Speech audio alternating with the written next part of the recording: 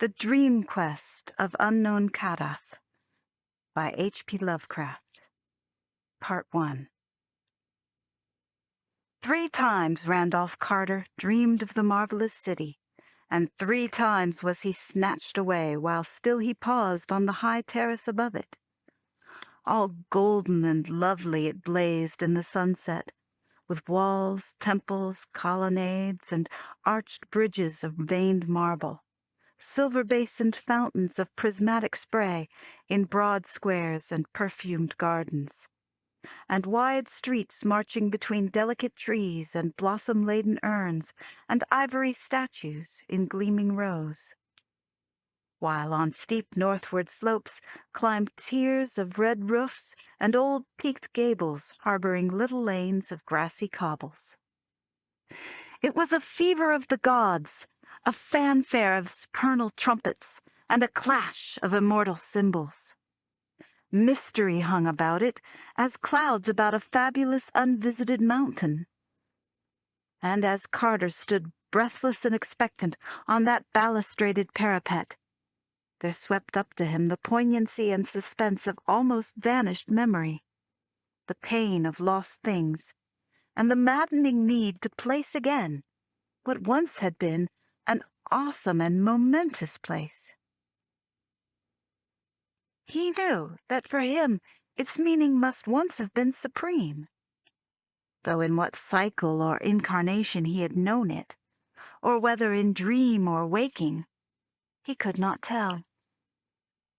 Vaguely it called up glimpses of a far-forgotten first youth, when wonder and pleasure lay in all the mystery of days, and dawn and dusk alike strode forth prophetic to the eager sound of lutes and song, unclosing fiery gates toward further and surprising marvels. But each night, as he stood on that high marble terrace with the curious urns and carven rail, and looked off over that hushed sunset city of beauty and unearthly imminence, he felt the bondage of dream's tyrannous gods. For in no wise could he leave that lofty spot, or descend the wide marmoreal flights flung endlessly down to where those streets of elder witchery lay outspread and beckoning.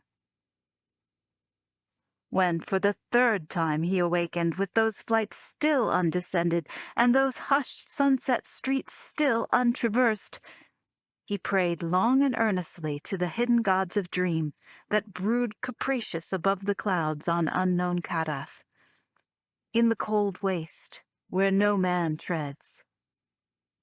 But the gods made no answer, and showed no relenting, nor did they give any favoring sign when he prayed to them in dream, and invoked them sacrificially through the bearded priests of Nasht and Kamantha, whose cavern temple with its pillar of flame lies not far from the gates of the waking world.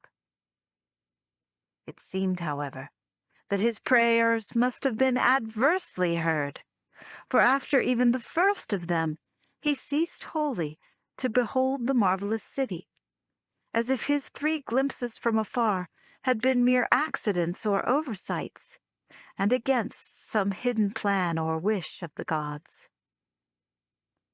At length, sick with longing for those glittering sunset streets and cryptical hill lanes among ancient tiled roofs, nor able, sleeping or waking, to drive them from his mind, Carter resolved to go with bold entreaty whither no man had gone before, and dare the icy deserts through the dark to where unknown Kadath, veiled in cloud and crowned with unimagined stars, holds secret and nocturnal the onyx castle of the great ones.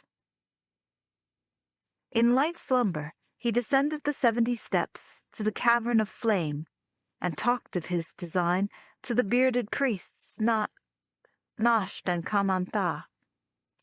And the priests shook their pshent-bearing heads and vowed it would be the death of his soul.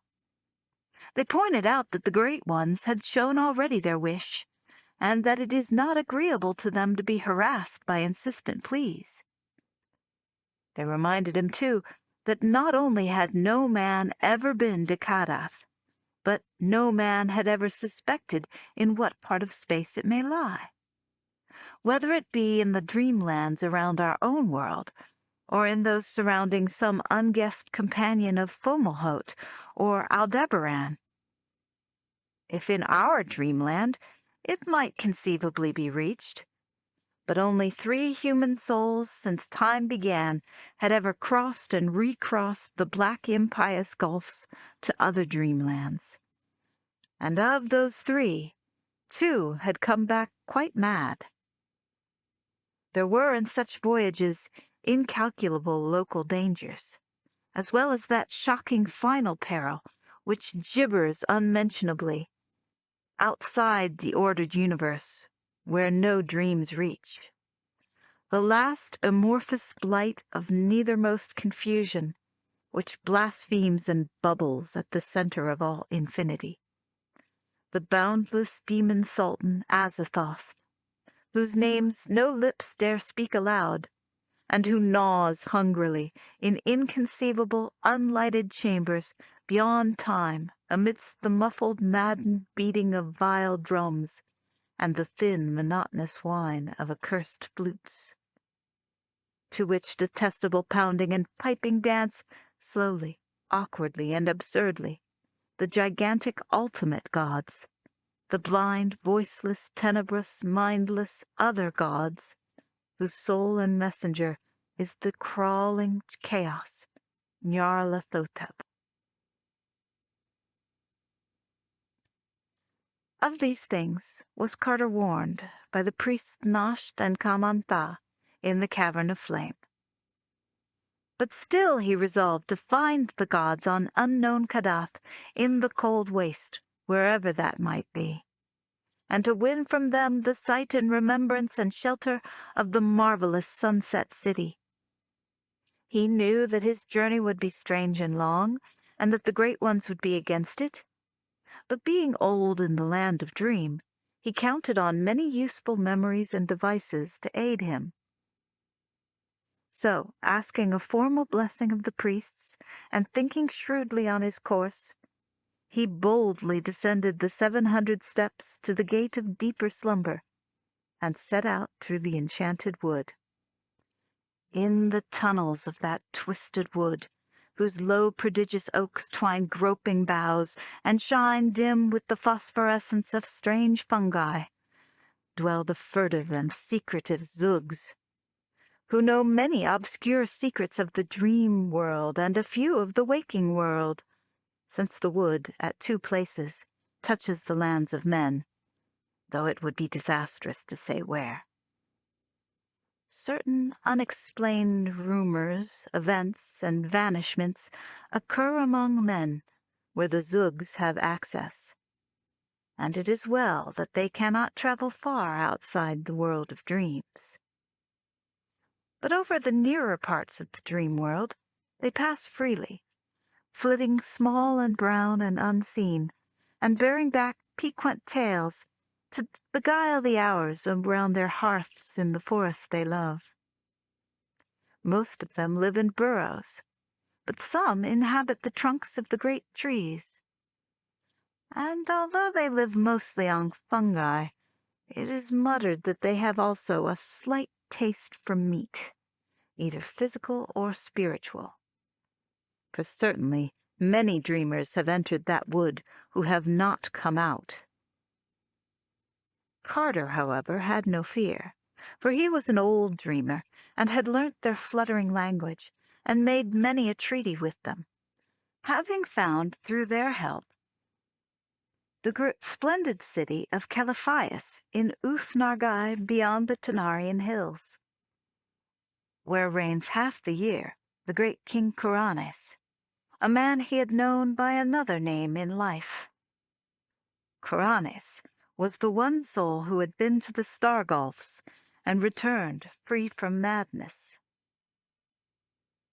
Threading now the low phosphorescent aisles between those gigantic trunks, Carter made fluttering sounds in the manner of the Zugs, and listened now and then for responses. He remembered one particular village of the creatures was in the center of the wood, where a circle of great mossy stones, in what was once a clearing, tells of older and more terrible dwellers long forgotten. And toward this spot he hastened. He traced his way by the grotesque fungi, which always seem better nourished as one approaches the dread circle where elder beings danced and sacrificed.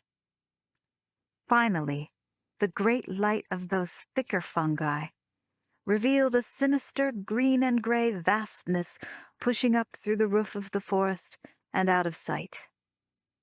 This was the nearest of the great ring of stones, and Carter knew he was close to the Zug village. Renewing his fluttering sound, he waited patiently, and was at last rewarded by an impression of many eyes watching him. It was the Zugs, for one sees their weird eyes long before one can discern their small, slippery brown outlines. Out they swarmed from hidden burrow and honeycomb tree, till the whole dim-litten region was alive with them. Some of the wilder ones brushed Carter unpleasantly, and one even nipped loathsomely at his ear. But these lawless spirits were soon restrained by their elders. The Council of Sages, recognizing the visitor, offered a gourd of fermented sap from a haunted tree unlike the others, which had grown from a seed dropped down by someone on the moon. And as Carter drank it ceremoniously, a very strange colloquy began. The Zugs did not, unfortunately, know where the peak of Kadath lies, nor could they even say whether the cold waste is in our dream world or in another. Rumors of the great ones came equally from all points, and one might only say that they were likelier to be seen on high mountain peaks than in valleys, since on such peaks they dance reminiscently when the moon is above and the clouds beneath. Then one very ancient Zug recalled a thing unheard of by the others, and said that in Ulthar, beyond the river sky, there still lingered the last copy of those inconceivably old narcotic manuscripts made by waking men in forgotten boreal kingdoms, and born into the land of dreams when the hairy cannibal Nofkes overcame many-templed Olathoi and slew all the heroes of the land of Lomar. Those manuscripts, he said, told much of the gods, and besides, in Ulthar, there were men who had seen the signs of the gods, and even one old priest who had scaled a great mountain to behold them dancing by moonlight. He had failed, though his companion had succeeded, and perished namelessly. So Randolph Carter thanked the Zugs, who fluttered amicably, and gave him another gourd of moon-tree wine to take with him, and set out through the phosphorescent wood for the other side, where the rushing Sky flows down from the slopes of Larian, and Hatheg and Nir and Ulthar dot the plain. Behind him, furtive and unseen, crept several of the curious Zugs, for they wished to learn what might befall him, and bear back the legend to their people. The vast oaks grew thicker as he pushed on beyond the village, and he looked sharply for a certain spot where they would thin somewhat, standing quite dead or dying among the unnaturally dense fungi and rotting mold and mushy logs of their fallen brothers. There he would turn sharply aside, for at that spot a mighty slab of stone rests on the forest floor, and those who have dared approach it say that it bears an iron ring 3 feet wide. Remembering the archaic circle of great mossy rocks, and what it was possibly set up for, The Zugs do not pause near that expansive slab with its huge ring, for they realize that all which is forgotten need not necessarily be dead, and they would not like to see the slab rise slowly and deliberately.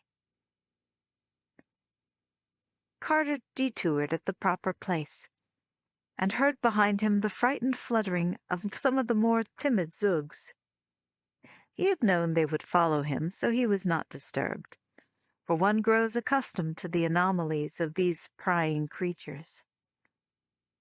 It was twilight when he came to the edge of the wood, and the strengthening glow told him it was the twilight of morning. Over fertile plains rolling down to the sky, he saw the smoke of cottage chimneys, and on every hand were the hedges and plowed fields and thatched roofs of a peaceful land. Once he stopped at a farmhouse well for a cup of water, and all the dogs barked affrightedly at the inconspicuous Zugs that crept through the grass behind. At another house, where people were stirring, he asked questions about the gods and whether they danced often upon Larion. But the farmer and his wife would only make the elder sign and tell him the way to Nir and Ulthar. At noon he walked through the one broad high street of Nir, which he had once visited, and which marked his farthest former travels in this direction. And soon afterward he came to the great stone bridge across the sky, into whose central piece the masons had sealed a living human sacrifice when they built it 1,300 years before. Once on the other side, the frequent presence of cats, who all arched their backs at the trailing Zugs, revealed the near neighborhood of Ulthar. For in Ulthar, according to an ancient and significant law, no man may kill a cat. Very pleasant were the suburbs of Ulthar, with their little green cottages and neatly fenced farms, and still pleasanter was the quaint town itself, with its old peaked roofs and overhanging upper stories and numberless chimney pots and narrow hill streets where one can see old cobbles, wherever the graceful cats afford space enough. Carter, the cats being somewhat dispersed by the half-seen Zugs, picked his way directly to the modest temple of the Elder Ones, where the priests and old records were said to be. And once within that venerable circular tower of ivied stone which crowns Ulthar's highest hill, he sought out the patriarch Atal, who had been up the forbidden peak Hathegkia in the stony desert, and had come down again alive. Atal, seated on an ivory dais in a festooned shrine at the very top of the temple, was fully 3 centuries old, but still very keen of mind and memory. From him Carter learned many things about the gods, but mainly that they are indeed only Earth's gods, ruling feebly our own dreamland, and having no power or habitation elsewhere. They might, Atal said, heed a man's prayer if in good humor, but one must not think of climbing to their onyx stronghold atop Kadath in the cold waste. It was lucky that no man knew where Kadath towers, for the fruit of ascending it would be very grave. Atal's companion, Bani the Wise, had been drawn screaming into the sky for climbing merely the known peak of Hathegkia. With unknown Kadath, if ever found, matters would be much worse. For although Earth's gods may sometimes be surpassed by a wise mortal, they are protected by the other gods from outside, whom it is better not to discuss. At least twice in the world's history, the other gods set their seal upon Earth's primal granite. Once, in antediluvian times, as guessed from a drawing in those parts of the narcotic manuscripts too ancient to be read. And once, on Hatheg Kia, when Bani the Wise tried to see Earth's gods dancing by moonlight. So Atal said, "It would be much better to let all gods alone, except in tactful prayers." Carter, though disappointed by Atal's discouraging advice, and by the meager help to be found in the narcotic manuscripts and the 7 cryptical books of San, did not wholly despair. First, he questioned the old priest about that marvelous sunset city seen from the railed terrace, thinking that perhaps he might find it without the god's aid. But Atal could tell him nothing. Probably, Atal said, the place belonged to his especial dream world, and not to the general land of vision that many know. And conceivably it might be on another planet. In that case, Earth's gods could not guide him, if they would. But this was not likely, since the stopping of the dream showed pretty clearly that it was something the Great Ones wished to hide from him. Then Carter did a wicked thing, offering his guileless host so many draughts of the moon wine which the Zugs had given him, that the old man became irresponsibly talkative. Robbed of his reserve, poor Atal babbled freely of forbidden things, telling of a great image reported by travelers as carved on the solid rock of the mountain Ngranek, on the Isle of Oriab in the southern sea, and hinting that it may be a likeness with which Earth's gods once wrought, of their own features, in the days when they danced by moonlight on that mountain. And he hiccuped likewise that the figures of that image are very strange, so that one might easily recognize them, and that they are sure signs of the authentic race of the gods. Now, the use of all this in finding the gods became at once apparent to Carter. It is known that in disguise the younger among the great ones often espouse the daughters of men, so that around the borders of the cold waste wherein stands Kadath, the peasants must all bear their blood. This being so, the way to find that waste must be to see the stone face on Ngranek and mark the features. Then, having noted them with care, to search for such features among living men. Where they are plainest and thickest, there must the gods dwell nearest. And whatever stony waste lies back of the villages in that place must be that wherein stands Kadath.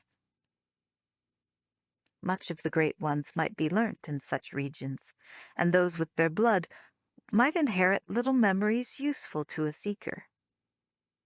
They might not know their parentage, for the gods so dislike to be known among men that none can be found who has seen their faces wittingly, a thing which Carter realized even as he sought to scale Kadath.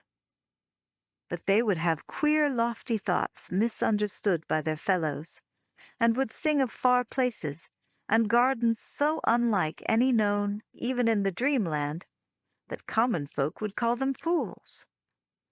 And from all this one could perhaps learn old secrets of Kadath, or gain hints of the marvelous sunset city which the gods held secret. And more.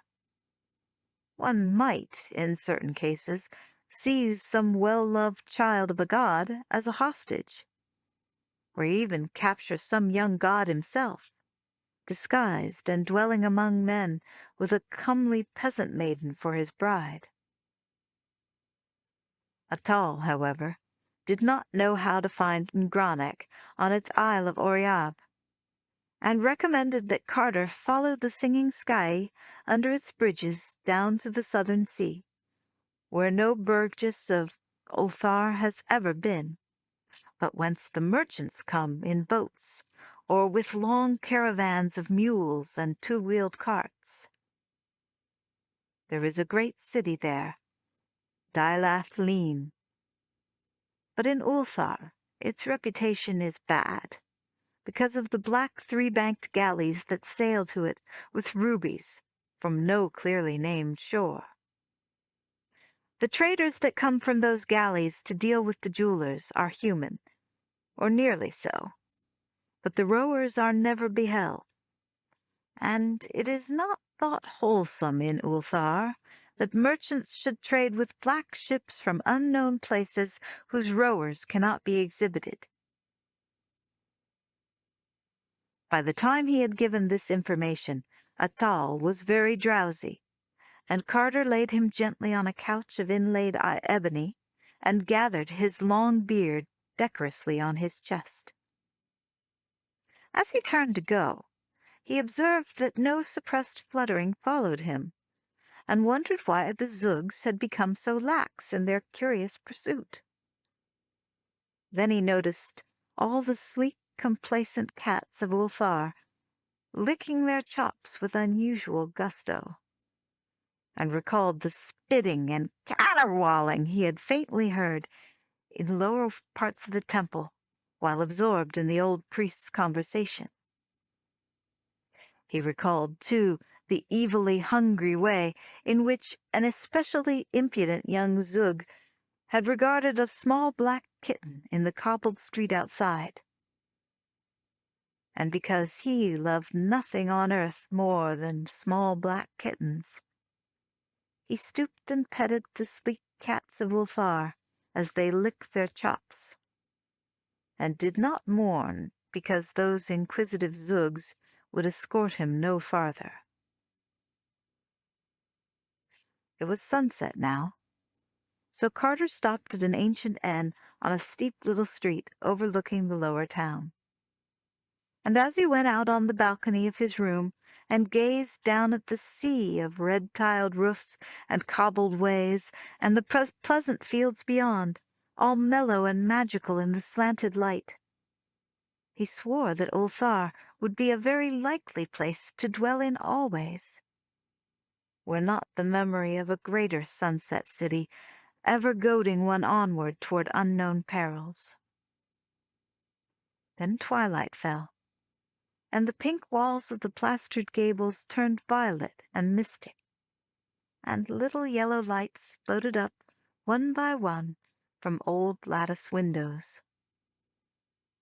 And sweet bells pealed in the temple tower above, and the first star winked softly above the meadows across the sky. With the night came song, and Carter nodded as the lutanist praised ancient days from beyond the filigreed balconies and tessellated courts of simple Ulthar. And there might have been sweetness even in the voices of Ulthar's many cats, but that they were mostly heavy and silent from strange feasting. Some of them stole off to those cryptical realms which are known only to cats, and which villagers say are on the moon's dark side, whither the cats leap from tall housetops. But one small black kitten crept upstairs and sprang in Carter's lap to purr and play, and curled up near his feet when he lay down at last on the little couch whose pillows were stuffed with fragrant, drowsy herbs. End of Part 1. The Dream Quest of Unknown Kadath by H.P. Lovecraft. Part 2. In the morning, Carter joined a caravan of merchants bound for Dailath Leen with the spun wool of Ulthar and the cabbages of Ulthar's busy farms. And for 6 days they rode with tinkling bells on the smooth road beside the sky, stopping some nights at the ends of little quaint fishing towns, and on other nights camping under the stars while snatches of boatmen's songs came from the placid river. The country was very beautiful, with green hedges and groves, and picturesque peaked cottages and octagonal windmills. On the 7th day, a blur of smoke rose on the horizon ahead, and then the tall black towers of Dilathleen, which is built mostly of basalt. Dilathleen, with its thin angular towers, looks in the distance like a bit of the Giant's Causeway, and its streets are dark and uninviting. There are many dismal sea taverns near the myriad wharves, and all the town is thronged with the strange seamen of every land on earth, and of a few which are said to be not on earth.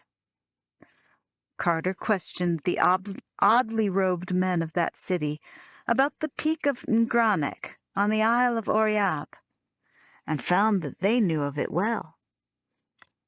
Ships came from Baharna on that island, one being due to return thither in only a month, and Ngranek is but 2 days' zebra ride from that port. But few had seen the stone face of the god, because it is on a very difficult side of Ngranek, which overlooks only sheer crags and a valley of sinister lava. Once the gods were angered with men on that side, and spoke of the matter to the other gods.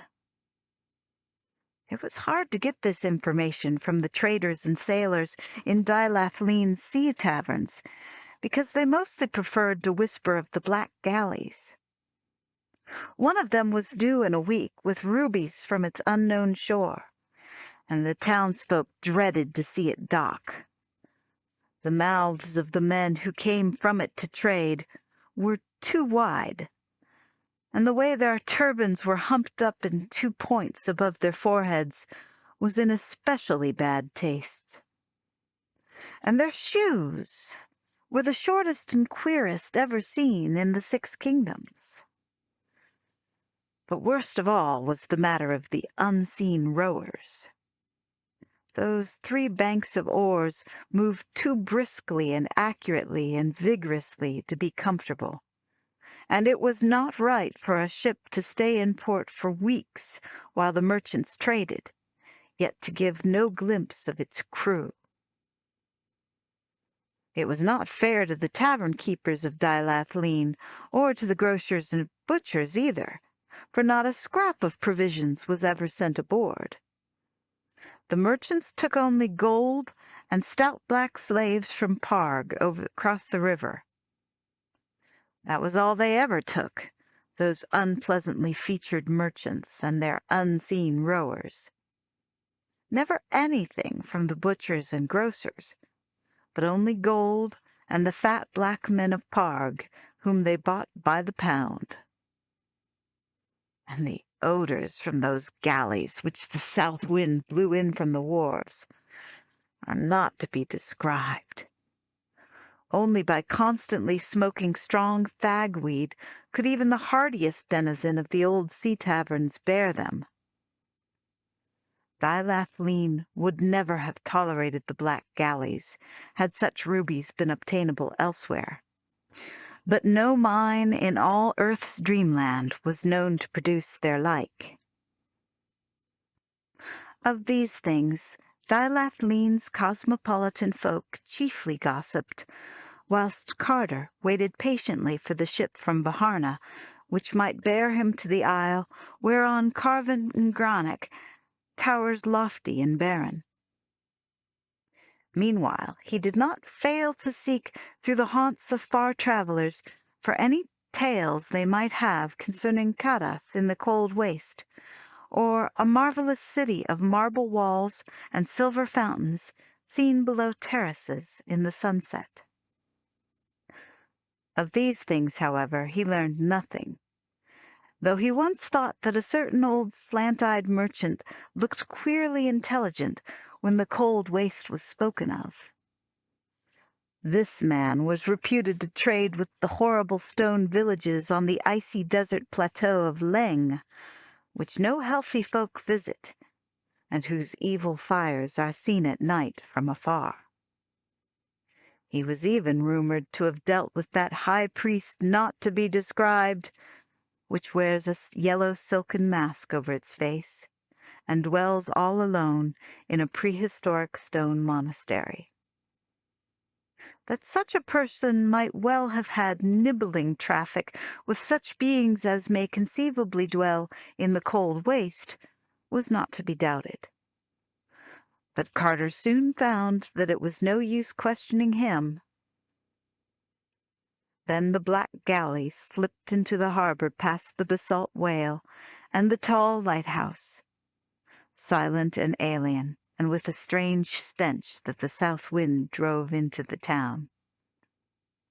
Uneasiness rustled through the taverns along that waterfront, and after a while the dark, wide-mouthed merchants with the humped turbans and short feet clumped stealthily ashore to seek the bazaars of the jewelers. Carter observed them closely and disliked them more the longer he looked at them. Then he saw them drive the stout black men of Parg up the gangplank, grunting and sweating, into that singular galley, and wondered in what lands, or if in any lands at all, those fat, pathetic creatures might be destined to serve. And on the third evening of that galley's stay, one of the uncomfortable merchants spoke to him, smirking sinfully, and hinting of what he had heard in the taverns of Carter's quest. He appeared to have knowledge too secret for public telling, and although the sound of his voice was unbearably hateful, Carter felt that the lore of so far a traveler must not be overlooked. He bade him therefore be his guest in locked chambers above, and drew out the last of the Zug's moon wine to loosen his tongue. The strange merchant drank heavily, but smirked, unchanged by the draught. Then he drew forth a curious bottle with wine of his own, and Carter saw that the bottle was a single hollowed ruby, grotesquely carved in patterns too fabulous to be comprehended. He offered his wine to his host, and though Carter took only the least sip, he felt the dizziness of space and the fever of unimagined jungles. All the while, the guest had been smiling more and more broadly, and as Carter slipped into blankness, the last thing he saw was that dark, odious face convulsed with evil laughter, and something quite unspeakable, where one of the two frontal puffs of that orange turban had become disarranged with the shakings of that epileptic mirth.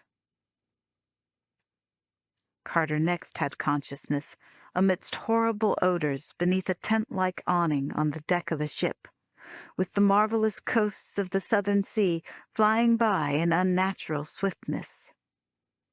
He was not chained, but 3 of the dark sardonic merchants stood grinning nearby, and the sight of those humps in their turbans made him almost as faint as did the stench that filtered up through the sinister hatches. He saw slip past him the glorious lands and cities of which a fellow dreamer of earth, a lighthouse keeper in ancient Kingsport, had often discoursed in the old days, and recognized the templed terraces of Zak, abode of forgotten dreams, the spires of infamous Thalarion, that Daemon city of 1,000 wonders where the Eidolon Lathi reigns, the charnel gardens of Zura, land of pleasures unattained, and the twin headlands of crystal meeting above in a resplendent arch, which guard the harbor of Sona Nile, blessed land of fancy. Past all these gorgeous lands the malodorous ship flew unwholesomely, urged by the abnormal strokes of those unseen rowers below. And before the day was done, Carter saw that the steersman could have no other goal than the basalt pillars of the west, beyond which simple folk say splendid Cathuria lies, but which wise dreamers well know are the gates of a monstrous cataract, wherein the oceans of earth's dreamland drop wholly to abysmal nothingness, and shoot through the empty spaces toward other worlds and other stars and the awful voids outside the ordered universe, where the daemon Sultan Azathoth gnaws hungrily in chaos, amid pounding and piping and the hellish dancing of the other gods, blind, voiceless, tenebrous, and mindless, with their soul and messenger, Nyarlathotep. Meanwhile, the three sardonic merchants would give no word of their intent, although Carter well knew that they must be leagued with those who wished to hold him from his quest. It is understood in the land of Dream that the other gods have many agents moving among men, and all these agents, whether wholly human or slightly less than human, are eager to work the will of those blind and mindless things in return for the favor of their hideous soul and messenger, the crawling chaos, Nyarlathotep. So Carter inferred that the merchants of the humped turbans, hearing of his daring search for the Great Ones in their castle of Kadath, had decided to take him away and deliver him to Nyarlathotep for whatever nameless bounty might be offered for such a prize. What might be the land of those merchants in our known universe, or in the eldritch spaces outside, Carter could not guess. Nor could he imagine at what hellish trysting place they would meet the crawling chaos to give him up and claim their reward. He knew, however, that no beings as nearly human as these would dare approach the ultimate knighted throne of the daemon Azathoth in the formless central void. At the set of sun, the merchants licked their excessively wide lips and glared hungrily, and one of them went below and returned from some hidden and offensive cabin with a pot and a basket of plates. Then they squatted close together beneath the awning and ate the smoking meat that was passed around. But when they gave Carter a portion, he found something very terrible in the size and shape of it, so that he turned even paler than before and cast that portion into the sea when no eye was upon him. And again he thought of those unseen rowers beneath, and of the suspicious nourishment from which their far too mechanical strength was derived. It was dark when the galley passed betwixt the basalt pillars of the west, and the sound of the ultimate cataract swelled portentous from ahead. And the spray of that cataract rose to obscure the stars, and the deck grew damp, and the vessel reeled in the surging current of the brink. Then, with a queer whistle and plunge, the leap was taken, and Carter felt the terrors of nightmare as earth fell away, and the great boat shot silent and comet-like into planetary space. Never before had he known what shapeless black things lurk and caper and flounder all through the aether, leering and grinning at such voyagers as may pass, and sometimes feeling about with slimy paws when some moving object excites their curiosity. These are the nameless larvae of the other gods, and like them are blind and without mind, and possessed of singular hungers and thirsts. But that offensive galley did not aim as far as Carter had feared, for he soon saw that the helmsman was steering a course directly for the moon. The moon was a crescent, shining larger and larger as they approached it, and showing its singular craters and peaks uncomfortably. The ship made for the edge, and it soon became clear that its destination was that secret and mysterious side which is always turned away from Earth, and which no fully human person, save perhaps the dreamer Snireth Ko, has ever beheld. The close aspect of the moon as the galley drew near proved very disturbing to Carter, and he did not like the size and shape of the ruins which crumbled here and there. The dead temples on the mountains were so placed that they could have glorified no suitable or wholesome gods. And in the symmetries of the broken columns there seemed to be some dark and inner meaning which did not invite solution. And what the structure and proportions of the olden worshippers could have been, Carter steadily refused to conjecture. When the ship rounded the edge and sailed over those lands unseen by man, there appeared in the queer landscape certain signs of life, and Carter saw many low, broad, round cottages in fields of grotesque whitish fungi. He noticed that these cottages had no windows, and thought that their shape suggested the huts of the Eskimos. Then he glimpsed the oily waves of a sluggish sea, and knew that the voyage was once more to be by water, or at least through some liquid. The galley struck the surface with a peculiar sound, and the odd elastic way the waves received it was very perplexing to Carter.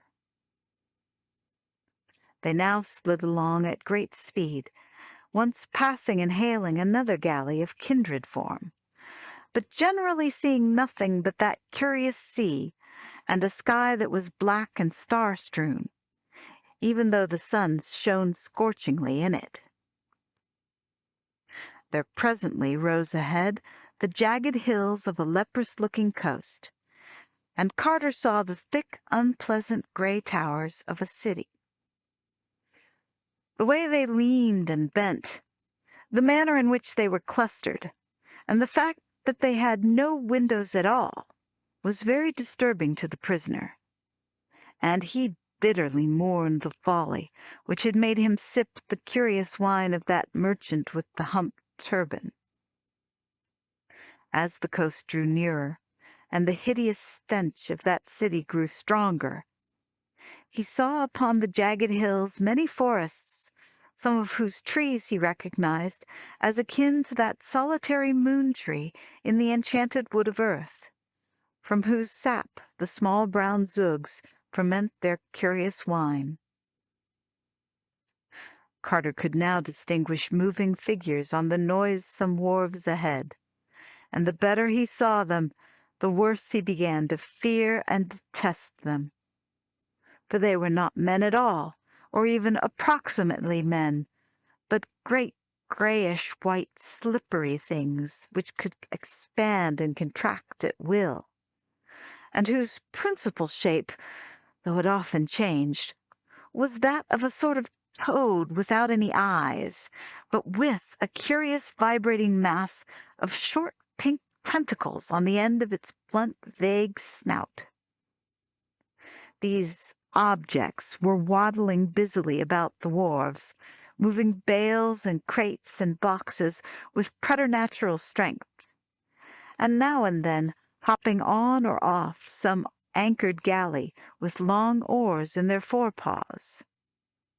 And now and then one would appear driving a herd of clumping slaves, which indeed were approximate human beings with wide mouths, like those merchants who traded in Dylath Leen.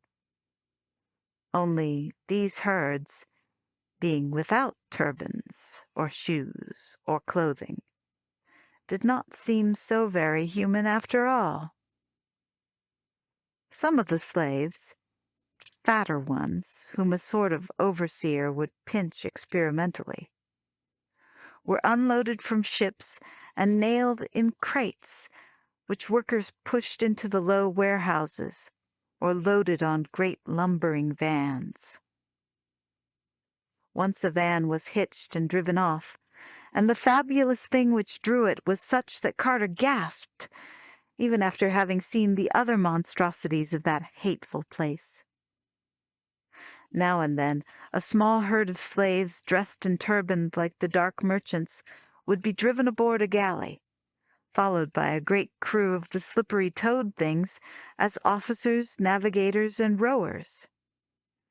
And Carter saw that the almost human creatures were reserved for the more ignominious kinds of servitude which required no strength, such as steering and cooking, fetching and carrying, and bargaining with men on the earth or other planets where they traded. These creatures must have been convenient on Earth, for they were truly not unlike men when dressed and carefully shod and turbaned, and could haggle in the shops of men without embarrassment or curious explanations. But most of them, unless lean or ill-favored, were unclothed and packed in crates and drawn off in lumbering lorries by fabulous things. Occasionally, other beings were unloaded and crated, some very like these semi-humans, some not so similar, and some not similar at all. And he wondered if any of the poor stout black men of Parg were left to be unloaded and crated and shipped inland in those obnoxious drays. When the galley landed at a greasy-looking quay of spongy rock, a nightmare horde of toad things wiggled out of the hatches, and two of them seized Carter and dragged him ashore. The smell and aspect of that city are beyond telling, and Carter held only scattered images of the tiled streets and black doorways and endless precipices of gray vertical walls without windows. At length he was dragged within a low doorway and made to climb infinite steps in pitch darkness. It was apparently all one to the toad things whether it were light or dark. The odor of the place was intolerable, and when Carter was locked into a chamber and left alone, he scarcely had strength to crawl around and ascertain its form and dimensions. It was circular, and about 20 feet across. From then on, time ceased to exist. At intervals, food was pushed in, but Carter would not touch it. What his fate would be, he did not know. But he felt that he was held for the coming of that frightful soul and messenger of infinity's other gods, the crawling chaos Nyarlathotep. Finally, after an unguessed span of hours or days, the great stone door swung wide again, and Carter was shoved down the stairs and out into the red-litten lights of that fearsome city. It was night on the moon, and all through the town were stationed slaves bearing torches. In a detestable square, a sort of procession was formed. 10 of the toad things and 24 almost human torch-bearers, 11 on either side, and 1 each before and behind. Carter was placed in the middle of the line, 5 toad things ahead and 5 behind, and 1 almost human torch-bearer on either side of him. Certain of the toad things produced disgustingly carven flutes of ivory and made loathsome sounds.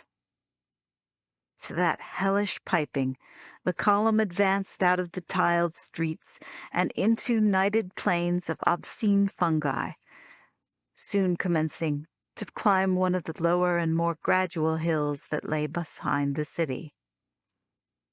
That on some frightful slope or blasphemous plateau the crawling chaos waited, Carter could not doubt, and he wished that the suspense might soon be over. The whining of those impious flutes was shocking, and he would have given worlds for some even half-normal sound. But these toad things had no voices, and the slaves did not talk. Then, through that star-specked darkness, there did come a normal sound. It rolled from the higher hills, and from all the jagged peaks around it was caught up and echoed in a swelling pandemoniac chorus. It was the midnight yell of the cat, and Carter knew at last that the old village folk were right when they made low guesses about the cryptical realms which are known only to cats, and to which the elders among cats repair by stealth nocturnally, springing from high housetops.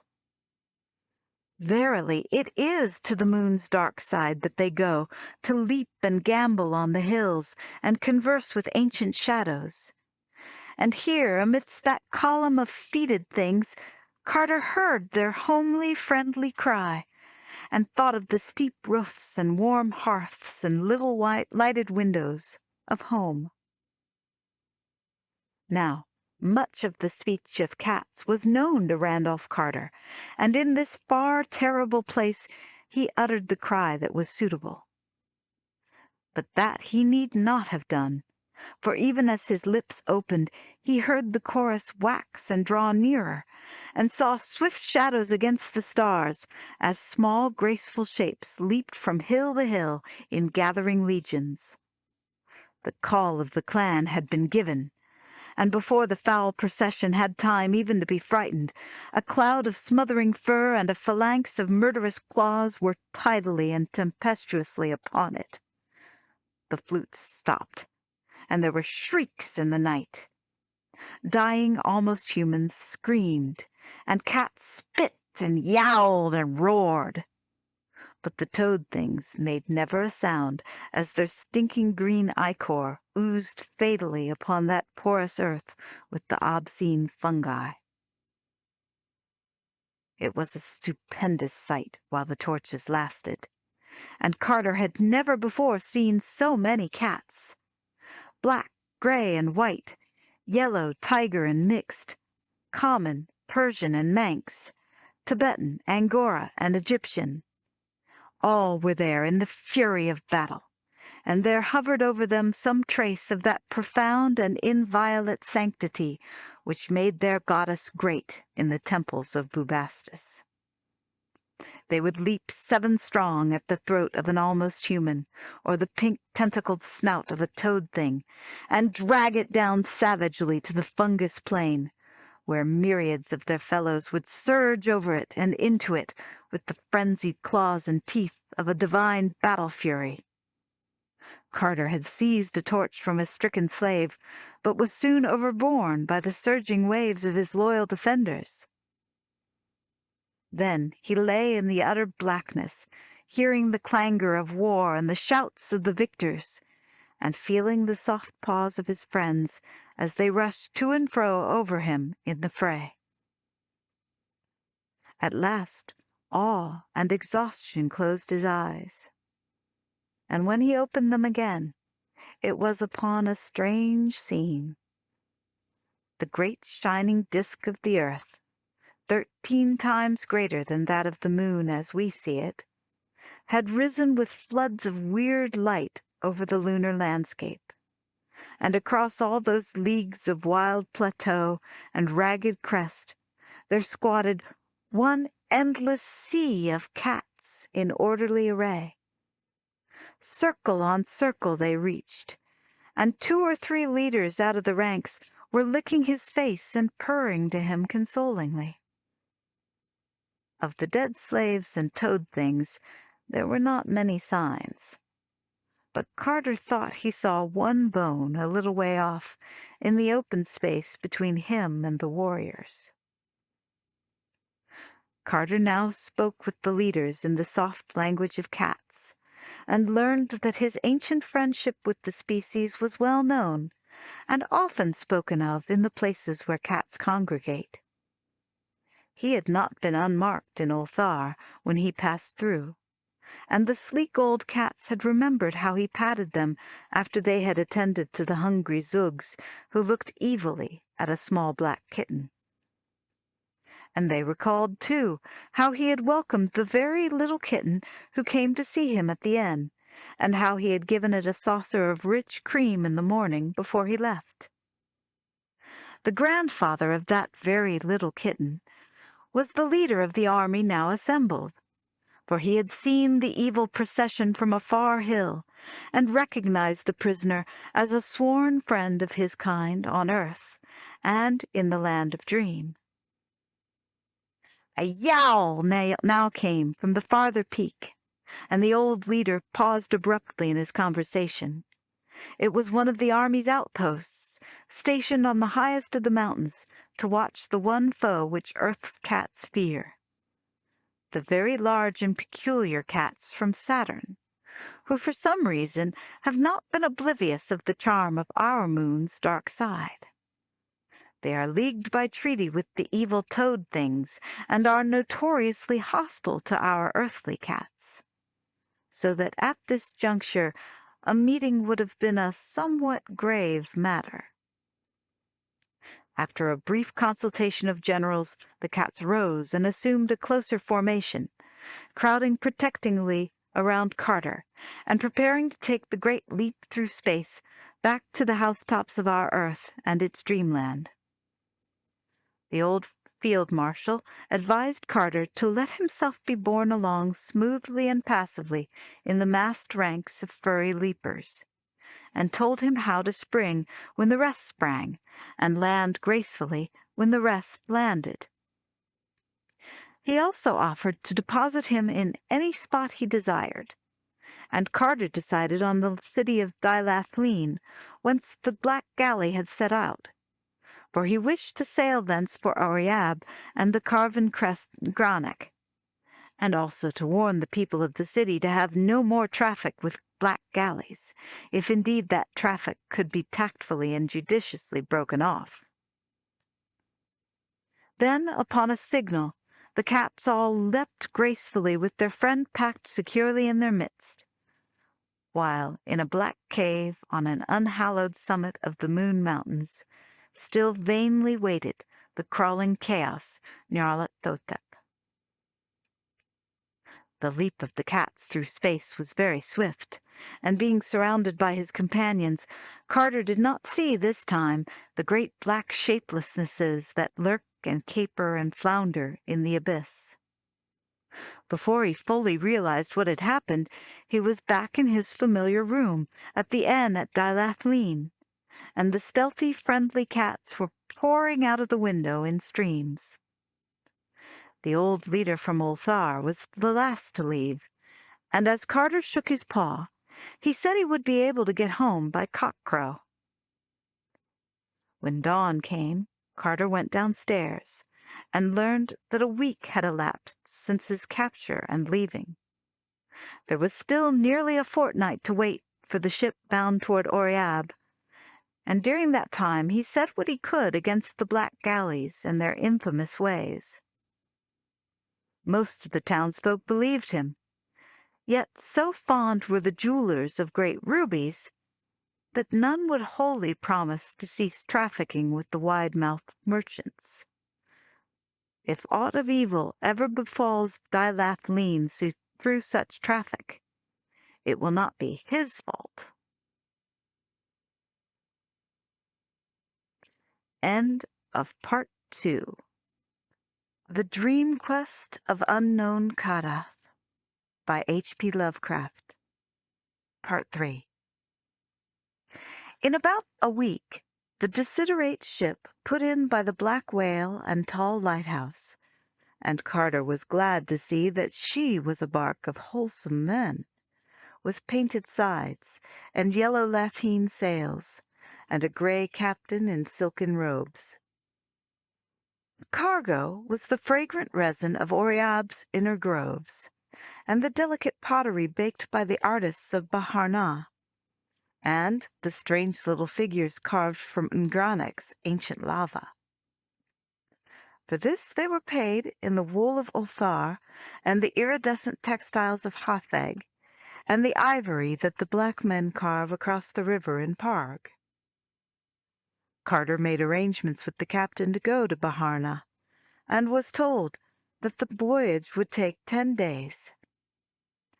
And during his week of waiting, he talked much with that captain of Ngranek, and was told that very few had seen the carven face thereon, but that most travelers are content to learn its legends from old people and lava-gatherers and image-makers in Baharna, and afterwards say in their far homes that they have indeed beheld it.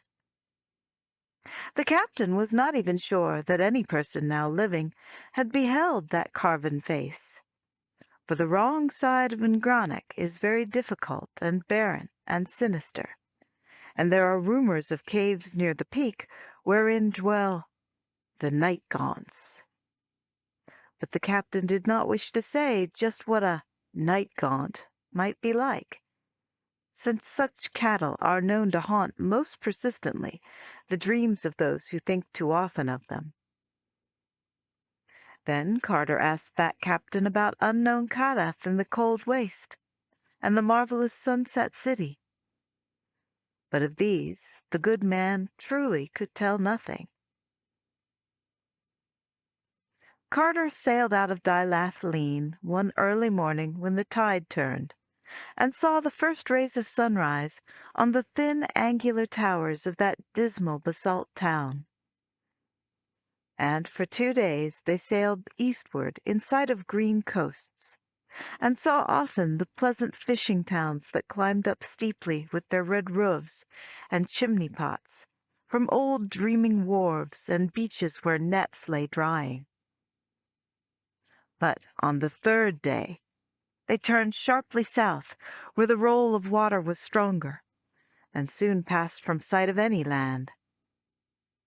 On the 5th day the sailors were nervous, but the captain apologized for their fears, saying that the ship was about to pass over the weedy walls and broken columns of a sunken city too old for memory, and that when the water was clear, one could see so many moving shadows in that deep place that simple folk disliked it. He admitted, moreover, that many ships had been lost in that part of the sea, having been hailed when quite close to it, but never seen again. That night the moon was very bright, and one could see a great way down in the water. There was so little wind that the ship could not move much, and the ocean was very calm. Looking over the rail, Carter saw, many fathoms deep, the dome of the great temple, and in front of it an avenue of unnatural sphinxes leading to what was once a public square. Dolphins sported merrily in and out of the ruins, and porpoises reveled clumsily here and there, sometimes coming to the surface and leaping clear out of the sea. As the ship drifted on a little, the floor of the ocean rose in hills, and one could clearly mark the lines of ancient climbing streets and the washed-down walls of myriad little houses. Then the suburbs appeared, and finally a great lone building on a hill, of simpler architecture than the other structures, and in much better repair. It was dark and low, and covered 4 sides of a square, with a tower at each corner, a paved court in the center, and small, curious round windows all over it.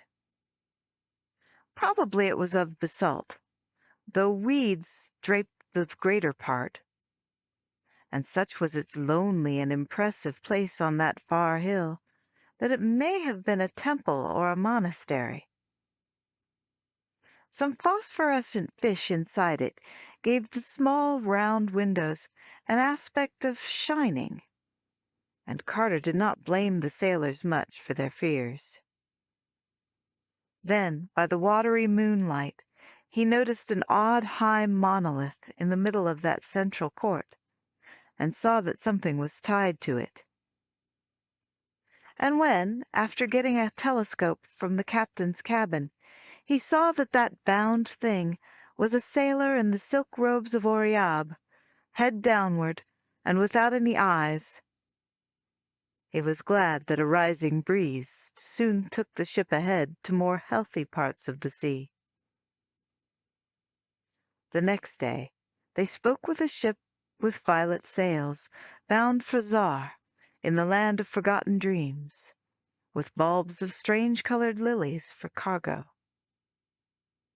And on the evening of the 11th day, they came in sight of the Isle of Oriab, with Ngranek rising jagged and snow-crowned in the distance. Oriab is a very great isle, and its port of Bahar Na, a mighty city. The wharves of Bahar Na are of porphyry, and the city rises in great stone terraces behind them, having streets of steps that are frequently arched over by buildings and the bridges between buildings. There is a great canal which goes under the whole city in a tunnel with granite gates, and leads to the inland lake of Yath, on whose farther shore are the vast clay brick ruins of a primal city whose name is not remembered. As the ship drew into the harbor at evening, the twin beacons Thon and Thal gleamed a welcome, and in all the million windows of Baharna's terraces, mellow lights peeped out quietly and gradually, as the stars peep out overhead in the dusk, till that steep and climbing seaport became a glittering constellation hung between the stars of heaven and the reflections of those stars in the still harbor. The captain, after landing, made Carter a guest in his own small house on the shores of Yath, where the rear of the town slopes down to it. And his wife and servants brought strange, toothsome foods for the traveller's delight. And in the days after that, Carter asked for rumors and legends of Ngranek in all the taverns and public places where lava-gatherers and image-makers meet, but could find no one who had been up the higher slopes or seen the carven face. Ngranek was a hard mountain, with only an accursed valley behind it, and besides, one could never depend on the certainty that night gaunts are altogether fabulous. When the captain sailed back to Dilathleen, Carter took quarters in an ancient tavern opening on an alley of steps in the original part of town, which is built of brick and resembles the ruins of Yath's farther shore. Here he laid his plans for the ascent of Ngranek, and correlated all that he had learned from the lava-gatherers about the roads thither. The keeper of the tavern was a very old man, and had heard so many legends that he was a great help. He even took Carter to an upper room in that ancient house, and showed him a crude picture which a traveler had scratched on the clay wall in the old days, when men were bolder and less reluctant to visit Ngranek's higher slopes. The old tavern-keeper's great-grandfather had heard from his great-grandfather that the traveler who scratched that picture had climbed Ngranek and seen the carven face, here drawing it for others to behold.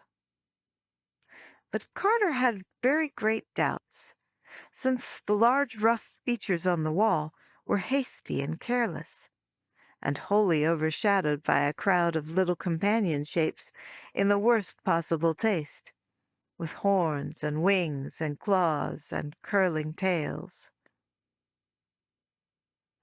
At last, having gained all the information he was likely to gain in the taverns and public places of Bahar Na, Carter hired a zebra and set out one morning on the road by Yath's shore for those inland parts wherein towers stony Ngranek. On his right were rolling hills and pleasant orchards and neat little stone farmhouses, and he was much reminded of those fertile fields that flank the sky. By evening, he was near the nameless ancient ruins on Yath's farther shore, And though old lava-gatherers had warned him not to camp there at night, he tethered his zebra to a curious pillar before a crumbling wall, and laid his blanket in a sheltered corner beneath some carvings whose meaning none could decipher. Around him he wrapped another blanket, for the nights are cold in Oriab. And when, upon waking once, he thought he felt the wings of some insect brushing his face, he covered his head altogether, and slept in peace till roused by the macaw birds in distant resin groves. The sun had just come up over the great slope whereon leagues of primal brick foundations and worn walls and occasional cracked pillars and pedestals stretched down desolate to the shore of Yath, and Carter looked about for his tethered zebra. Great was his dismay to see that docile beast stretched prostrate beside the curious pillar to which it had been tied. And still greater was he vexed on finding that the steed was quite dead, with its blood all sucked away through a singular wound in its throat. His pack had been disturbed, and several shiny knickknacks taken away, and all round on the dusty soil were great webbed footprints, for which he could not in any way account. The legends and warnings of lava-gatherers occurred to him, and he thought of what had brushed his face in the night. Then he shouldered his pack and strode on toward Ngranek, though not without a shiver when he saw close to him, as the highway passed through the ruins, a great gaping arch low in the wall of an old temple, with steps leading down into darkness farther than he could peer. His course now lay uphill, through wilder and partly wooded country, and he saw only the huts of charcoal burners and the camp of those who gathered resin from the groves. The whole air was fragrant with balsam, and all the macaw birds sang blithely as they flashed their 7 colors in the sun. Near sunset he came on a new camp of lava-gatherers returning with laden sacks from Ngranek's lower slopes. And here he also camped, listening to the songs and tales of the men, and overhearing what they whispered about a companion they had lost. He had climbed high to reach a mass of fine lava above him, and at nightfall did not return to his fellows. When they looked for him the next day, they found only his turban, nor was there any sign on the crags below that he had fallen. They did not search any more, because the old man among them said it would be of no use. No one ever found what the night gaunts took, though those beasts themselves were so uncertain as to be almost fabulous. Carter asked them if night gaunts sucked blood and liked shiny things and left webbed footprints, but they all shook their heads negatively and seemed frightened at his making such an inquiry. When he saw how taciturn they had become, he asked them no more, but went to sleep in his blanket. The next day he rose with the lava-gatherers and exchanged farewells as they rode west and he rode east on a zebra he bought of them. Their older men gave him blessings and warnings, and told him he had better not climb too high on Ngranek. But while he thanked them heartily, he was in no wise dissuaded. For still did he feel that he must find the gods on unknown Kadath, and win from them a way to that haunting and marvelous city in the sunset. By noon, after a long uphill ride, he came upon some abandoned bricked villages of the hill people who had once dwelt thus close to Ngranek, and carved images from its smooth lava. Here they had dwelt till the days of the old tavern-keeper's grandfather, but about that time they felt that their presence was disliked. Their homes had crept even up the mountain slope, and the higher they built, the more people they would miss when the sun rose. At last they decided it would be better to leave altogether, since things were sometimes glimpsed in the darkness which no one could interpret favorably. So, in the end, all of them went down to the sea and dwelt in Bahar-na, inhabiting a very old quarter, and teaching their sons the old art of image-making, which to this day they carry on. It was from these children of the exiled hill people that Carter had heard the best tales about Ngranich when searching through Bahar-na's ancient taverns.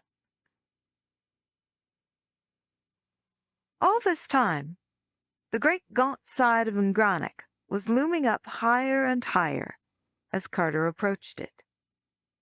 There were sparse trees on the lower slopes and feeble shrubs above them, and then the bare, hideous rock rose spectral into the sky, to mix with frost and ice and eternal snow. Carter could see the rifts and ruggedness of that somber stone, and did not welcome the prospect of climbing it. In places there were solid streams of lava and scoriac heaps that littered slopes and ledges. 90 eons ago, before even the gods had danced upon its pointed peak, that mountain had spoken with fire and roared with the voices of the inner thunders. Now it towered all silent and sinister, bearing on the hidden side that secret Titan image whereof rumor told. And there were caves in that mountain, which might be empty and alone with elder darkness, or might, if legend spoke truly, hold horrors of a form not to be surmised. The ground sloped upward to the foot of Ngranich, thinly covered with scrub oaks and ash trees, and strewn with bits of rock, lava, and ancient cinder.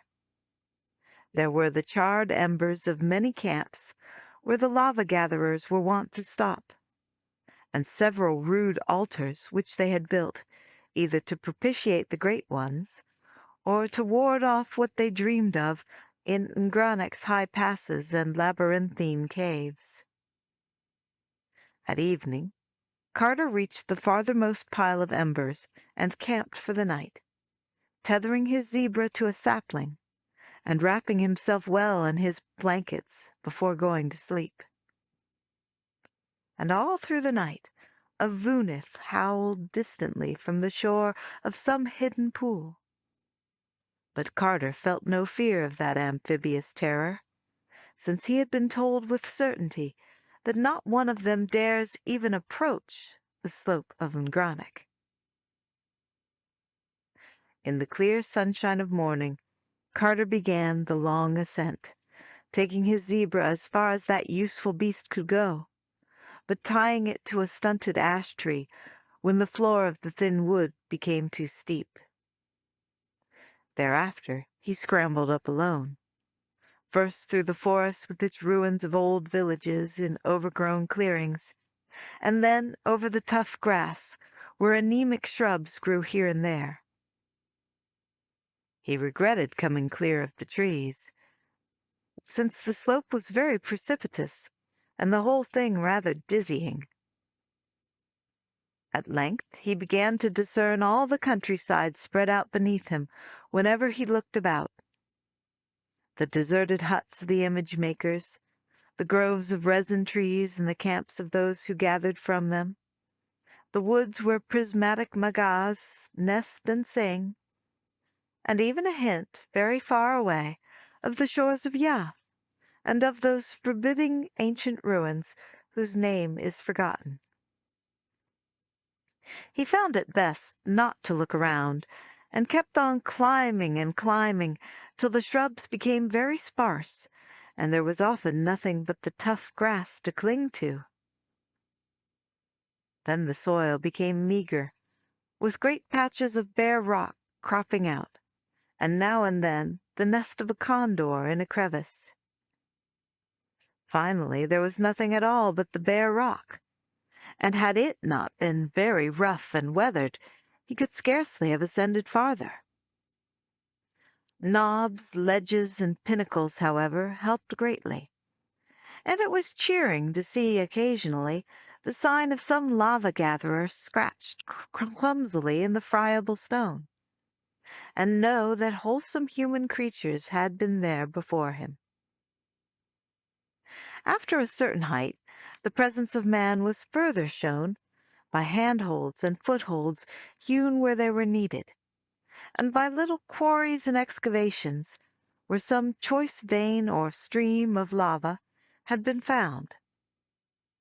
In one place, a narrow ledge had been chopped artificially to an especially rich deposit far to the right of the main line of ascent. Once or twice, Carter dared to look around, and was almost stunned by the spread of landscape below. All the island betwixt him and the coast lay open to his sight, with Bahar Na's stone terraces and the smoke of its chimneys mystical in the distance. And beyond that, the illimitable southern sea with all its curious secrets. Thus far there had been much winding around the mountain, so that the farther and carven side was still hidden. Carter now saw a ledge running upward and to the left, which seemed to head the way he wished, and this course he took in the hope that it might prove continuous. After 10 minutes he saw that it was indeed no cul-de-sac, but that it led steeply on in an arc which would, unless suddenly interrupted or deflected, bring him after a few hours' climbing to that unknown southern slope overlooking the desolate crags and the accursed valley of lava. As new country came into view below him, he saw that it was bleaker and wilder than those seaward lands he had traversed. The mountain's side, too, was somewhat different, being here pierced by curious cracks and caves not found on the straighter route he had left. Some of these were above him, and some beneath him, all opening on sheerly perpendicular cliffs and wholly unreachable by the feet of man. The air was very cold now, but so hard was the climbing that he did not mind it. Only the increasing rarity bothered him, and he thought that perhaps it was this which had turned the heads of the other travelers and excited those absurd tales of night gaunts, whereby they explain the loss of such climbers as fell from these perilous paths. He was not much impressed by travelers' tales, but had a good curved scimitar in case of any trouble. All lesser thoughts were lost in the wish to see that carven face which might set him on the track of the gods atop unknown Kadath. At last, in the fearsome iciness of upper space, he came round fully to the hidden side of Ngranach, and saw in infinite gulfs below him the lesser crags and sterile abysses of lava which marked olden wrath of the great ones. There was unfolded, too, a vast expanse of country to the south, but it was a desert land, without fair fields or cottage chimneys, and seemed to have no ending. No trace of the sea was visible on this side, for Oriab is a great island. Black caverns and odd crevices were still numerous on the sheer vertical cliffs, but none of them was accessible to a climber. There now loomed aloft a great beetling mass which hampered the upward view, and Carter was for a moment shaken with doubt lest it prove impassable. Poised in windy insecurity miles above earth, with only space and death on one side and only slippery walls of rock on the other, he knew for a moment the fear that makes men shun Ngranach's hidden side. He could not turn round, yet the sun was already low, If there were no way aloft, the night would find him crouching there still, and the dawn would not find him at all. But there was a way, and he saw it in due season. Only a very expert dreamer could have used those imperceptible footholds, yet to Carter they were sufficient. Surmounting now the outward hanging rock, he found the slope above much easier than that below, since a great glacier's melting had left a generous space with loam and ledges. To the left, a precipice dropped straight from unknown heights to unknown depths, with a cave's dark mouth just out of reach above him. Elsewhere, however, the mountain slanted back strongly, and even gave him space to lean and rest. He felt from the chill that he must be near the snow line, and looked up to see what glittering pinnacles might be shining in that late ruddy sunlight. Surely enough, there was the snow, uncounted thousands of feet above, and below it a great beetling crag like that he had just climbed, hanging there forever in bold outline. And when he saw that crag, he gasped and cried out aloud and clutched at the jagged rock in awe. For the Titan bulge had not stayed as Earth's dawn had shaped it, but gleamed red and stupendous in the sunset with the carved and polished features of a god. Stern and terrible shone that face that the sunset lit with fire. How vast it was, no mind can ever measure, but Carter knew at once that man never could have fashioned it. It was a god, chiseled by the hands of the gods, and it looked down haughtily and majestic upon the seeker. Rumor had said it was strange and not to be mistaken, and Carter saw that it was indeed so. For those long, narrow eyes and long-lobed ears, and that thin nose and pointed chin, all spoke of a race that is not of men, but of gods. He clung overawed in that lofty and perilous eyrie, even though it was this which he had expected and come to find. For there is, in a god's face, more of marvel than prediction can tell. And when that face is vaster than a great temple, and seen looking downward at sunset in the septic silences of that upper world from whose dark lava it was divinely hewn of old, the marvel is so strong that none may escape it. Here, too, was the added marvel of recognition, for although he had planned to search all dreamland over for those whose likeness to this face might mark them as the gods' children, he now knew that he need not do so.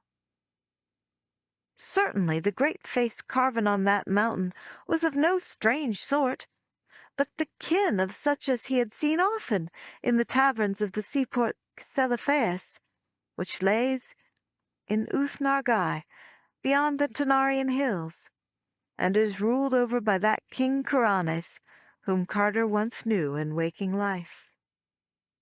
Every year sailors with such a face came in dark ships from the north to trade their onyx for the carved jade and spun gold and little red singing birds of Celephaeus, and it was clear that these could be no others than the half-gods he sought. Where they dwelt, there must the cold waste lie close, and within it unknown Kadath and its onyx castle for the great ones. So to Celephaeus he must go, far distant from the Isle of Oriab, and in such parts as would take him back to Dilath Lean and up the sky to the bridge by Nir, and again into the enchanted wood of the Zugs, whence the way would bend northward through the garden lands by Ukranos to the gilded spires of Thran, where he might find a galleon bound over the Serenarian Sea. But dusk was now thick, and the great carven face looked down even sterner in shadow. Perched on that ledge, Night found the seeker, and in the blackness he might neither go down nor go up, but only stand and cling and shiver in that narrow place till the day came, praying to keep awake, lest sleep loose his hold and send him down the dizzy miles of air to the crags and sharp rocks of the accursed valley.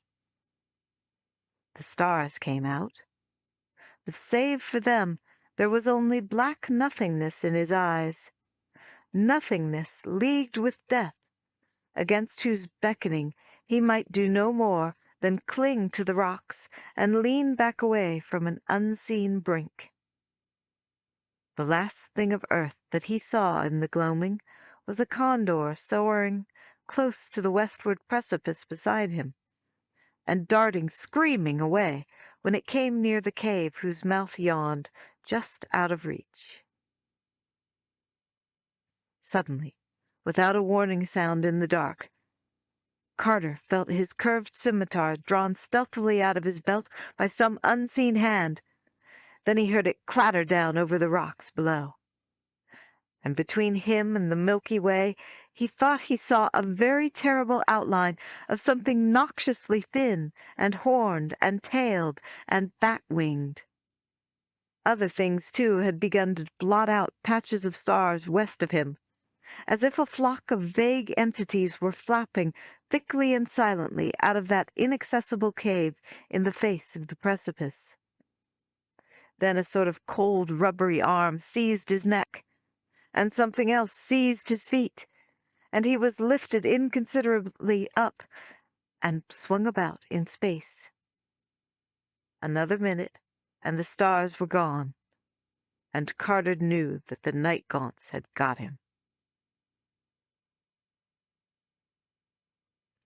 They bore him breathless into that cliffside cavern, and through monstrous labyrinths beyond. When he struggled, as at first he did by instinct, they tickled him with deliberation.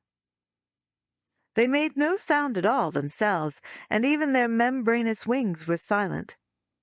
They were frightfully cold and damp and slippery, and their paws kneaded one another detestably. Soon they were plunging hideously downward through inconceivable abysses in a whirling, giddying, sickening rush of dank, tomb-like air. And Carter felt they were shooting into the ultimate vortex of shrieking and demonic madness. He screamed again and again, but whenever he did so, the black paws tickled him with greater subtlety. Then he saw a sort of gray phosphorescence about, and guessed they were coming even to that inner world of subterrene horror, of which dim legends tell, and which is litten only by the pale death-fire wherewith reeks the ghoulish air and the primal mists of the pits at earth's core. At last, far below him, he saw faint lines of gray and ominous pinnacles, which he knew must be the fabled peaks of Throck. Awful and sinister they stand in the haunted disk of sunless and eternal depths, higher than man may reckon, and guarding terrible valleys where the doles crawl and burrow nastily. But Carter preferred to look at them than at his captors, which were indeed shocking and uncouth black things, with smooth, oily, whale-like surfaces, unpleasant horns that curved inward toward each other, bat-wings whose beating made no sound, ugly, prehensile paws, and barbed tails that lashed needlessly and disquietingly. And worst of all, they never spoke nor laughed, and never smiled, because they had no faces at all to smile with, but only a suggestive blankness where a face ought to be. All they ever did was clutch and fly and tickle. That was the way of night gaunts.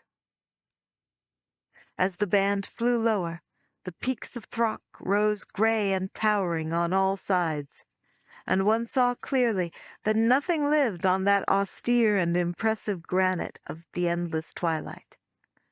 At still lower levels, the death fires in the air gave out, and one met only the primal blackness of the void, save aloft, where the thin peaks stood out, goblin-like. Soon the peaks were very far away, and nothing about but great rushing winds with the dark dankness of neithermost grottos in them. Then, in the end, the night gaunts landed on a floor of unseen things which felt like layers of bones, and left Carter all alone in that black valley.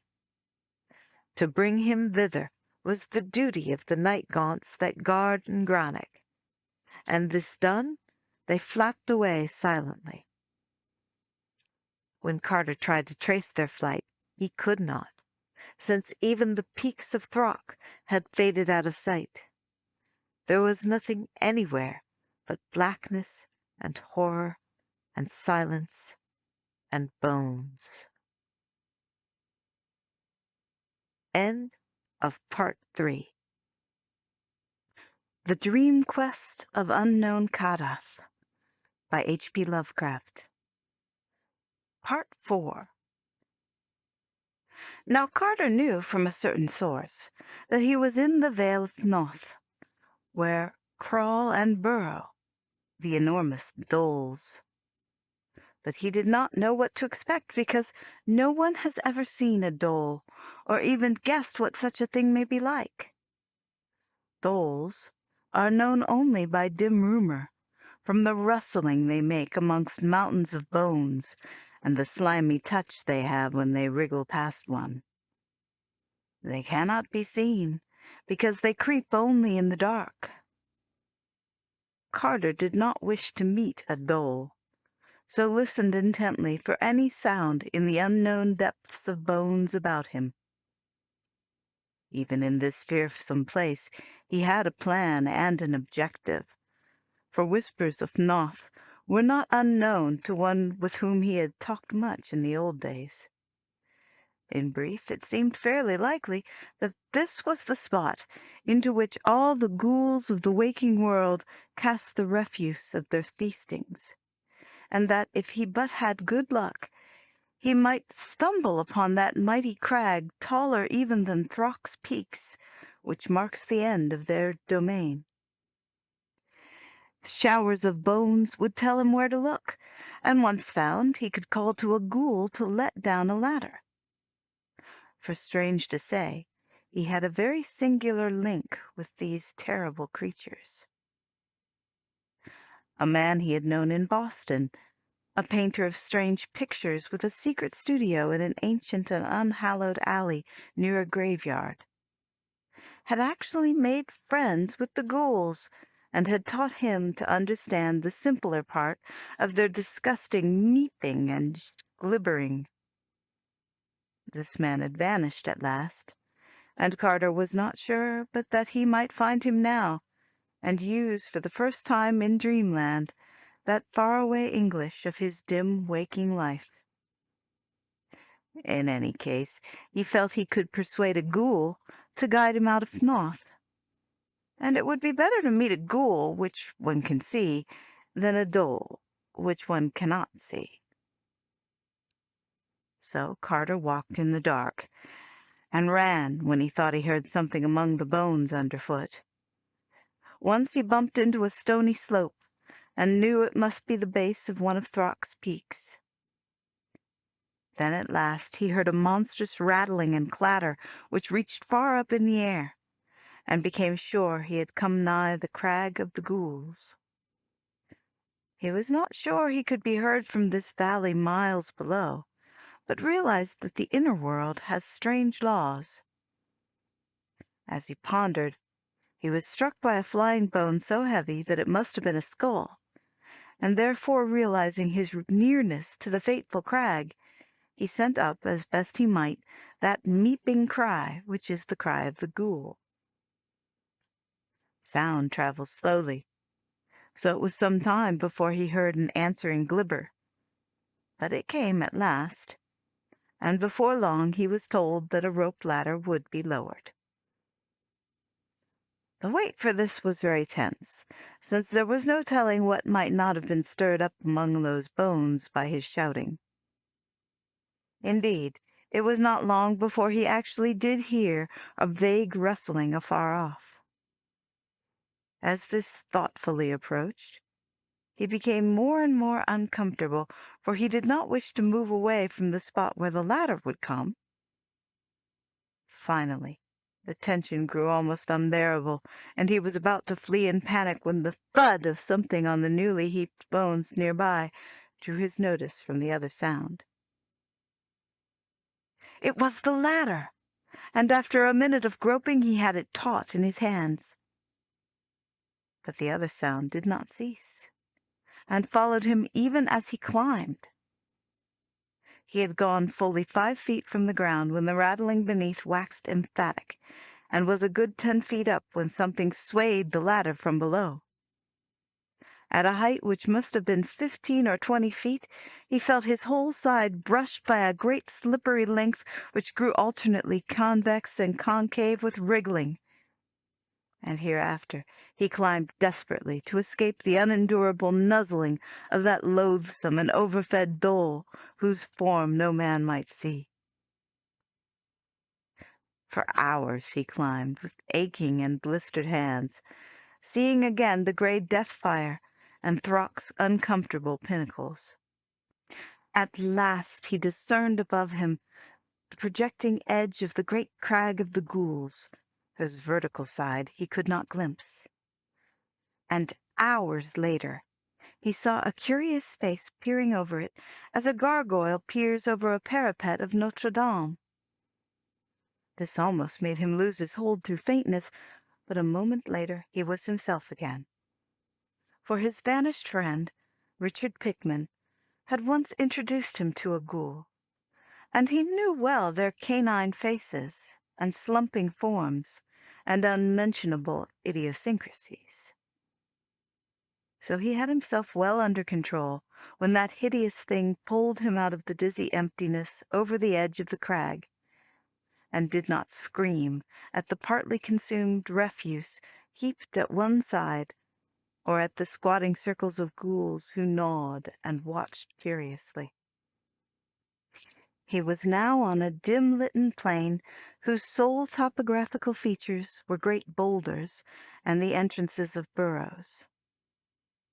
The ghouls were, in general, respectful, even if one did attempt to pinch him, while several others eyed his leanness speculatively.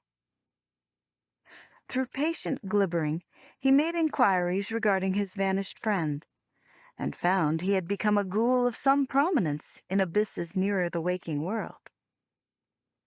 A greenish elderly ghoul offered to conduct him to Pickman's present habitation. So despite a natural loathing, he followed the creature into a capacious burrow, and crawled after him for hours in the blackness of rank mold. They emerged on a dim plain strewn with singular relics of earth. Old gravestones, broken urns, and grotesque fragments of monuments. And Carter realized with some emotion that he was probably nearer the waking world than at any other time since he had gone down the 700 steps from the cavern of flame to the gate of deeper slumber. There, on a tombstone of 1768, stolen from the Granary burying ground in Boston, sat a ghoul which was once the artist Richard Upton Pickman. It was naked and rubbery, and had acquired so much of the ghoulish physiognomy that its human origin was already obscure. But it still remembered a little English, and was able to converse with Carter in grunts and monosyllables, helped out now and then by the glibbering of ghouls. When it learned that Carter wished to get to the enchanted wood, and from there to the city Celephaeus in Uth-Nargai, beyond the Tanarian hills, it seemed rather doubtful. For these ghouls of the waking world do no business in the graveyards of Upper Dreamland, leaving that to the red-footed womps that are spawned in dead cities. And many things intervene betwixt their gulf and the enchanted wood, including the terrible kingdom of the Gugs. The Gugs, hairy and gigantic, once reared stone circles in that wood, and made strange sacrifices to the other gods and the crawling chaos Nyarlathotep, until one night an abomination of theirs reached the ears of Earth's gods, and they were banished to caverns below. Only a great trapdoor of stone with an iron ring connects the abyss of the earth ghouls with the enchanted wood, and this the Gugs are afraid to open because of a curse. That a mortal dreamer could traverse their cavern realm and leave by that door is inconceivable, for mortal dreamers were their former food, and they have legends of the toothsomeness of such dreamers, even though banishment has restricted their diet to the ghasts, those repulsive beings which die in the light, and which live in the vaults of Zin and leap on long hind legs like kangaroos. So the ghoul that was Pickman advised Carter either to leave the abyss at Sarkomand, that deserted city in the valley below Leng, where black nitrous stairways, guarded by winged diarote lions, lead down from Dreamland to the lower gulfs, or to return through a churchyard to the waking world and begin the quest anew down the 70 steps of light slumber to the cavern of flame, and the 700 steps to the gate of deeper slumber and the enchanted wood. This, however, did not suit the seeker, for he knew nothing of the way from Leng to Uth-Nargai, and was likewise reluctant to awake, lest he forget all he had so far gained in this dream. It was disastrous to his quest to forget the august and celestial faces of those seamen from the north who traded onyx in Seliphias, and who, being the sons of gods, must point the way to the cold waste and Kadath, where the great ones dwell. After much persuasion, the ghoul consented to guide his guest inside the great wall of the Gug's kingdom. There was one chance that Carter might be able to steal through that twilight realm of circular stone towers at an hour when the giants would be all gorged and snoring indoors, and reach the central tower with the sign of Koth upon it, which has the stairs leading up to that stone trapdoor in the enchanted wood.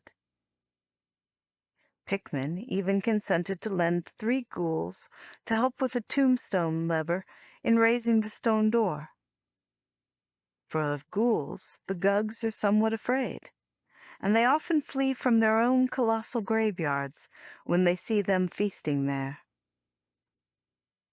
He also advised Carter to disguise as a ghoul himself, shaving the beard he had allowed to grow, for ghouls have none, wallowing naked in the mold to get the correct surface, and loping in the usual slumping way, with his clothing carried in a bundle, as if it were a choice morsel from a tomb.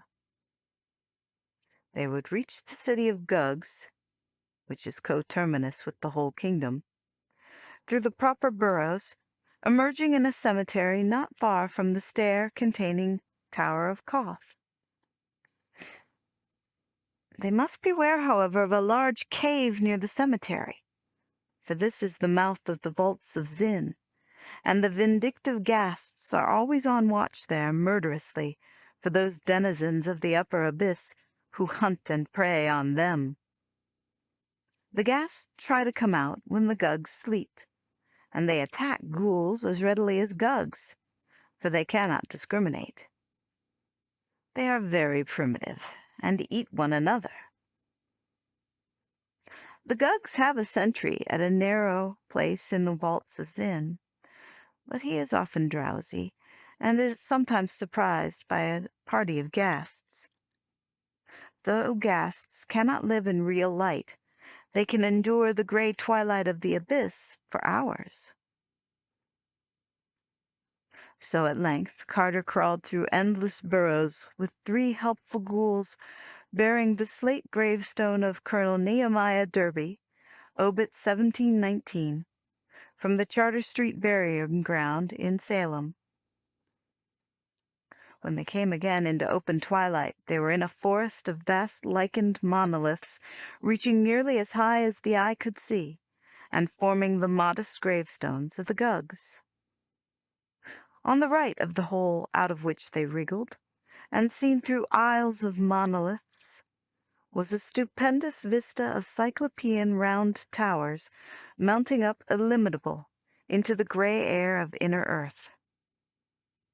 This was the great city of the Guggs, whose doorways are 30 feet high. Ghouls come here often, for a buried Gugg will feed a community for almost a year.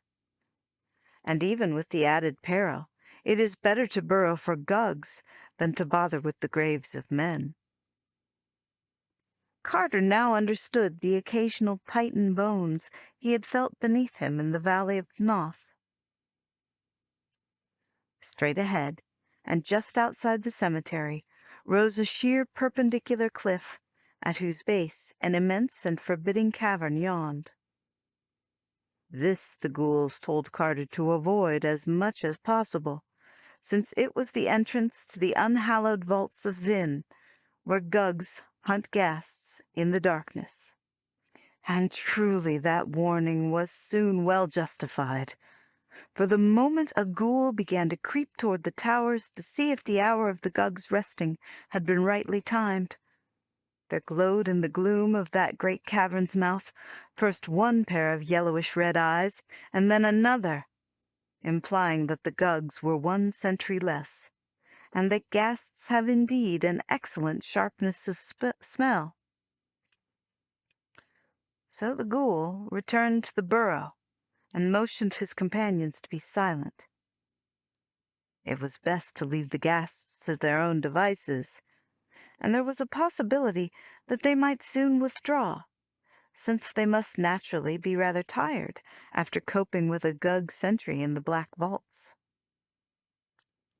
After a moment, something about the size of a small horse hopped out into the gray twilight, and Carter turned sick at the aspect of that scabrous and unwholesome beast, whose face is so curiously human, despite the absence of a nose, a forehead, and other important particulars. Presently 3 other ghasts hopped out to join their fellow, and a ghoul glibbered softly at Carter that their absence of battle scars was a bad sign. It proved that they had not fought the Gugg sentry at all, but had merely slipped past him as he slept, so that their strength and savagery were still unimpaired, and would remain so till they had found and disposed of a victim.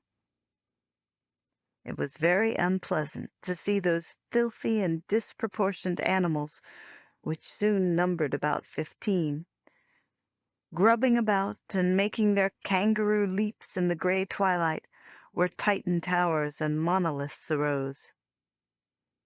But it was still more unpleasant when they spoke among themselves in the coughing gutturals of ghasts. And yet, horrible as they were not so horrible as what presently came out of the cave after them, with disconcerting suddenness. It was a paw, fully 2 feet and a half across, and equipped with formidable talons.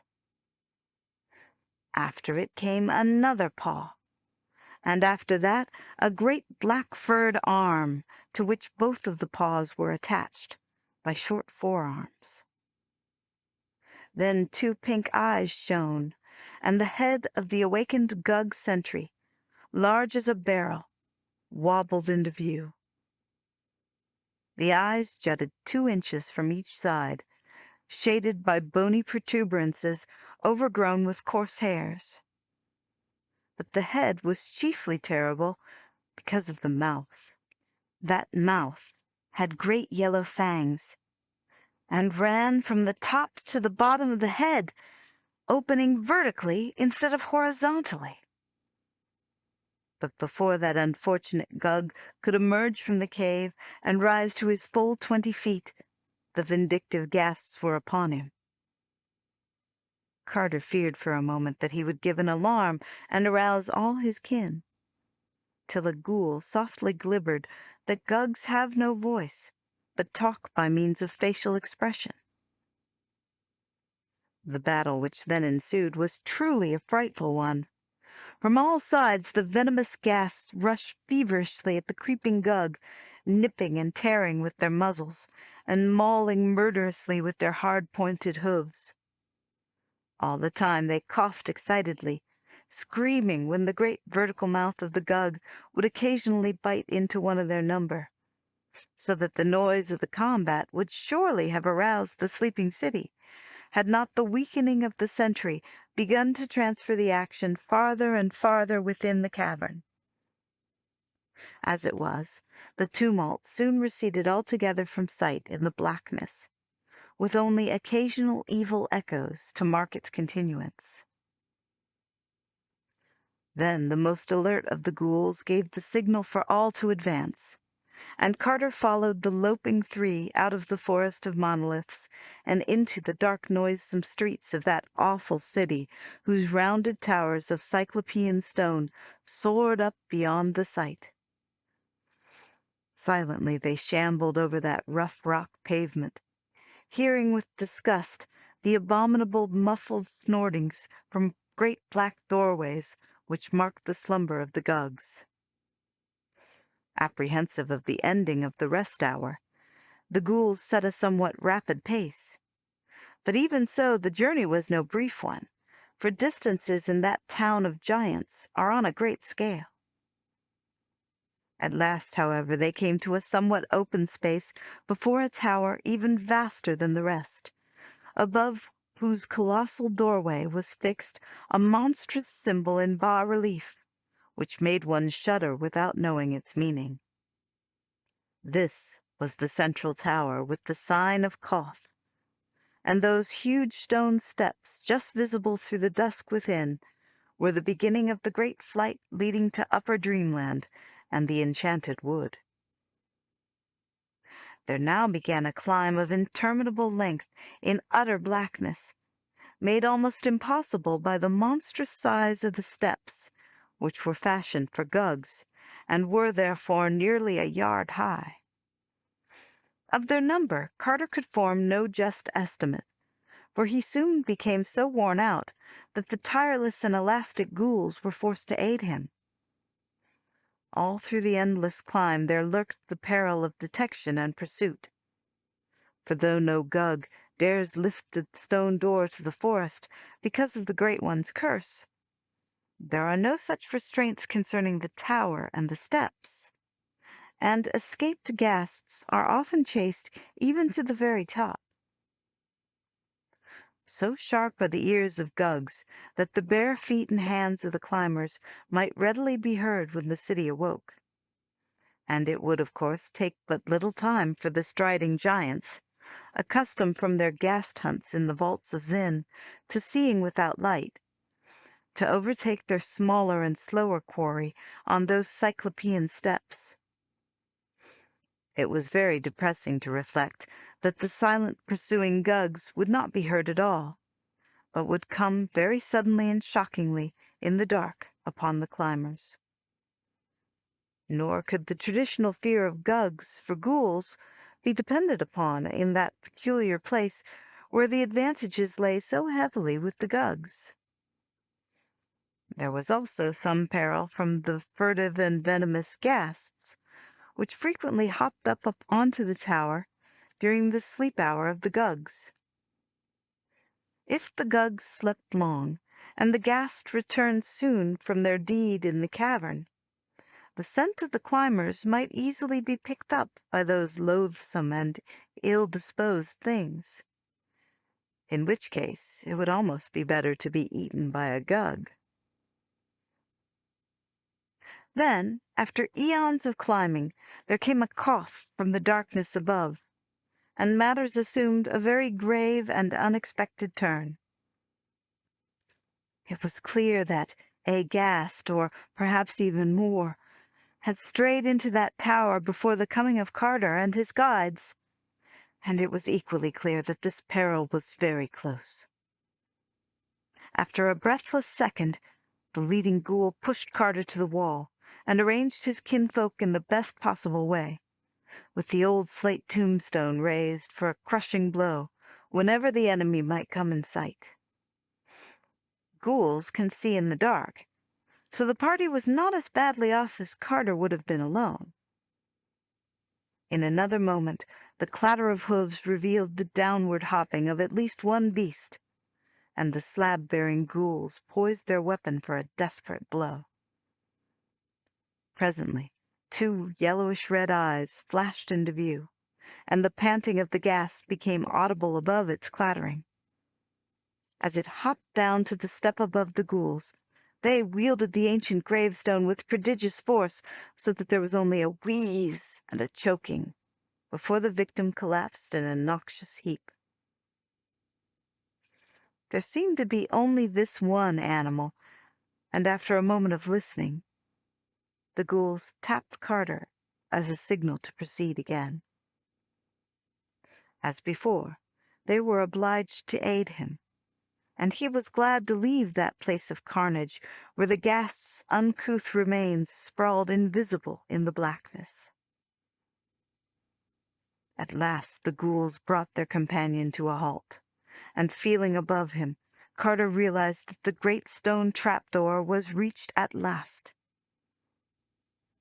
To open so vast a thing completely was not to be thought of, but the ghouls hoped to get it up just enough to slip the gravestone under as a prop, and permit Carter to escape through the crack. They themselves planned to descend again and return through the city of the Gugs, since their elusiveness was great. And they did not know the way overland to spectral Sarkomand with its lion-guarded gate to the abyss. Mighty was the straining of those three ghouls at the stone of the door above them, and Carter helped push with as much strength as he had. They judged the edge next the top of the staircase to be the right one, and to this they bent all the force of their disreputably nourished muscles. After a few moments, a crack of light appeared, and Carter, to whom that task had been entrusted, slipped the end of the old gravestone in the aperture. There now ensued a mighty heaving, but progress was very slow, and they had, of course, to return to their first position every time they failed to turn the slab and prop the portal open. Suddenly, their desperation was magnified 1,000-fold by a sound on the steps below them. It was only the thumping and rattling of the slain ghast's hooved body as it rolled down to lower levels. But of all the possible causes of that body's dislodgment and rolling, none was in the least reassuring. Therefore, knowing the ways of Gugs, the ghouls set to with something of a frenzy, and in a surprisingly short time had the door so high that they were able to hold it still, whilst Carter turned the slab and left a generous opening. They now helped Carter through, letting him climb up to their rubbery shoulders, and later guiding his feet as he clutched at the blessed soul of the upper dreamland outside. Another second and they were through themselves, knocking away the gravestone and closing the great trap-door, while a panting became audible beneath. Because of the Great One's curse, no Gug might ever emerge from that portal. So with a deep relief and sense of repose, Carter lay quietly on the thick, grotesque fungi of the enchanted wood, while his guides squatted near, in the manner that ghouls rest. Weird as was that enchanted wood through which he had fared so long ago, it was verily a haven and a delight after those gulfs he had now left behind. There was no living denizen about, for Zug shunned the mysterious door in fear, and Carter at once consulted with his ghouls about their future course. To return through the tower they no longer dared, and the waking world did not appeal to them when they learned that they must pass the priests Nasht and Kamantha in the Cavern of Flame. So at length they decided to return through Sarkomand and its gate of the abyss, though of how to get there they knew nothing. Carter recalls that it lies in the valley below Leng, and recalled likewise that he had seen in Dilathleen a sinister slant-eyed old merchant reputed to trade on Leng. Therefore he advised the ghouls to seek out Dilathleen, crossing the fields to Nir and the Sky, and following the river to its mouth. This they at once resolved to do, and lost no time in loping off, since the thickening of the dusk promised a full night ahead for travel. And Carter shook the paws of those repulsive beasts, thanking them for their help, and sending his gratitude to the beast which once was Pikmin, but could not help sighing with pleasure when they left. For a ghoul is a ghoul, and at best an unpleasant companion to man. After that, Carter sought a forest pool and cleansed himself of the mud of nether earth, thereupon reassuming the clothes he had so carefully carried. End of Part 4. The Dream Quest of Unknown Kadath by H.P. Lovecraft. Part 5. It was now night in that redoubtable wood of monstrous trees, but because of the phosphorescence, one might travel as well as by day. Wherefore Carter set out upon the well-known route toward Seliphias, in Uth-Nargai, beyond the Tanarian hills. And as he went, he thought of the zebra he had left tethered to an ash tree on Ngranek in faraway Oriab so many eons ago, and wondered if any lava-gatherers had fed and released it. And he wondered, too, if he would ever return to Bahar-Na and pay for the zebra that was slain by night in those ancient ruins by Yath's shore, and if the old tavern-keeper would remember him. Such were the thoughts that came to him in the air of the regained upper dreamland. But presently his progress was halted by a sound from a very large hollow tree. He had avoided the great circle of stones, since he did not care to speak with Zugs just now. But it appeared from the singular fluttering in that huge tree that important councils were in session elsewhere. Upon drawing nearer, he made out the accents of a tense and heated discussion, and before long became conscious of matters which he viewed with the greatest concern. For a war on the cats was under debate in that sovereign assembly of Zugs. It all came from the loss of the party which had sneaked after Carter to Ulthar, and which the cats had justly punished for unsuitable intentions.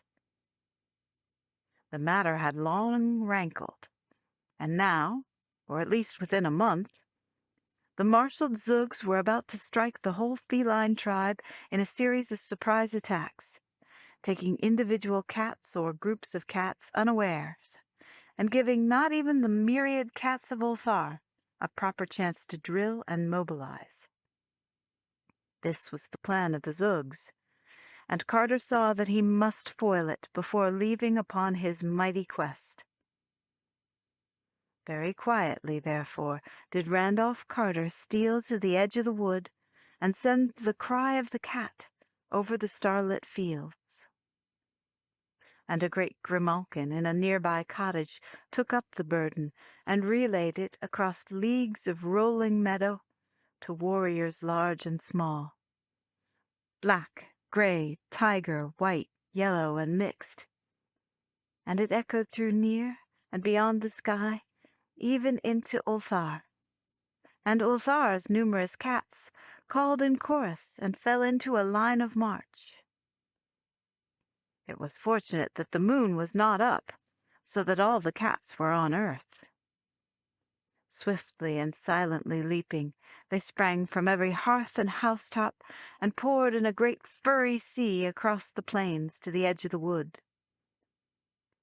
Carter was there to greet them, and the sight of shapely, wholesome cats was indeed good for his eyes after the things he had seen and walked with in the abyss. He was glad to see his venerable friend and one-time rescuer at the head of Ulthar's detachment, a collar of rank around his sleek neck, and whiskers bristling at a martial angle.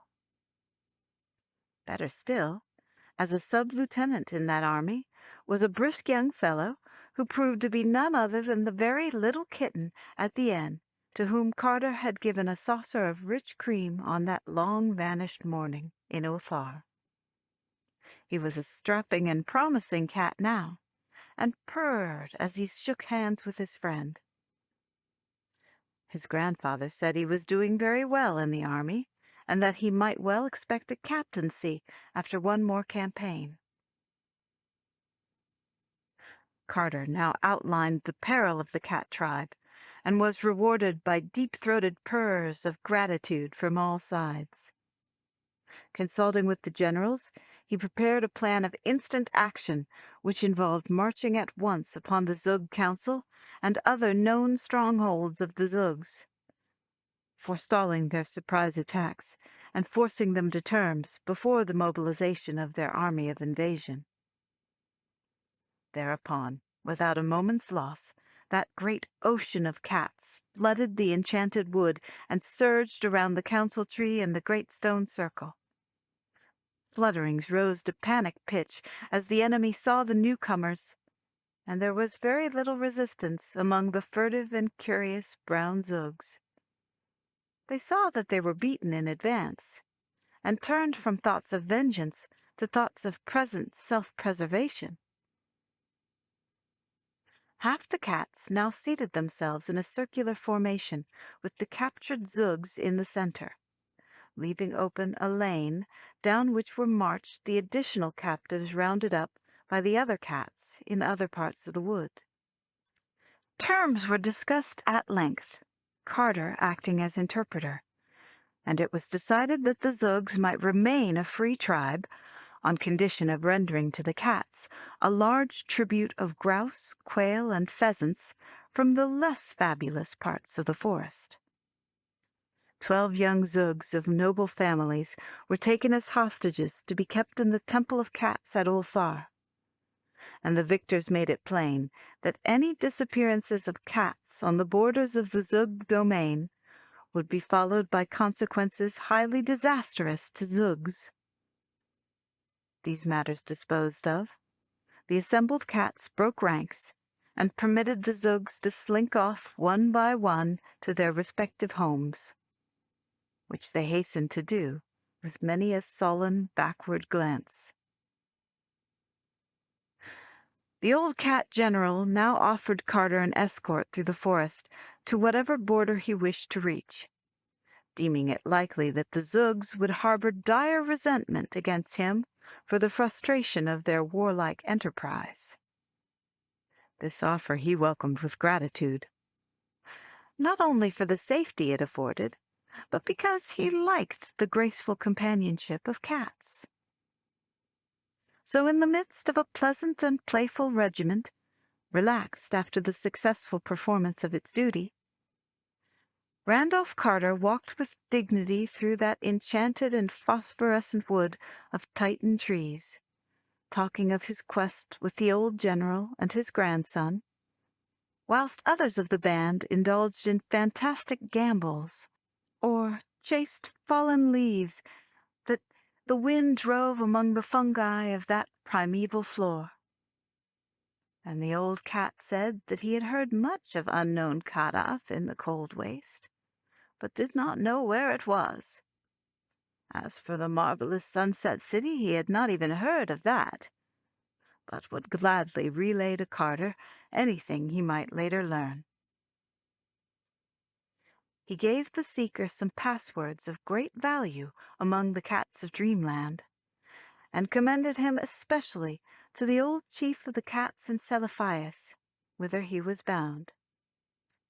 That old cat, already slightly known to Carter, was a dignified Maltese, and would prove highly influential in any transaction. It was dawn when they came to the proper edge of the wood, and Carter bade his friends a reluctant farewell. The young sub-lieutenant he had met as a small kitten would have followed him had not the old general forbidden it, but that austere patriarch insisted that the path of duty lay with the tribe and the army. So Carter set out alone over the golden fields that stretched mysterious beside a willow-fringed river, and the cats went back into the wood. Well did the traveller know those garden lands that lie betwixt the wood of the Serenarian Sea, and blithely did he follow the singing river Okeanos that marked his course. The sun rose higher over gentle slopes of grove and lawn, and heightened the colors of the thousand flowers that starred each knoll and dingle. A blessed haze lies upon all this region, wherein is held a little more of the sunlight than other places hold, and a little more of the summer's humming music of birds and bees, so that men walk through it as through a fairy place, and feel greater joy and wonder than they ever afterward remember. By noon, Carter reached the jasper terraces of Kiran, which slope down to the river's edge, and bear that temple of loveliness, wherein the king of Ilek-Vad comes from his far realm on the twilight sea once a year in a golden palanquin to pray to the god of Okeanos, who sang to him in youth when he dwelt in a cottage by its banks. All of jasper is that temple, and covering an acre of ground with its walls and courts, its 7 pinnacled towers, and its inner shrine where the river enters through hidden channels, and the god sings softly in the night. Many times the moon hears strange music as it shines on those courts and terraces and pinnacles. But whether that music be the song of the god, or the chant of the cryptical priests, none but the king of Ilek-Vad may say, for only he had entered the temple or seen the priests. Now, in the drowsiness of day, that carven and delicate fane was silent, and Carter heard only the murmur of the great stream and the hum of the birds and bees as he walked onward under the enchanted sun. All that afternoon the pilgrim wandered on through perfumed meadows and in the lee of gentle riverward hills, bearing peaceful thatched cottages and the shrines of amiable gods carven from jasper or chrysoberyl. Sometimes he walked close to the bank of Okeanos and whispered to the sprightly and iridescent fish of that crystal stream, and at other times he paused amidst the whispering rushes and gazed at the great dark wood on the farther side, whose trees came down clear to the water's edge. In former dreams he had seen quaint lumbering buopoths come shyly out of that wood to drink, but now he could not glimpse any. Once in a while he paused to watch a carnivorous fish catch a fishing bird, which it lured to the water by showing its tempting scales in the sun, and grasped by the beak with its enormous mouth as the winged hunter sought to dart down upon it. Toward evening he mounted a low grassy rise, and saw before him, flaming in the sunset, the 1,000 gilded spires of Thrawn. Lofty beyond belief are the alabaster walls of that incredible city, sloping inward toward the top, and wrought in one solid piece, by what means no man knows, for they are more ancient than memory. Yet lofty as they are, with their 100 gates and 200 turrets, the clustered towers within, all white beneath their golden spires, are loftier still, so that men on the plain around see them soaring into the sky, sometimes shining clear, sometimes caught at the top in tangles of cloud and mist, and sometimes clouded lower down, with their utmost pinnacles blazing free above the vapors. And where Thrawn's gates open on the river are great wharves of marble, with ornate galleons of fragrant cedar and calamander riding gently at anchor, and strange bearded sailors sitting on casks and bales with the hieroglyphs of far places. Landward, beyond the walls, lies the farm country, where small white cottages dream between little hills, and narrow roads with many stone bridges wind gracefully among streams and gardens. Down through this verdant land Carter walked at evening, and saw twilight float up from the river to the marvelous golden spires of Thrawn. And just at the hour of dusk he came to the southern gate, and was stopped by a red-robed sentry, till he had told 3 dreams beyond belief, and proved himself a dreamer worthy to walk up Thrawn's steep, mysterious streets, and linger in the bazaars where the wares of the ornate galleons were sold. Then into that incredible city he walked, through a wall so thick the gate was a tunnel, and thereafter, amidst curved and undulant ways winding deep and narrow between the heavenward towers. Lights shone through grated and balconied windows, and the sound of lutes and pipes stole timid from inner courts where marble fountains bubbled. Carter knew his way, and edged down through darker streets to the river, where at an old sea tavern he found the captains and seamen he had known in myriad other dreams.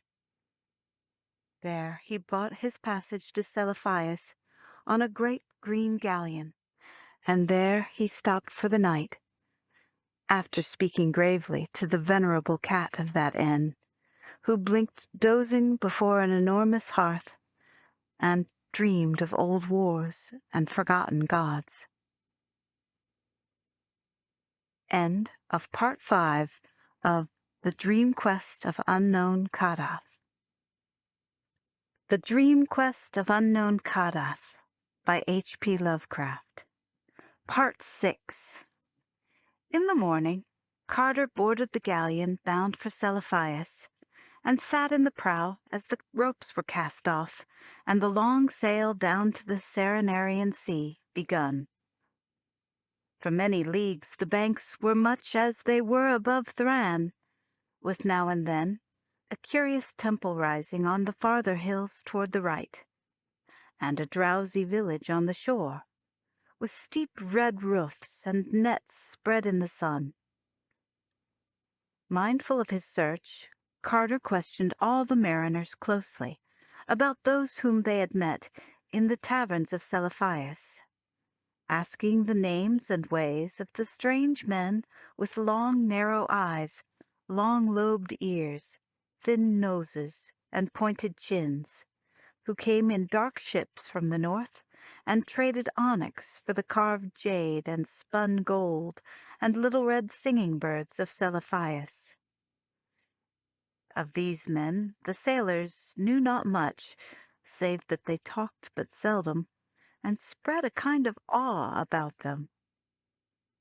Their land, very far away, was called Inquanach, and not many people cared to go thither, because it was a cold twilight land, and said to be close to unpleasant Lang, although high impassable mountains towered on the side where Leng was thought to lie, so that none might say whether this evil plateau with its horrible stone villages and unmentionable monastery were really there, or whether the rumor were only a fear that timid people felt in the night when those formidable barrier peaks loomed black against a rising moon.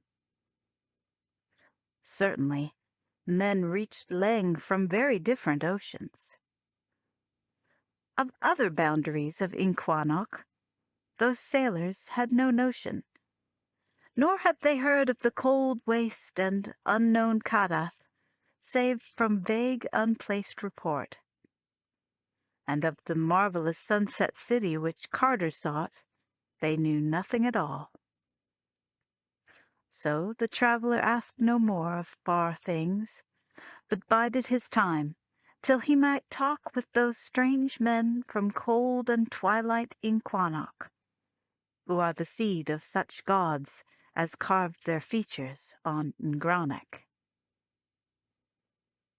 Late in the day the galleon reached those bends of the river which traverse the perfumed jungles of Kied. Here Carter wished he might disembark, for in those tropic tangles sleep wondrous palaces of ivory, lone and unbroken, where once dwelt fabulous monarchs of a land whose name is forgotten. Spells of the Elder Ones keep those places unharmed and undecayed, for it is written that there may one day be need of them again. And elephant caravans have glimpsed them from afar by moonlight, though none dares approach them closely, because of the guardians to which their wholeness is due. But the ships swept on, and dusk hushed the hum of the day, and the first stars above blinked answers to the early fireflies on the banks, as that jungle fell far behind, leaving only its fragrance as a memory that it had been. And all through the night that galleon floated on, past mysteries unseen and unsuspected. Once a lookout reported fires on the hills to the east, but the sleepy captain said they had better not be looked at too much, for it was highly uncertain just who or what had lit them. In the morning the river had broadened out greatly, and Carter saw by the houses along the banks that they were close to the vast trading city of Flanath on the Serenarian Sea. Here the walls are of rugged granite, and the houses peakedly fantastic, with beamed and plastered gables. The men of Flanath are more like those of the waking world than any others in dreamland, so that the city is not sought except for barter, but is prized for the solid work of its artisans. The wharves of Flanath are of oak, and there the galleon made fast while the captain traded in the taverns. Carter also went ashore, and looked curiously upon the rutted streets where wooden ox carts lumbered, and feverish merchants cried their wares vacuously in the bazaars. The sea taverns were all close to the wharves on cobbled lanes salted with the spray of high tides, and seemed exceedingly ancient, with their low black-beamed ceilings and casements of greenish bull's-eye panes. Ancient sailors in those taverns talked much of distant ports, and told many stories of the curious men from twilight Inquanok, but had little to add to what the seamen of the galleon had told. Then at last, after much unloading and loading, the ship set sail once more over the Sunset Sea, and the high walls and gables of Flanath grew less, as the last golden light of day lent them a wonder and beauty beyond any that men had given them. 2 nights and 2 days the galleon sailed over the Serenarian Sea, sighting no land and speaking but one other vessel. Then, near sunset of the 2nd day, there loomed up ahead the snowy peak of Aran, with its ginkgo trees swaying on the lower slope, and Carter knew that they were come to the land of Uth-Nargai and the marvelous city of Selephias.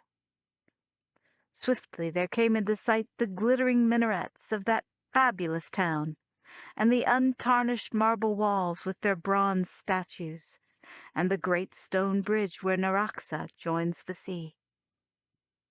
Then rose the gentle hills behind the town, with their groves and gardens of asphodels, and the small shrines and cottages upon them. And far in the background, the purple ridge of the Tanarians, potent and mystical, behind which lay forbidden ways into the waking world and toward other regions of dream. The harbor was full of painted galleys, some of which were from the marble cloud city of Saranian, that lies in ethereal space beyond where the sea meets the sky, and some of which were from more substantial parts of dreamland. Among these the steersman threaded his way up to the spice-fragrant wharves, where the galleon made fast in the dusk as the city's million lights began to twinkle out over the water. Ever new seemed this deathless city of vision, for here time has no power to tarnish or destroy. As it has always been, is still the turquoise of Nath-Horthath, and the 80 orchid-wreathed priests are the same who builded it 10,000 years ago. Shining still is the bronze of the great gates, nor are the onyx pavements ever worn or broken. And the great bronze statues on the walls look down on merchants and camel drivers older than fable, yet without one gray hair in their forked beards. Carter did not once seek out the temple or the palace or the citadel, but stayed by the seaward wall among traders and sailors. And when it was too late for rumors and legends, he sought out an ancient tavern he knew well, and rested with dreams of the gods on unknown Kadath, whom he sought. The next day he searched all along the quays for some of the strange mariners of Inquanach, but was told that none were now in port, their galley not being due from the north for full 2 weeks. He found, however, one Thorabonian sailor who had been to Inquanach and had worked in the onyx quarries of that twilight place. And this sailor said there was certainly a desert to the north of the peopled region, which everybody seemed to fear and shun. The Thorabonian opined that this desert led around the utmost rim of impassable peaks into Leng's horrible plateau, and that this was why men feared it. Though he admitted that there were other vague tales of evil presences and nameless sentinels. Whether or not this could be the fabled waste wherein unknown Kadath stands, he did not know. But it seemed unlikely that those presences and sentinels, if indeed they existed, were stationed for naught. On the following day, Carter walked up the Street of the Pillars to the Turquoise Temple and talked with the high priest. Though Nath-Horthath is chiefly worshipped in Selephias, all the great ones are mentioned in diurnal prayers, and the priest was reasonably versed in their moods. Like Atal in distant Ulthar, he strongly advised against any attempts to see them, declaring that they are testy and capricious, and subject to strange protection from the mindless other gods from outside, whose soul and messenger is the crawling chaos Nyarlathotep.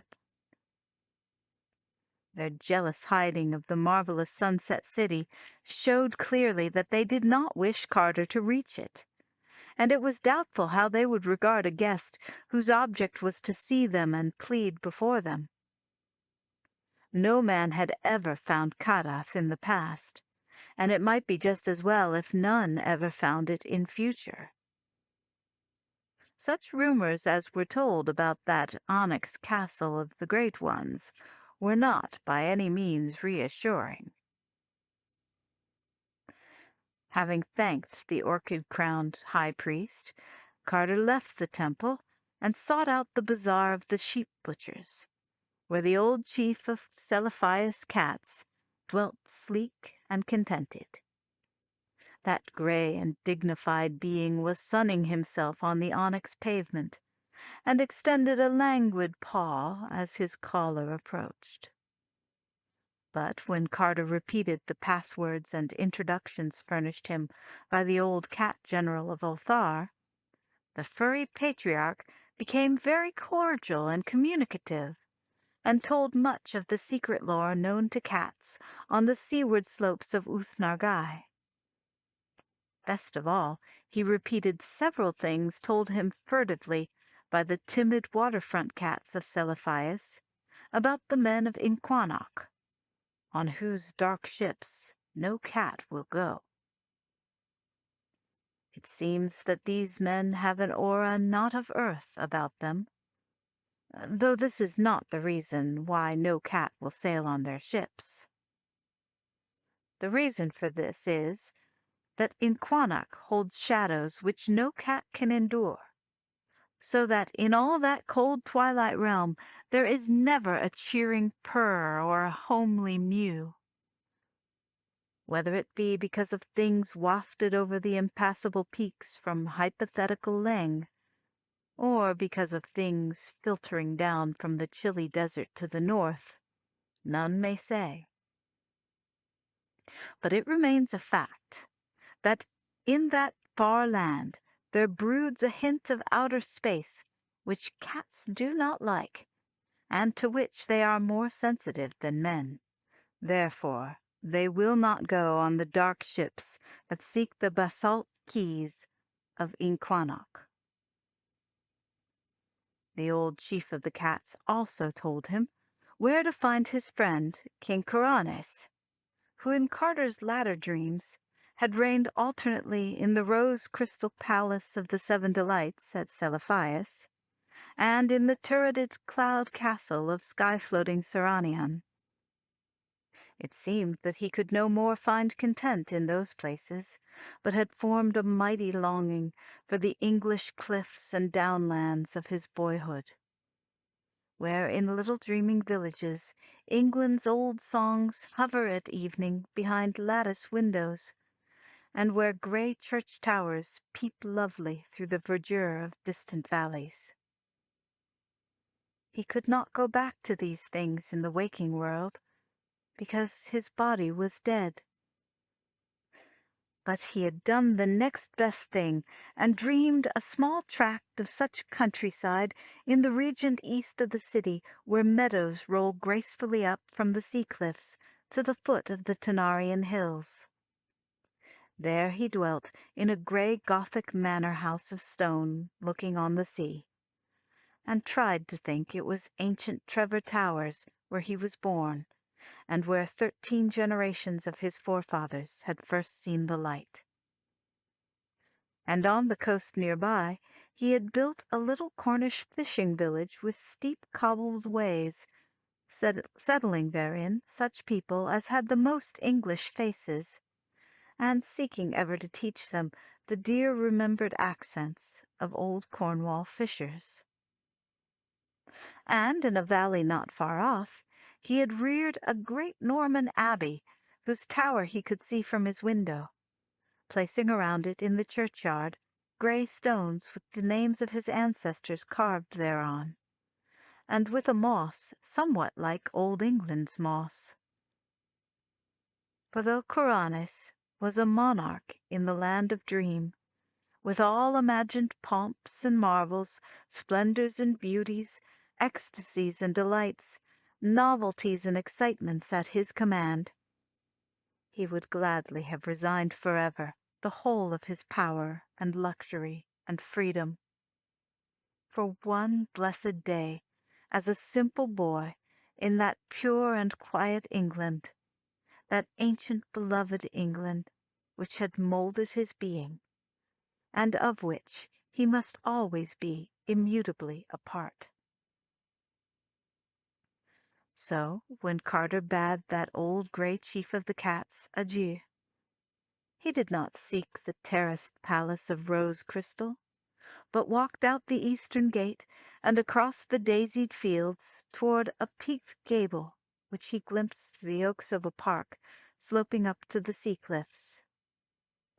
And in time he came to a great hedge and a gate with a little brick lodge, and when he rang the bell, there hobbled to admit him no robed and anointed lackey of the palace, but a small stubby old man in a smock, who spoke as best he could in the quaint tones of far Cornwall. And Carter walked up the shady path between trees, as near as possible to England's trees, and climbed the terraces among gardens set out as in Queen Anne's time. At the door, flanked by stone cats in the old way, he was met by a whiskered butler in suitable livery, and was presently taken to the library, where Kuranes, lord of Uth-Nargai and the sky around Seranion, sat pensive in a chair by the window, looking on his little sea-coast village, and wishing that his old nurse would come in and scold him because he was not ready for that hateful lawn party at the vicar's, with the carriage waiting, and his mother nearly out of patience. Kuranes, clad in a dressing-gown of the sort favoured by London tailors in his youth, rose eagerly to meet his guest, for the sight of an Anglo-Saxon from the waking world was very dear to him, even if it was a Saxon from Boston, Massachusetts, instead of from Cornwall.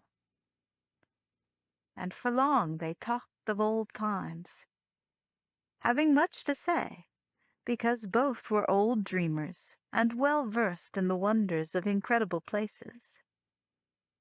Kuranes, indeed, had been out beyond the stars in the ultimate void, and was said to be the only one who had ever returned sane from such a voyage. At length Carter brought up the subject of his quest, and asked of his host those questions he had asked of so many others. Kuranes did not know where Kadath was, or the marvelous Sunset City, but he did know that the great ones were very dangerous creatures to seek out, and that the other gods had strange ways of protecting them from impertinent curiosity. He had learned much of the other gods in distant parts of space, especially in that region where form does not exist, and colored gases study the innermost secrets. The violet gas had told him terrible things of the crawling chaos Nyarlathotep, and had warned him never to approach the central void where the demon sultan Azathoth gnaws hungrily in the dark. Altogether, it was not well to meddle with the Elder Ones, and if they persistently denied all access to the marvelous Sunset City, it were better not to seek that city. Kuranes, furthermore, doubted whether his guest would profit aught by coming to the city, even were he to gain it.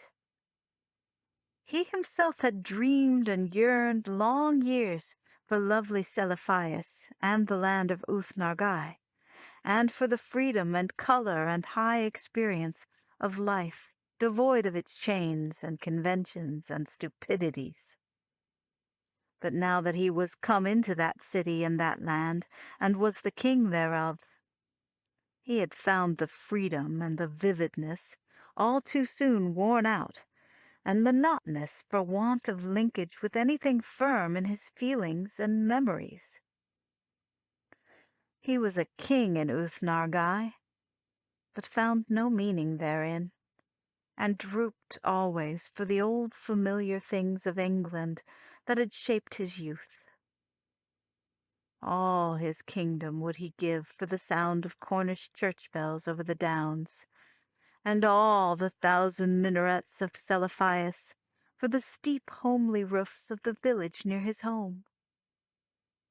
So he told his guest that the unknown sunset city might not hold quite that content he sought, and that perhaps it had better remain a glorious and half-remembered dream.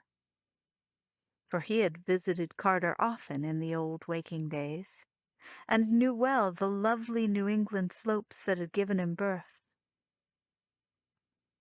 At the last, he was very certain, the seeker would long only for the early remembered scenes, the glow of Beacon Hill at evening, the tall steeples and winding hill streets of quaint Kingsport, the hoary gambrel roofs of ancient and witch-haunted Arkham, and the blessed meads and valleys where stone walls rambled and white farmhouse gables peeked out from bowers of verdure. These things he told Randolph Carter, but still the seeker held to his purpose. And in the end they parted, each with his own conviction. And Carter went back through the bronze gate into Celephaïs and down the street of pillars to the old sea wall, where he talked more with the mariners of far ports, and waited for the dark ship from cold and twilight in Quannock, whose strange-faced sailors and onyx traders had in them the blood of the great ones. End of Part 6. The Dream Quest of Unknown Kadath by H.P. Lovecraft. Part 7.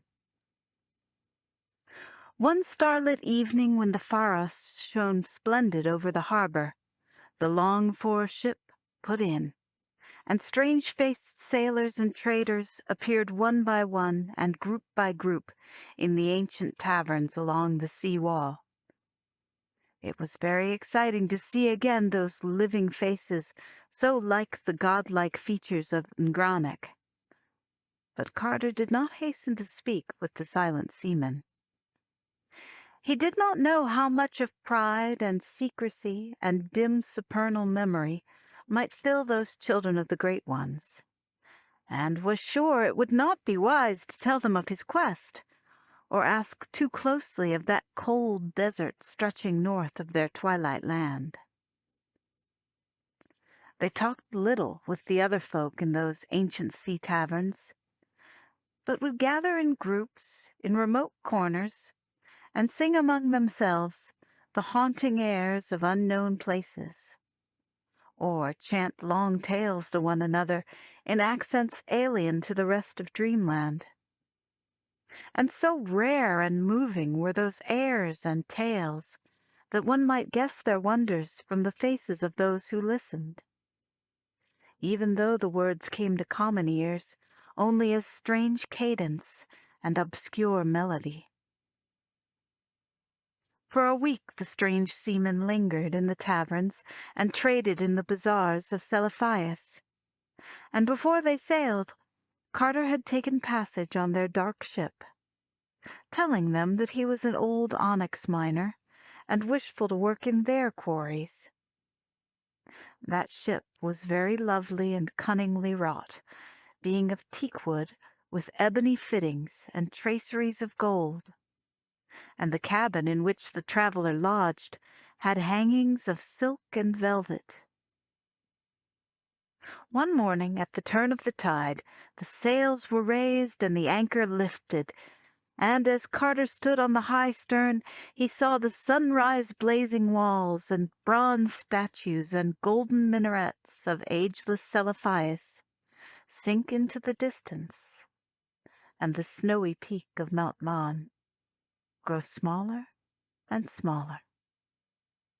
By noon there was nothing in sight save the gentle blue of the Serenarian Sea, with one painted galley afar off, bound for that realm of Seranian, where the sea meets the sky.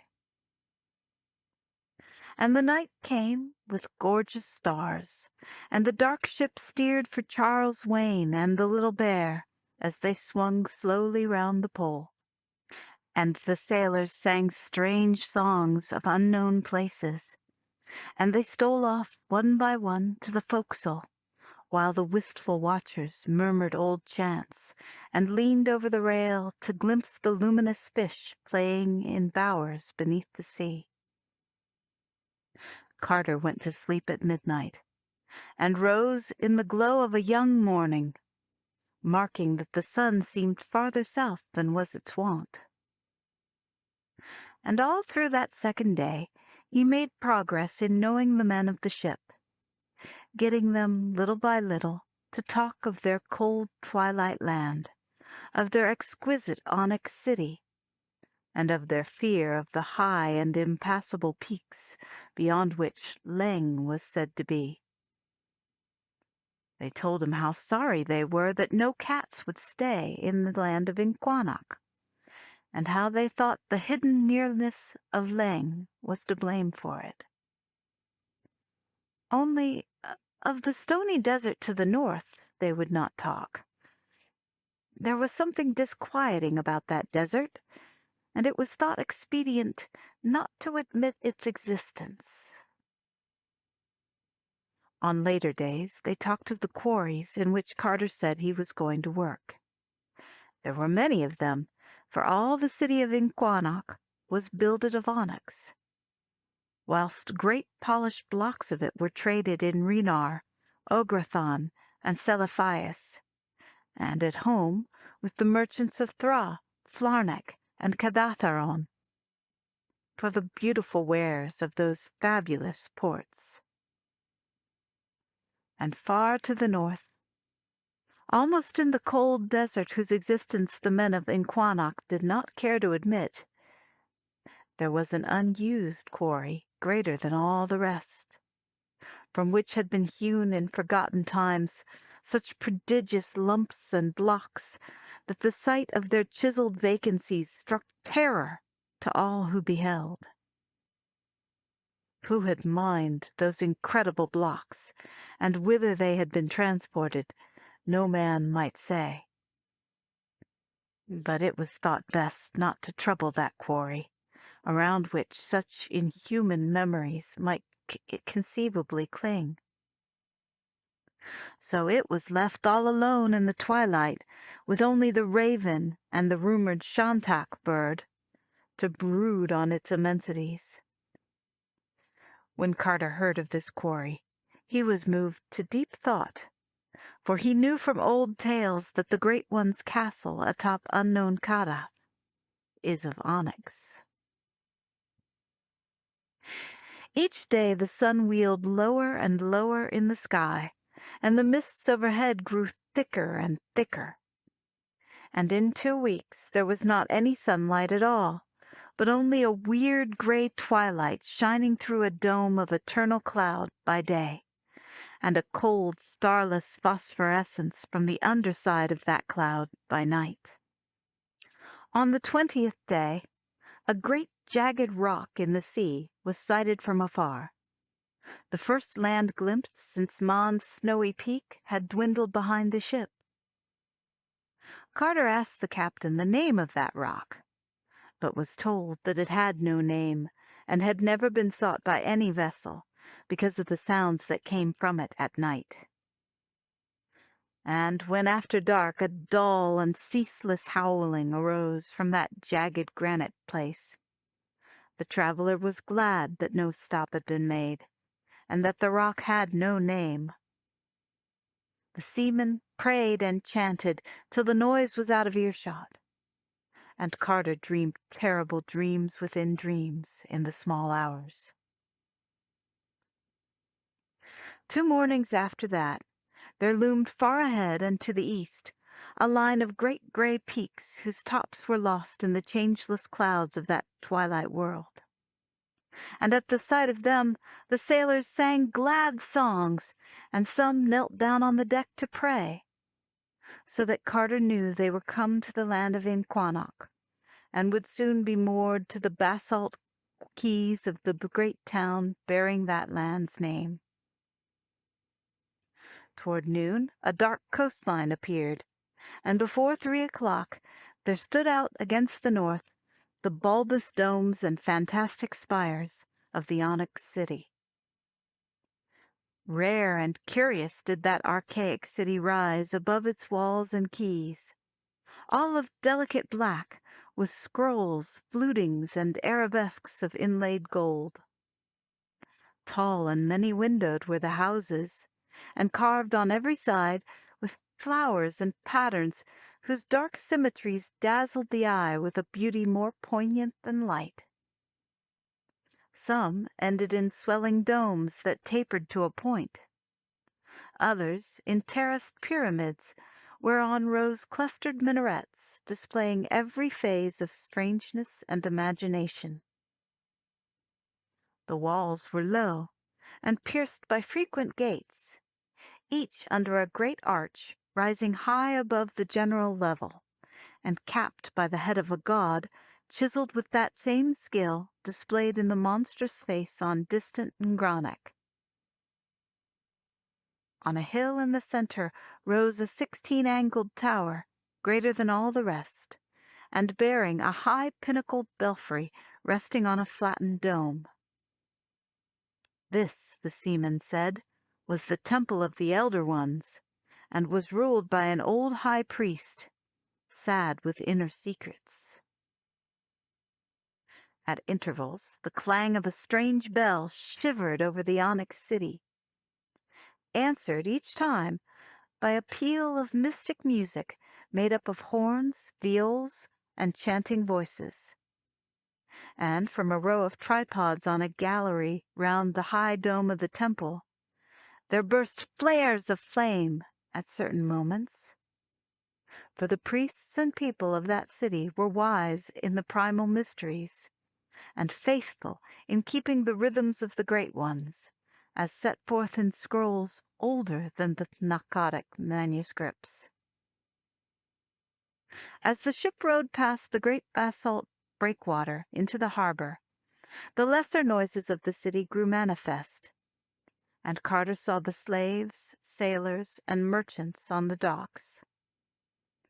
The sailors and merchants were of the strange-faced race of the gods, but the slaves were squat, slant-eyed folk said by rumor to have drifted somehow across or around the impassable peaks from the valleys beyond Leng. The wharves reached wide outside the city wall, and bore upon them all manner of merchandise from the galleys anchored there, while at one end were great piles of onyx, both carved and uncarved, awaiting shipment to the far markets of Rinar, Ograthan, and Selaphias. It was not yet evening when the dark ship anchored beside a jutting quay of stone, and all the sailors and traders filed ashore and through the arched gate into the city. The streets of that city were paved with onyx, and some of them were wide and straight, whilst others were crooked and narrow. The houses near the water were lower than the rest, and bore above their curiously arched doorways certain signs of gold, said to be in honor of the respective small gods that favored each. The captain of the ship took Carter to an old sea tavern where flocked the mariners of quaint countries, and promised that he would next day show him the wonders of the Twilight City, and lead him to the taverns of the onyx miners by the northern wall. And evening fell, and little bronze lamps were lighted, and the sailors in that tavern sang songs of remote places.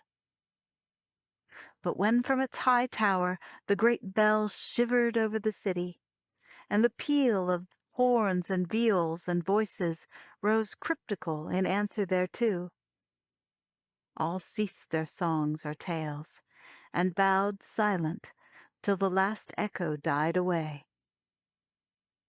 For there is a wonder and a strangeness on the twilight city of Inquanok, and men fear to be lax in its rites, lest a doom and a vengeance lurk unsuspectedly close.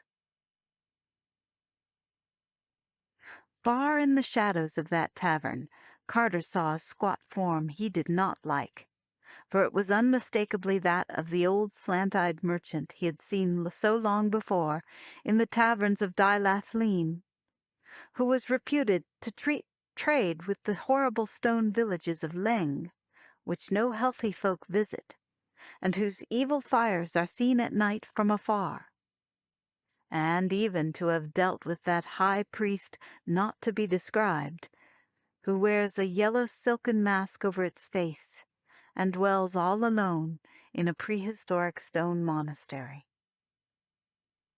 This man had seemed to show a queer gleam of knowing when Carter asked the traders of Dylathleen about the cold waste and Kadath. And somehow his presence in dark and haunted Inquannock, so close to the wonders of the north, was not a reassuring thing.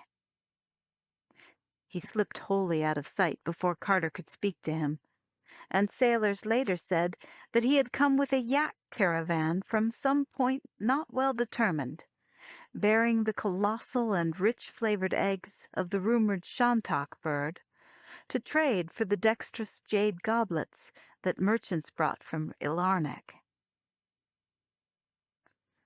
On the following morning, the ship captain led Carter through the onyx streets of Inquannock, dark under their twilight sky. The inlaid doors and figured house fronts, carven balconies and crystal-paned oriels, all gleamed with a somber and polished loveliness.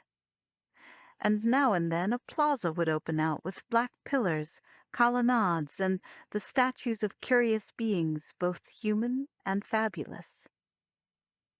Some of the vistas down long and unbending streets, or through side alleys, or over bulbous domes, spires, and arabesqued roofs, were weird and beautiful beyond words.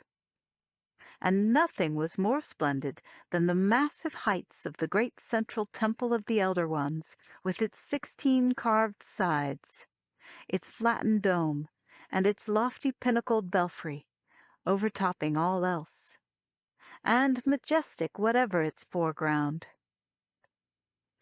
And always to the east, far beyond the city walls and the leagues of pasture land, rose the gaunt gray sides of those topless and impassable peaks across which hideous Leng is said to lie.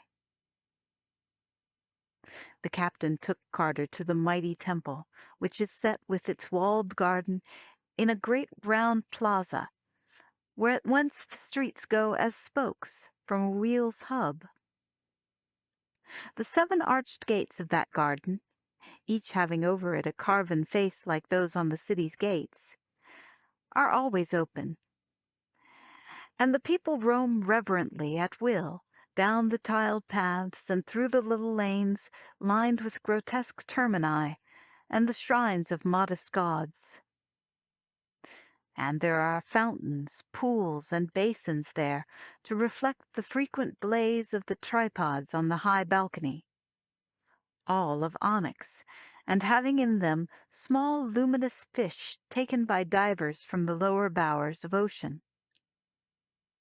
When the deep clang from the temple belfry shivers over the garden and the city, and the answer of the horns and viols and voices peals out from the 7 lodges by the garden gates, there issue from the 7 doors of the temple long columns of masked and hooded priests in black, bearing at arm's length before them great golden bowls from which a curious steam rises.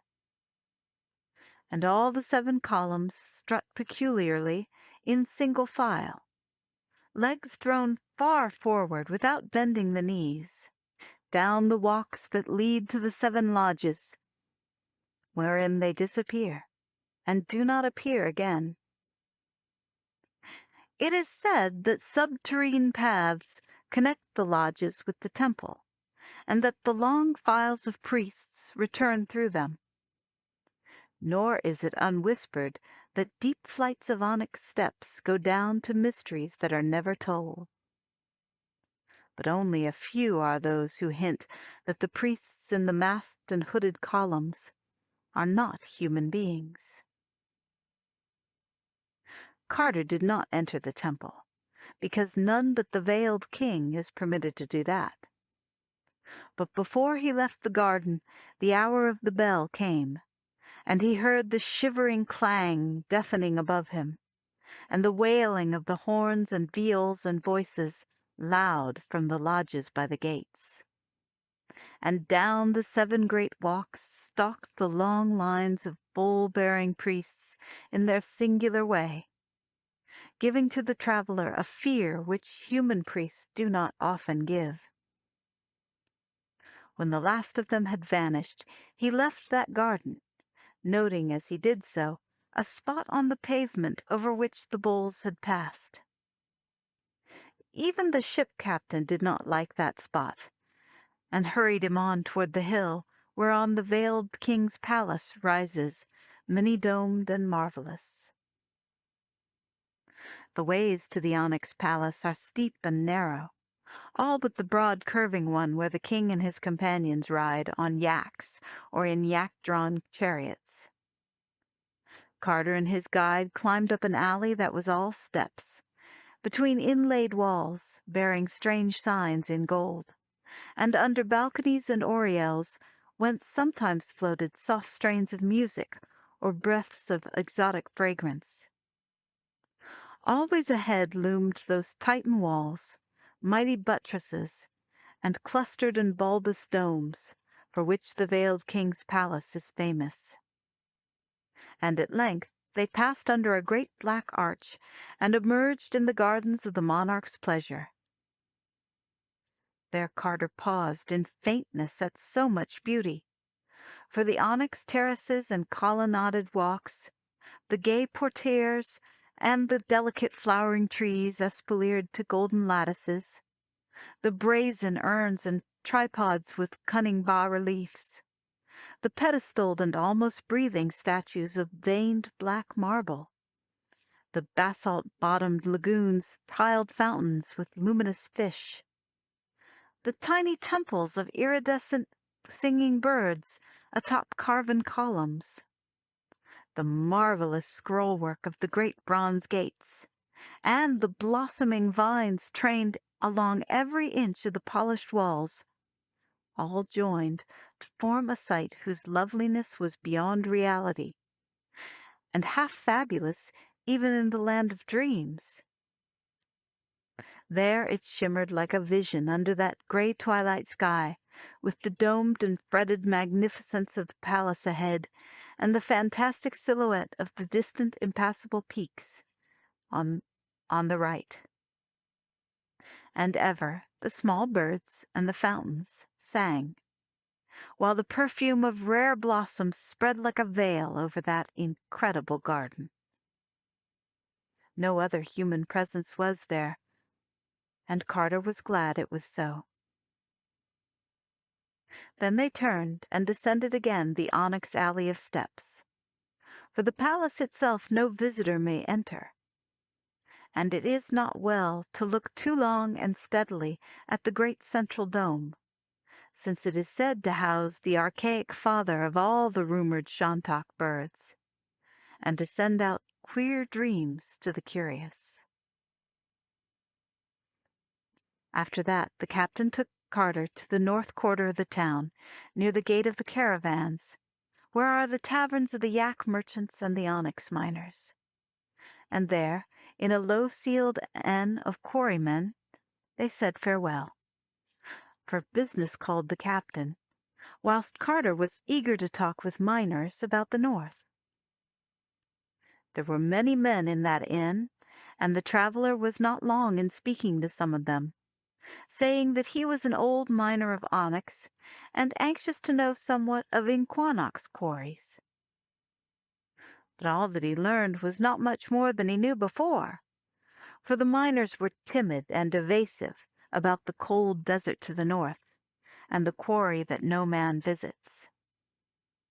They had fears of fabled emissaries from around the mountains where Leng is said to lie, and of evil presences and nameless sentinels far north among the scattered rocks. And they whispered also that the rumored Shantak birds are no wholesome things, it being indeed for the best that no man has ever truly seen one, for that fabled father of Shantaks in the king's dome is fed in the dark. The next day, saying that he wished to look over all the various mines for himself, and to visit the scattered farms and quaint onyx villages of Inquanok, Carter hired a yak and stuffed great leathern saddlebags for a journey. Beyond the gate of the caravans the road lay straight betwixt tilled fields, with many odd farmhouses crowned by low domes. At some of these houses the seeker stopped to ask questions. Once finding a host so austere and reticent, and so full of an unplaced majesty like to that in the huge features on Ngranek, that he felt certain he had come at last upon one of the great ones themselves, or upon one with full 9/10 of their blood, dwelling amongst men. And to that austere and reticent Cotter, he was careful to speak very well of the gods, and to praise all the blessings they had ever accorded him. End of Part 7. The Dream Quest of Unknown Kadath by H.P. Lovecraft. Part 8. That night, Carter camped in a roadside meadow beneath a great ligath tree to which he tied his yak, and in the morning resumed his northward pilgrimage. At about 10 o'clock he reached the small domed village of Urg, where traders rest and miners tell their tales, and paused in its taverns till noon. It is here that the great caravan road turns west towards Salarn, but Carter kept on north by the quarry road. All the afternoon he followed that rising road, which was somewhat narrower than the great highway, and which now led through a region with more rocks than tilled fields. And by evening the low hills on his left had risen into sizable black cliffs, so that he knew he was close to the mining country. All the while the great gaunt sides of the impassable mountains towered afar off at his right, and the farther he went, the worse tales he heard of them from the scattered farmers and traders and drivers of lumbering onyx carts along the way. On the second night he camped in the shadow of a large black crag, tethering his yak to a stake driven in the ground. He observed the greater phosphorescence of the clouds at this northerly point, and more than once thought he saw dark shapes outlined against them. And on the third morning he came in sight of the first onyx quarry, and greeted the men who there labored with picks and chisels. Before evening he had passed 11 quarries, the land being here given over altogether to onyx cliffs and boulders, with no vegetation at all, but only great rocky fragments scattered about a floor of black earth, with the gray impassable peaks always rising gaunt and sinister on his right. The third night he spent in a camp of quarrymen, whose flickering fires cast weird reflections on the polished cliffs to the west. And they sang many songs and told many tales, showing such strange knowledge of the olden days and the habits of gods, that Carter could see that they held many latent memories of their sires, the great ones. They asked him whither he went, and cautioned him not to go too far to the north. But he replied that he was seeking new cliffs of onyx, and would take no more risks than were common among prospectors. In the morning he bade them adieu, and rode on into the darkening north. Where they had warned him, he would find the feared and unvisited quarry, whence hands older than men's hands had wrenched prodigious blocks. But he did not like it when, turning back to wave a last farewell, he thought he saw approaching the camp that squat and evasive old merchant with slanting eyes, whose conjectured traffic with Lang was the gossip of distant Dilaf Leen. After 2 more quarries, the inhabited part of Inquannock seemed to end, and the road narrowed to a steeply rising yak path among forbidding black cliffs. Always on the right towered the gaunt and distant peaks, and as Carter climbed farther and farther into this untraversed realm, he found it grew darker and colder. Soon he perceived that there were no prints of feet or hooves on the black path beneath, and realized that he was indeed come into strange and deserted ways of elder time.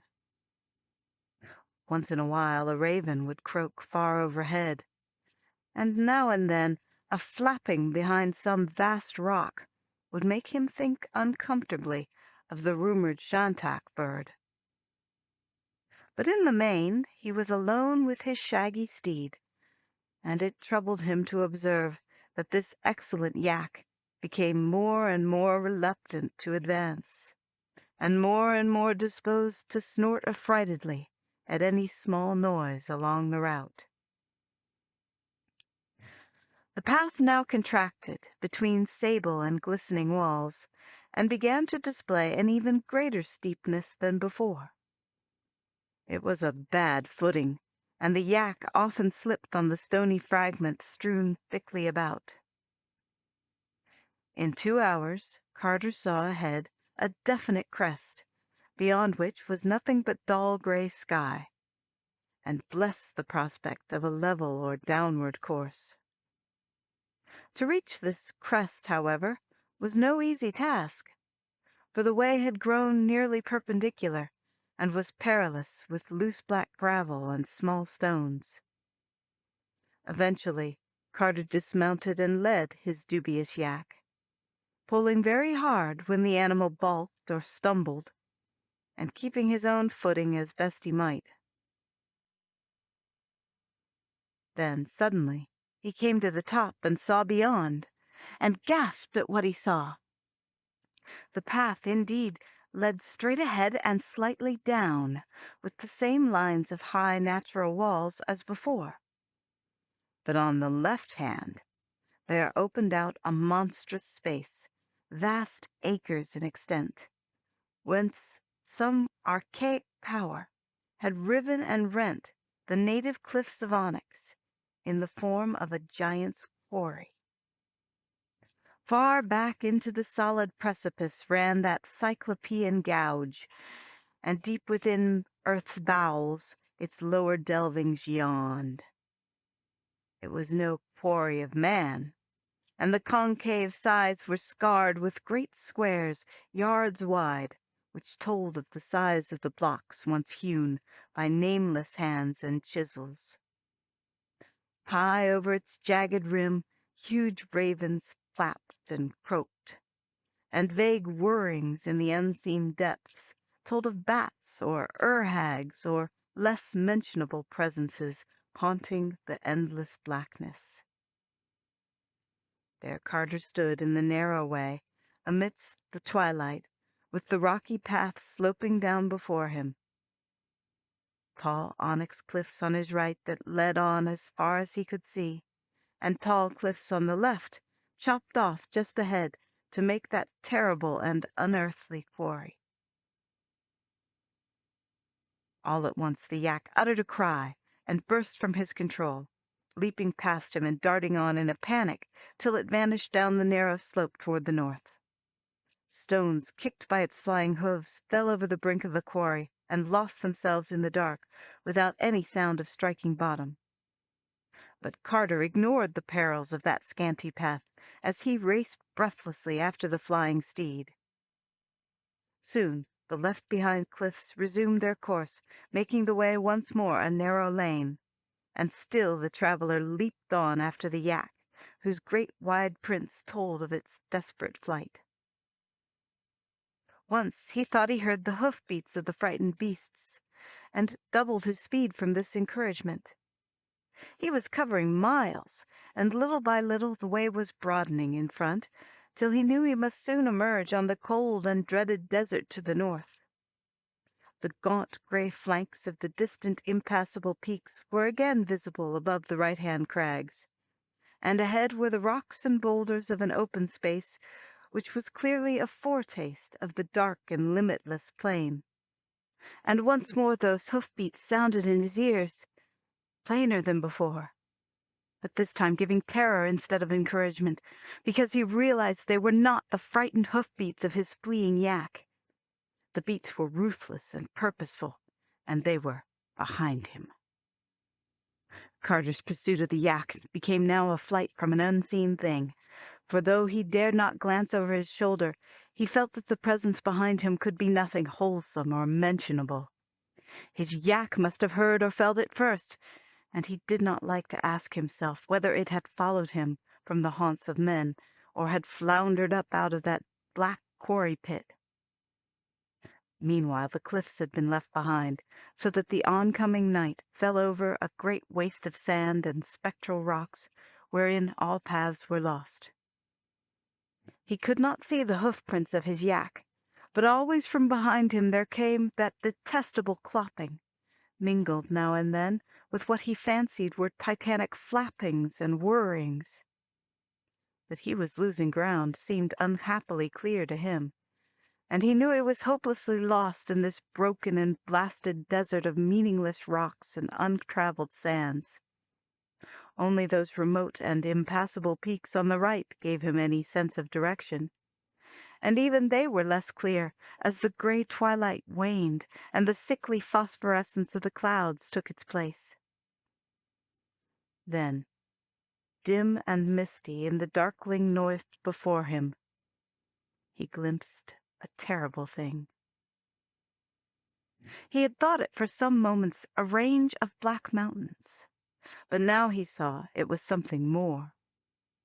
The phosphorescence of the brooding clouds showed it plainly, and even silhouetted parts of it as vapors glowed behind. How distant it was he could not tell, but it must have been very far. It was thousands of feet high, stretching in a great concave arc from the gray impassable peaks to the unimagined westward spaces, and had once indeed been a ridge of mighty onyx hills. But now these hills were hills no more, for some hand greater than man's had touched them.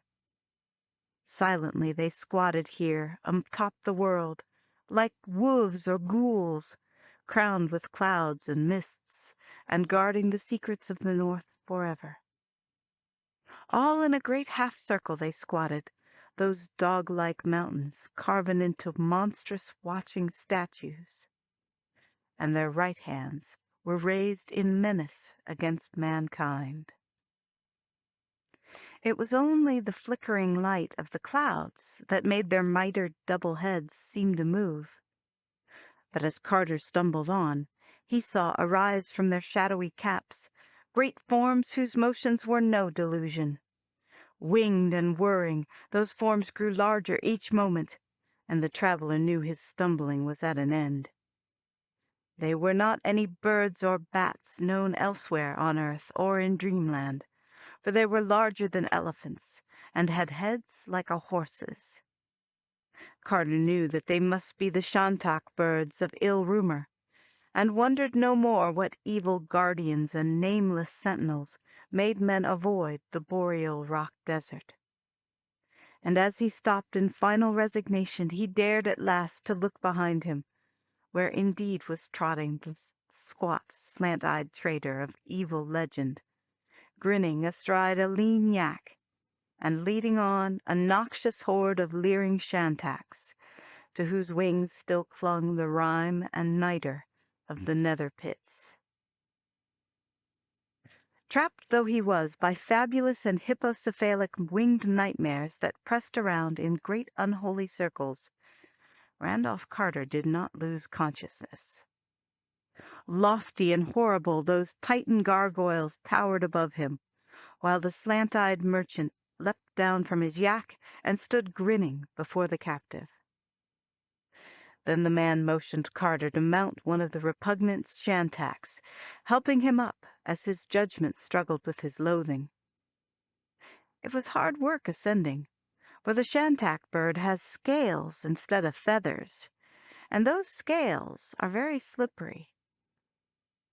Once he was seated, the slant-eyed man hopped up behind him, leaving the lean yak to be led away northward toward the ring of carven mountains by one of the incredible bird colossi.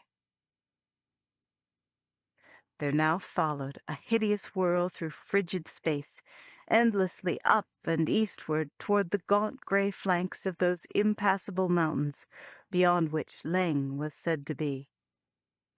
Far above the clouds they flew, till at last there lay beneath them those fabled summits which the folk of Inquannock have never seen, and which lie always in high vortices of gleaming mist. Carter beheld them very plainly as they passed below, and saw upon their topmost peaks strange caves which made him think of those on Ngranek.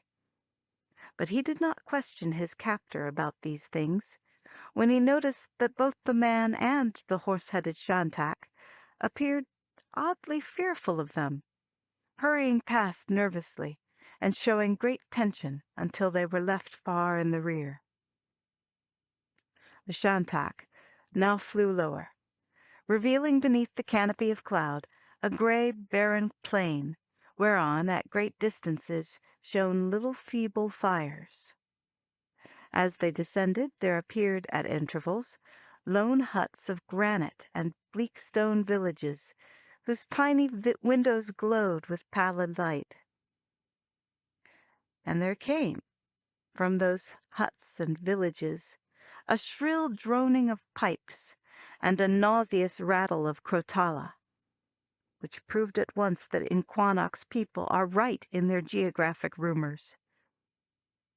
For travelers have heard such sounds before, and know that they float only from the cold desert plateau which healthy folk never visit, that haunted place of evil and mystery, which is Leng. Around the feeble fires dark forms were dancing, and Carter was curious as to what manner of beings they might be. For no healthy folk have ever been to Leng, and the place is known only by its spires and stone huts, as seen from afar. Very slowly and awkwardly did those forms leap, and with an insane twisting and bending not good to behold, so that Carter did not wonder at the monstrous evil imputed to them by vague legend, or the fear in which all dreamland holds their abhorrent frozen plateau. As the shantak flew lower, the repulsiveness of the dancers became tinged with a certain hellish familiarity, and the prisoner kept straining his eyes and racking his memory for clues to where he had seen such creatures before. They leapt as though they had hooves instead of feet, and seemed to wear a sort of wig or headpiece with small horns. Of other clothing they had none, but most of them were quite furry. Behind they had dwarfish tails, and when they glanced upward, he saw the excessive width of their mouths. Then he knew what they were, and that they did not wear any wigs or headpieces after all. For the cryptic folk of Leng were of one race with the uncomfortable merchants of the black galleys that traded rubies at Dilath Leen, those not quite human merchants who are the slaves of the monstrous moon things. They were indeed the same dark folk who had shanghaied Carter on the noisome galley so long ago, and whose kith he had seen driven in herds about the unclean wharves of that accursed lunar city, with the leaner ones toiling, and the fatter ones taken away in crates, for other needs, of their polypus and amorphous masters. Now he saw where such ambiguous creatures came from, and shuddered at the thought that Leng must be known to these formless abominations from the moon. But the Shantak flew on, past the fires and the stone huts and the less-than-human dancers, and soared over sterile hills of gray granite and dim wastes of rock and ice and snow. Day came, and the phosphorescence of low clouds gave place to the misty twilight of that northern world. And still the vile bird winged meaningly through the cold and silence. At times the slant-eyed man talked with his steed in a hateful and guttural language, and the Shantak would answer with tittering tones that rasped like the scratching of ground glass. All this while the land was getting higher. And finally they came to a wind-swept tableland which seemed the very roof of a blasted and tenantless world. There, all alone in the hush and the dusk and the cold, rose the uncouth stones of a squat windowless building, around which a circle of crude monoliths stood. In all this arrangement there was nothing human, and Carter surmised from old tales that he was indeed come to that most dreadful and legendary of all places, the remote and prehistoric monastery wherein dwells uncompanioned the high priest not to be described, which wears a yellow silken mask over its face, and prays to the other gods, and their crawling chaos, Nyarlathotep.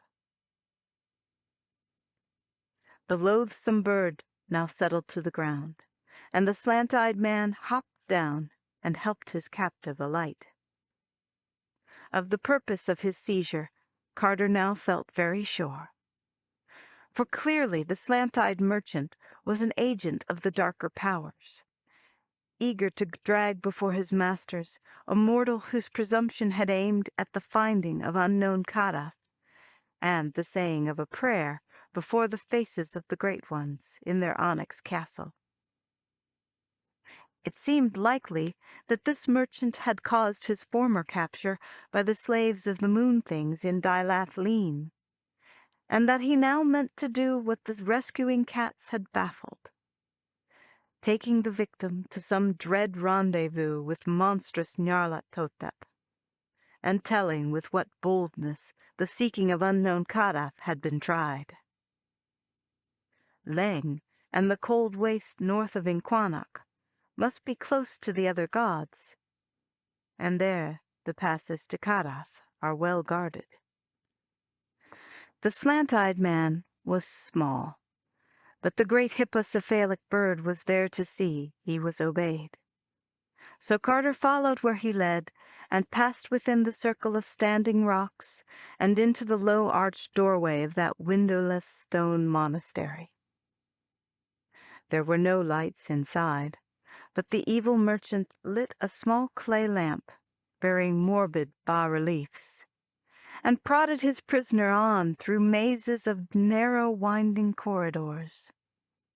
On the walls of the corridors were painted frightful scenes older than history, and in a style unknown to the archaeologists of Earth. After countless eons, their pigments were brilliant still, for the cold and dryness of hideous Leng keep alive many primal things. Carter saw them fleetingly in the rays of that dim and moving lamp, and shuddered at the tale they told. Through those archaic frescoes Leng's annals stalked, and the horned hooves and wide-mouthed almost humans danced evilly amidst forgotten cities. There were scenes of old wars, wherein Leng's almost humans fought with the bloated purple spiders of the neighboring vales. And there were scenes also of the coming of the black galleys from the moon, and of the submission of Leng's peoples to the polypous and amorphous blasphemies that hopped and floundered and wriggled out of them. Those slippery grayish-white blasphemies they worshipped as gods, nor ever complained when scores of their best and fatted males were taken away in the black galleys. The monstrous moon beasts made their camp on a jagged isle in the sea, and Carter could tell from the frescoes that this was none other than the lone, nameless rock he had seen when sailing to Inquannock. That gray, accursed rock which Inquannock's seamen shun, and from which vile howlings reverberate all through the night. And in those frescoes was shown the great seaport and capital of the almost humans, proud and pillared betwixt the cliffs and the basalt wharves, and wondrous with high fanes and carven places. Great gardens and columned streets led from the cliffs, and from each of the 6 sphinx-crowned gates to a vast central plaza. And in that plaza was a pair of winged colossal lions guarding the top of a subterrene staircase. Again and again were those huge winged lions shown, their mighty flanks of diorite glistening in the gray twilight of the day and the cloudy phosphorescence of the night. And as Carter stumbled past their frequent and repeated pictures, it came to him at last what indeed they were, and what city it was that the almost humans had ruled so anciently before the coming of the black galleys. There could be no mistake, for the legends of Dreamland are generous and profuse. Indubitably, that primal city was no less a place than storied Sarkomand, whose ruins had bleached for 1,000,000 years before the first true humans saw the light, and whose twin Titan lions guard eternally the steps that lead down from Dreamland to the great abyss. Other views showed the gaunt gray peaks dividing Leng from Inquannock, and the monstrous Shantak birds that build nests on the ledges halfway up. And they showed likewise the curious caves near the very topmost pinnacles, and how even the boldest of the Shantaks fly screaming away from them. Carter had seen those caves when he passed over them, and had noticed their likeness to the caves on Ngronic. Now he knew that the likeness was more than a chance one, for in these pictures were shown their fearsome denizens, and those bat wings, curving horns, barbed tails, prehensile paws, and rubbery bodies were not strange to him. He had met those silent, flitting, and clutching creatures before, those mindless guardians of the great abyss, whom even the great ones fear, and who own not Nyarlathotep, but hoary Nodens as their lord. For they were the dreaded night gaunts, who never laugh or smile, because they have no faces, and who flop unendingly in the dark betwixt the Vale of Tnath and the passes to the outer world. The slant-eyed merchant had now prodded Carter into a great domed space whose walls were carved in shocking bas-reliefs, and whose center held a gaping circular pit, surrounded by 6 malignly stained stone altars in a ring. There was no light in this vast, evil-smelling crypt, and the small lamp of the sinister merchant shone so feebly that one could grasp details only little by little. At the farther end was a high stone dais reached by 5 steps, and there, on a golden throne, sat a lumpish figure robed in yellow silk figured with red, and having a yellow silken mask over its face. To this being, the slant-eyed man made certain signs with his hands, And the lurker in the dark replied by raising a disgustingly carven flute of ivory in silk-colored paws, and blowing certain loathsome sounds from beneath its flowing yellow mask. This colloquy went on for some time, and to Carter there was something sickeningly familiar in the sound of that flute, and the stench of the malodorous place. It made him think of a frightful red-litten city, and of the revolting procession that once filed through it. Of that, and of an awful climb through lunar countryside beyond, before the rescuing rush of Earth's friendly cats. He knew that the creature on the dais was, without doubt, the high priest not to be described, of which legend whispers such fiendish and abnormal possibilities. But he feared to think just what that abhorred high priest might be. Then the figured silk slipped a little from one of the grayish-white paws, and Carter knew what the noisome high priest was, and in that hideous second stark fear drove him to something his reason would never have dared to attempt, for in all his shaken consciousness there was room only for one frantic will to escape from what squatted on that golden throne. He knew that hopeless labyrinths of stone lay betwixt him and the cold tableland outside, and that even on that tableland the noxious Shantok still waited. Yet in spite of all this there was in his mind only the instant need to get away from that wriggling, silk-robed monstrosity.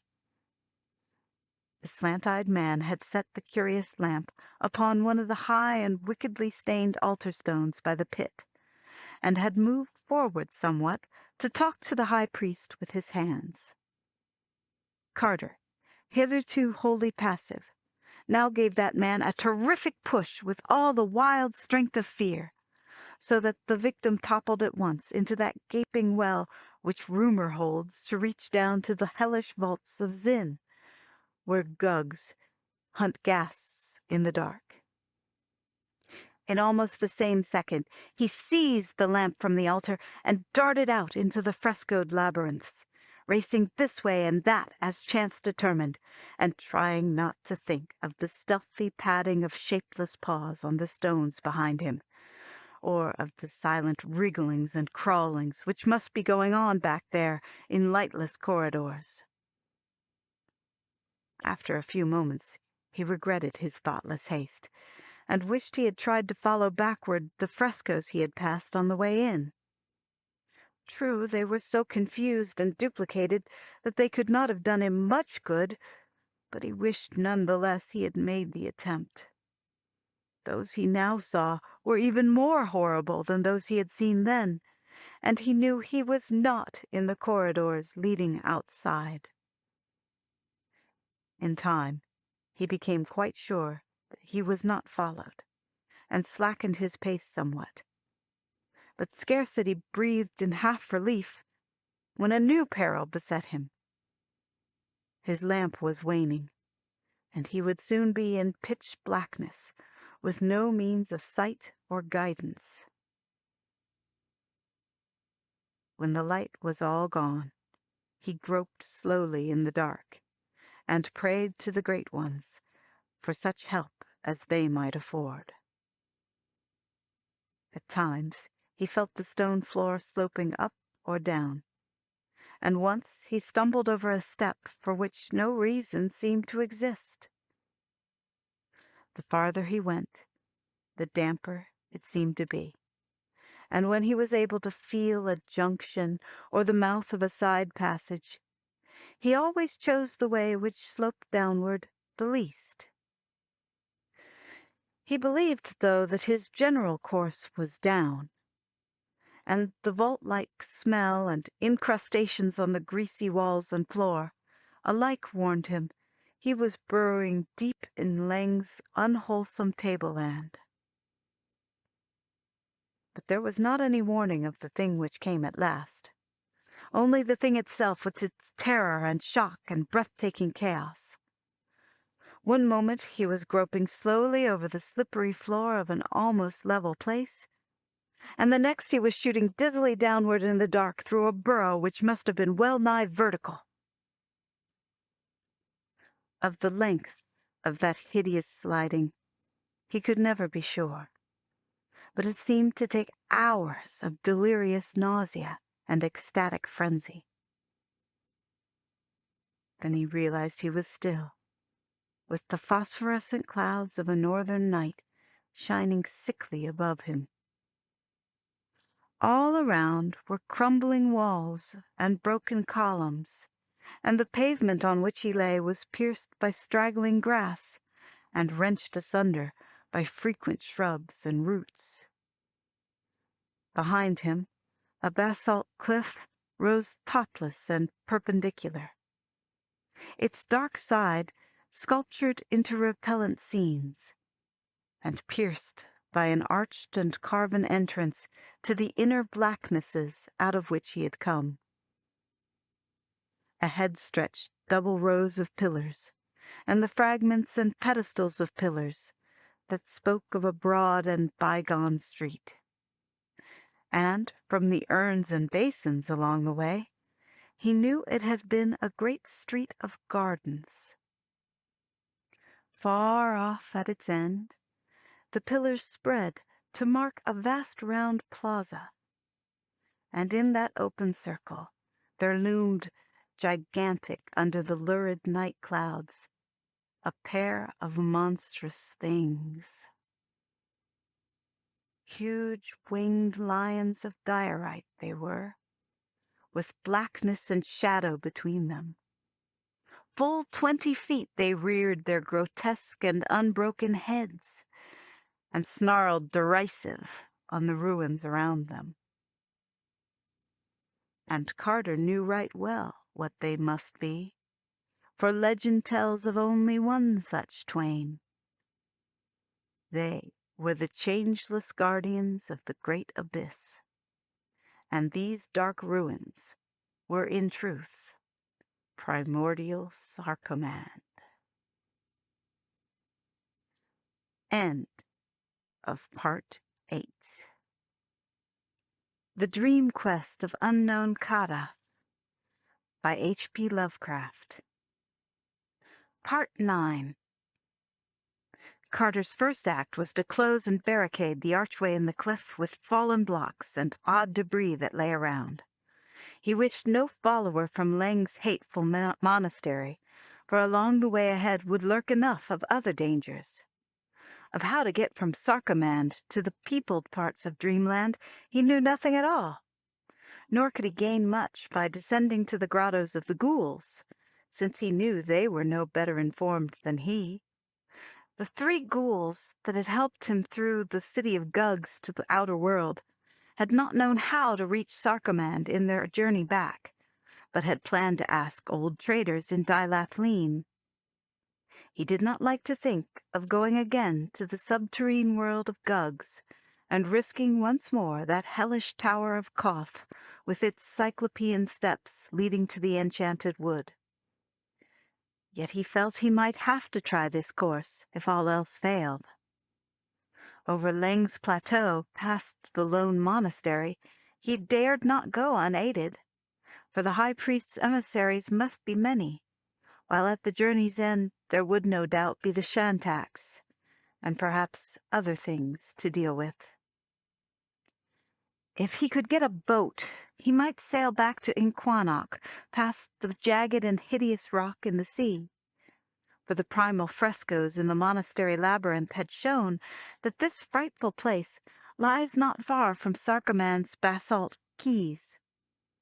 But to find a boat in this eon-deserted city was no probable thing, and it did not appear likely that he could ever make one.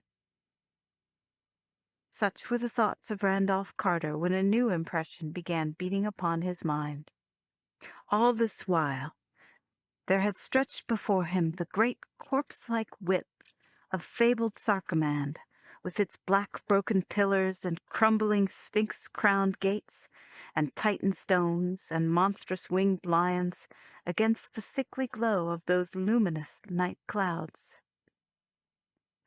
Now he saw far ahead and on the right a glow that no clouds could account for, and knew he was not alone in the silence of that dead city. The glow rose and fell fitfully, flickering with a greenish tinge which did not reassure the watcher.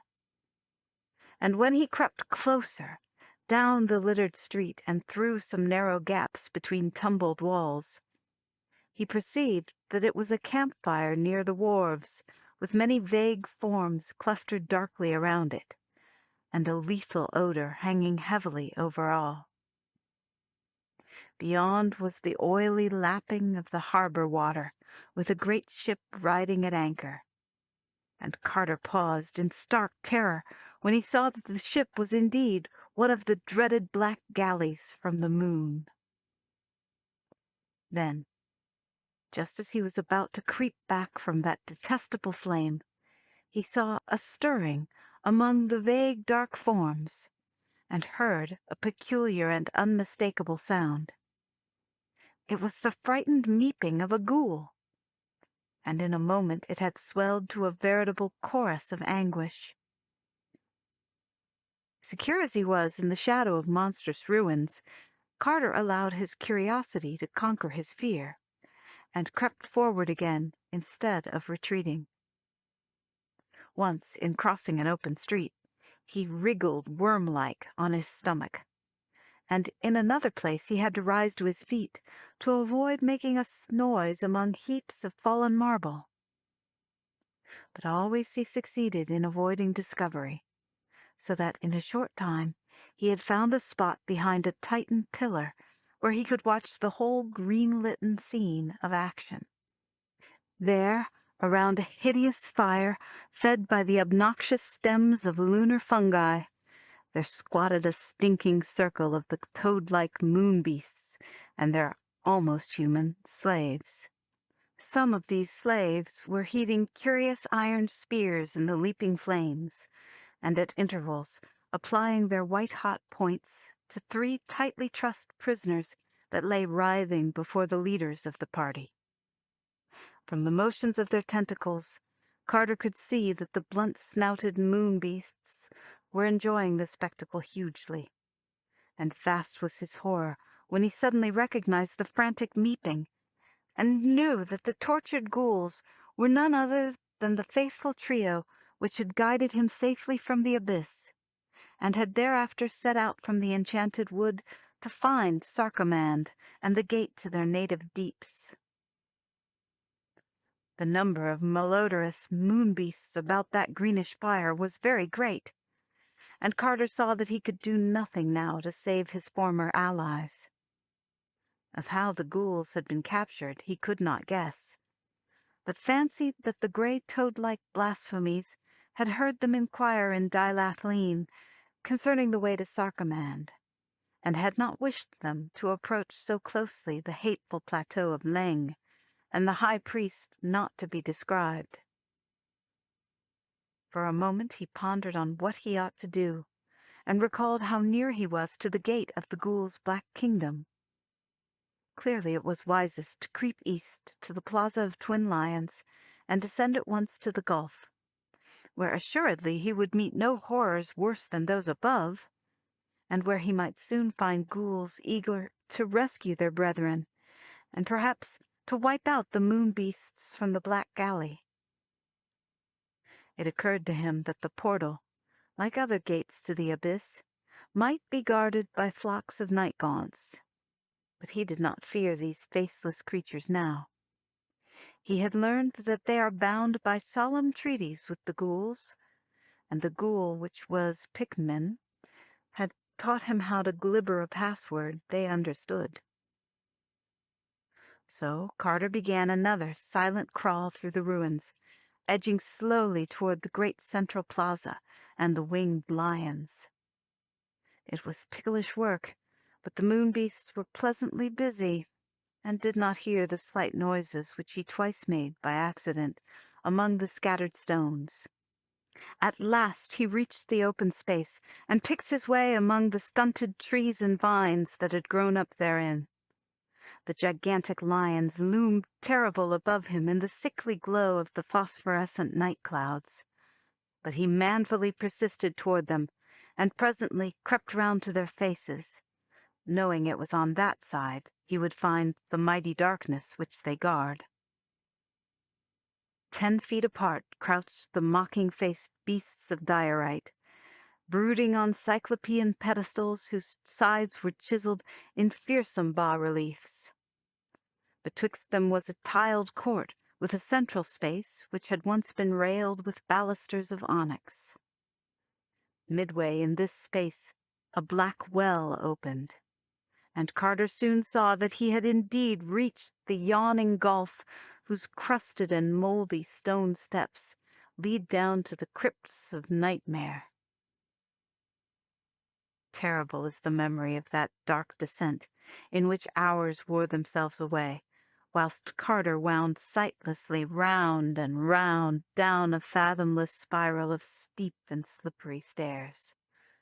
So worn and narrow were the steps, and so greasy with the ooze of inner earth, that the climber never quite knew when to expect a breathless fall and hurtling down to the ultimate pits. And he was likewise uncertain just when or how the guardian night-gaunts would suddenly pounce upon him, if indeed there were any stationed in this primeval passage. All about him was a stifling odor of nether gulfs, and he felt that the air of these choking depths was not made for mankind. In time he became very numb and somnolent, moving more from automatic impulse than from reasoned will. Nor did he realize any change when he stopped moving altogether, as something quietly seized him from behind. He was flying very rapidly through the air before a malevolent tickling told him that the rubbery night-gaunts had performed their duty. Awaked to the fact that he was in the cold, damp clutch of the faceless flutterers, Carter remembered the password of the ghouls and glibbered it as loudly as he could amidst the wind and chaos of flight. Mindless though night-gaunts are said to be, the effect was instantaneous, for all tickling stopped at once, and the creatures hastened to shift their captive to a more comfortable position.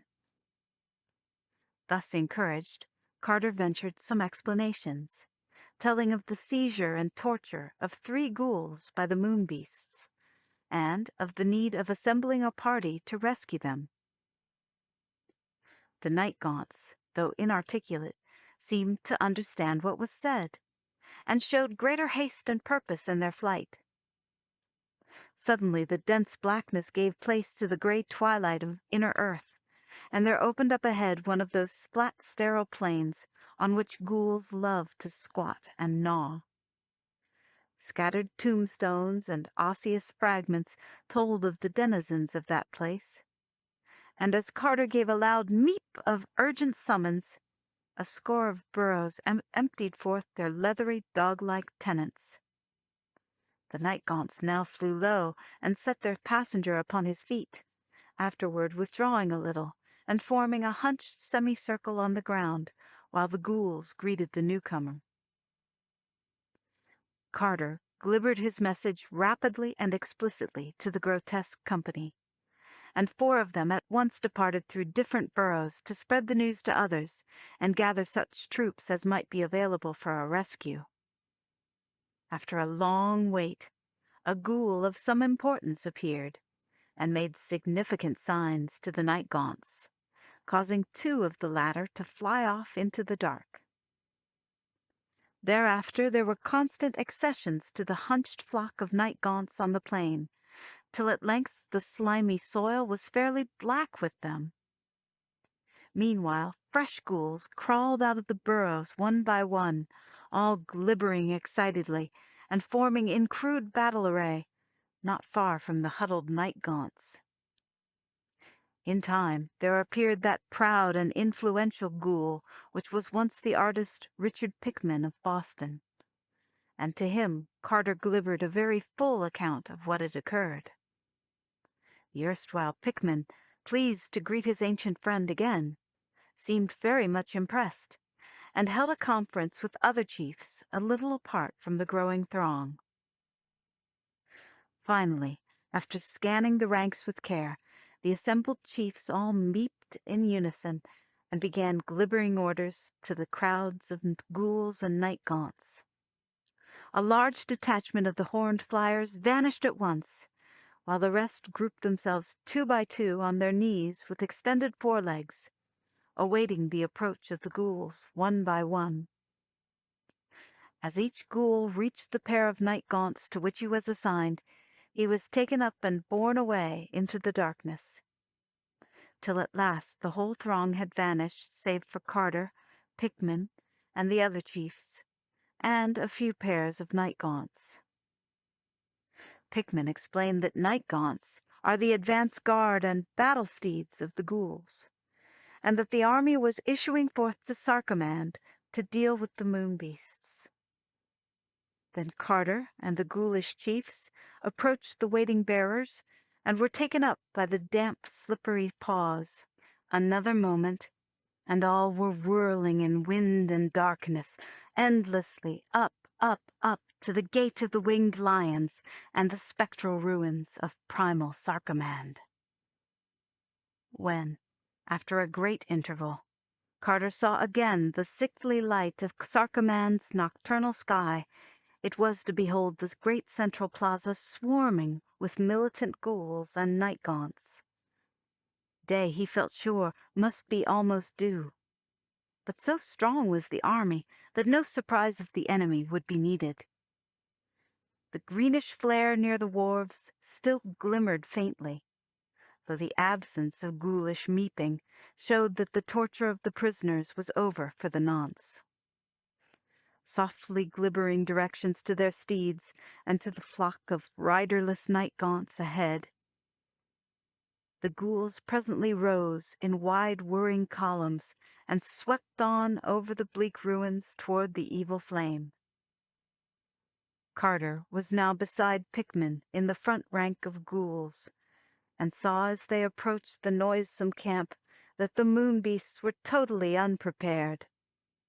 The 3 prisoners lay bound and inert beside the fire, while their toad-like captors slumped drowsily about in no certain order.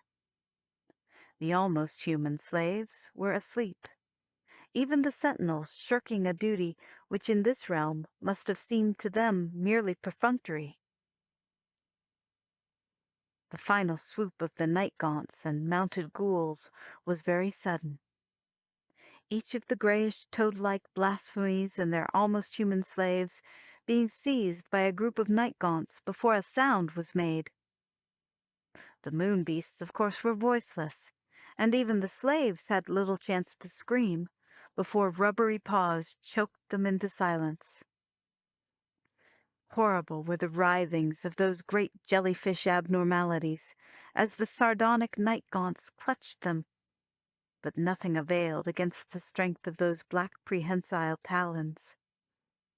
When a moon beast writhed too violently, a night gaunt would seize and pull its quivering pink tentacles, which seemed to hurt so much that the victim would cease its struggles.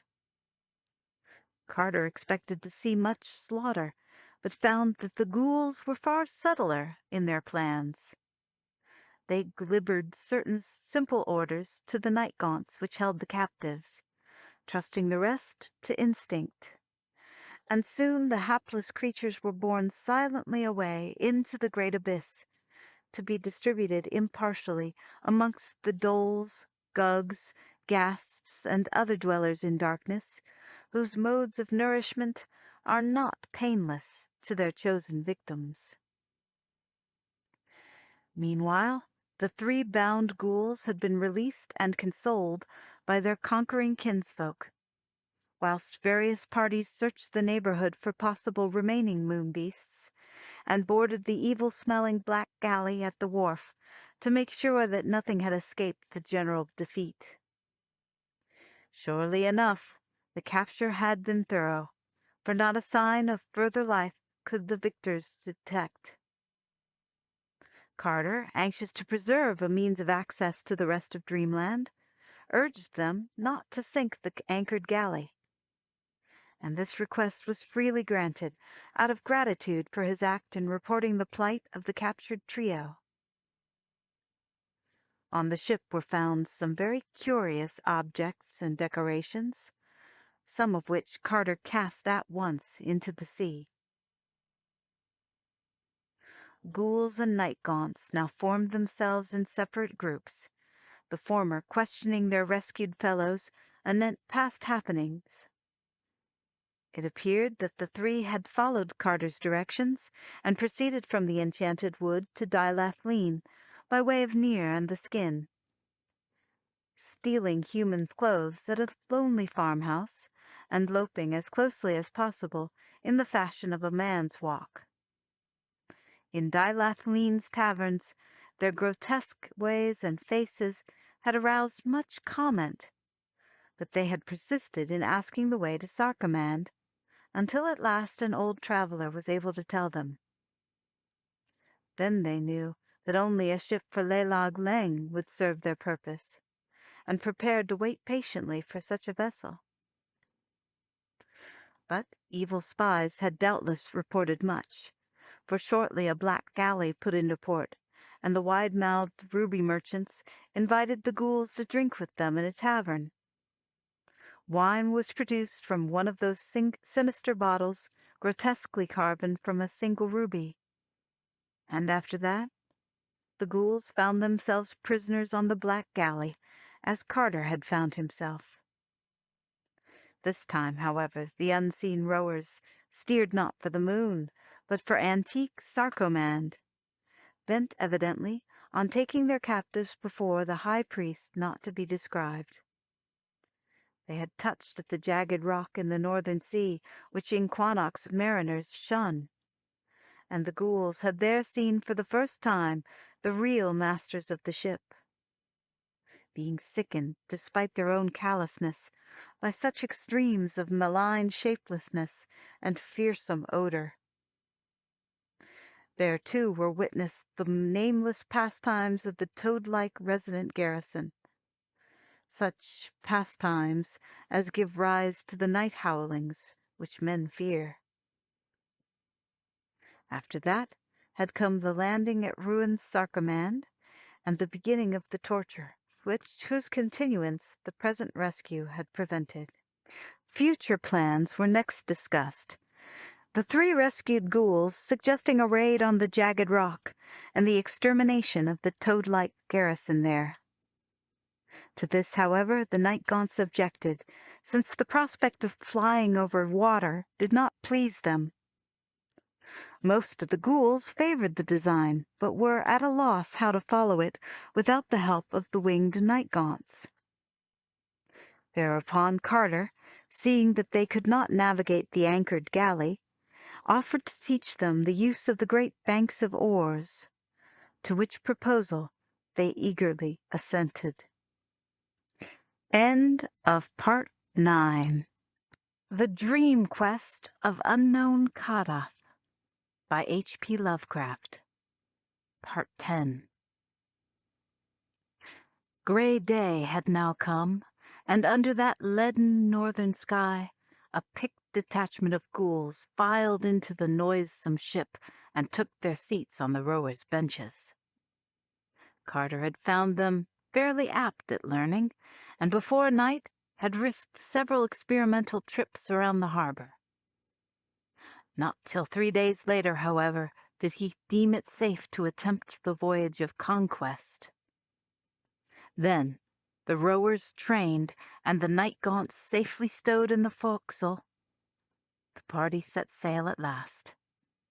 Pickman and the other chiefs gathering on deck and discussing models of approach and procedure. On the very first night, the howlings from the rock were heard. Such was their timbre that all the galley's crew shook visibly. But most of all trembled the 3 rescued ghouls, who knew precisely what those howlings meant. It was not thought best to attempt an attack by night. So the ship lay to under the phosphorescent clouds to wait for the dawn of a grayish day. When the light was ample and the howling still, the rowers resumed their strokes, and the galley drew closer and closer to that jagged rock whose granite pinnacles clawed fantastically at the dull sky. The sides of the rock were very steep, but on ledges here and there could be seen the bulging walls of queer windowless dwellings, and the low railings guarding traveled highroads. No ship of men had ever come so near the place, or at least had never come so near and departed again. But Carter and the ghouls were void of fear, and kept inflexibly on, rounding the eastern face of the rock and seeking the wharves, which the rescued trio described as being on the southern side, within a harbor formed of steep headlands. The headlands were prolongations of the island proper, and came so closely together that only one ship at a time might pass between them. There seemed to be no watchers on the outside, so the galley was steered boldly through the flume-like strait and into the stagnant, putrid harbor beyond.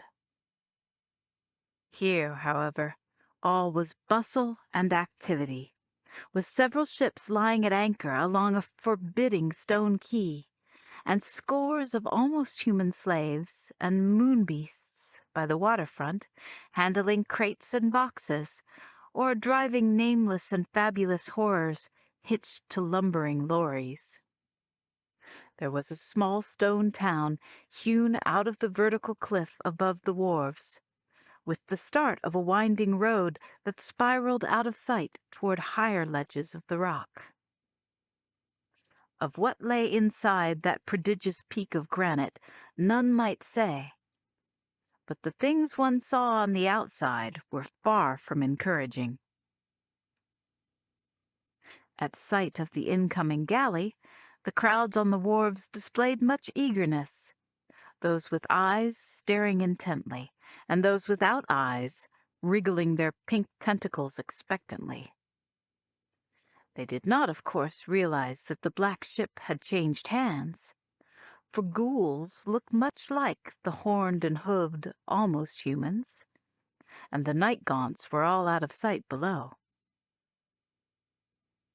By this time the leaders had fully formed a plan, which was to loose the night gaunts as soon as the wharf was touched, and then to sail directly away, leaving matters wholly to the instincts of those almost mindless creatures.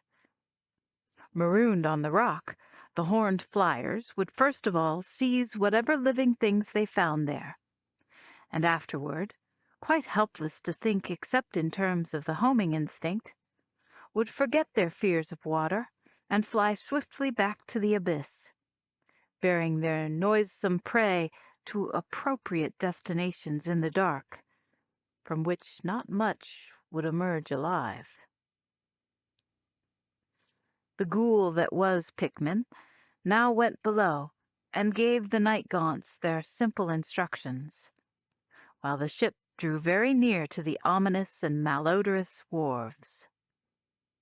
Presently a fresh stir arose along the waterfront, and Carter saw that the motions of the galley had begun to excite suspicion.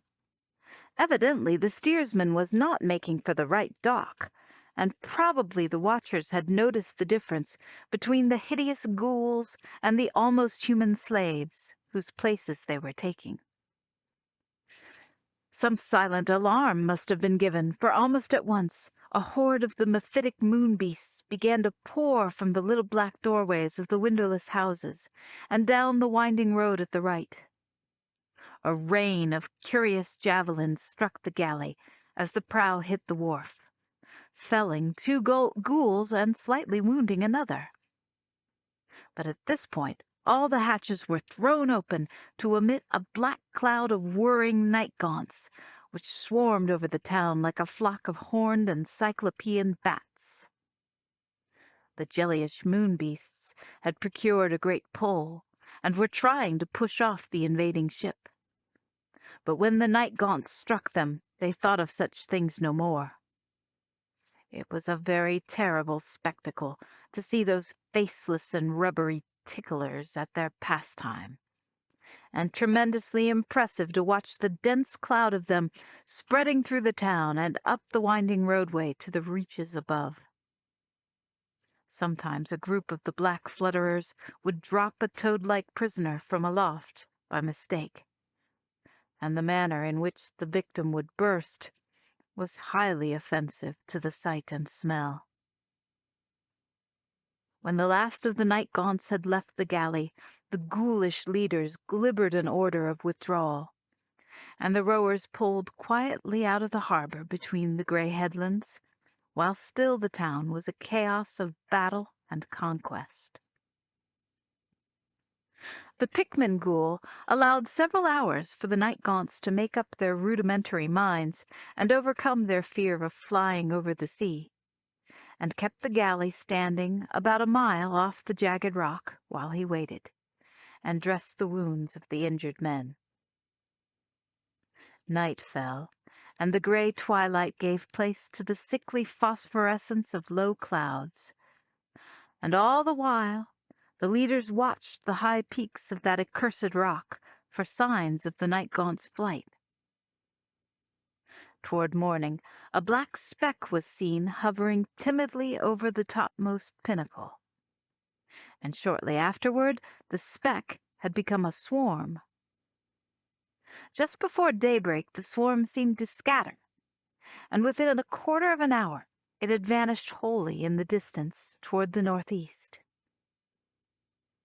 Once or twice something seemed to fall from the thing's swarm into the sea, but Carter did not worry, since he knew from observation that the toad-like moon beasts cannot swim. At length, when the ghouls were satisfied that all the night gaunts had left for Sarkomand and the great abyss with their doomed burdens, the galley put back into the harbor betwixt the grey headlands, and all the hideous company landed and roamed curiously over the denuded rock with its towers and eyries and fortresses chiseled from the solid stone. Frightful were the secrets uncovered in those evil and windowless crypts, for the remnants of unfinished pastimes were many, and in various stages of departure from their primal state.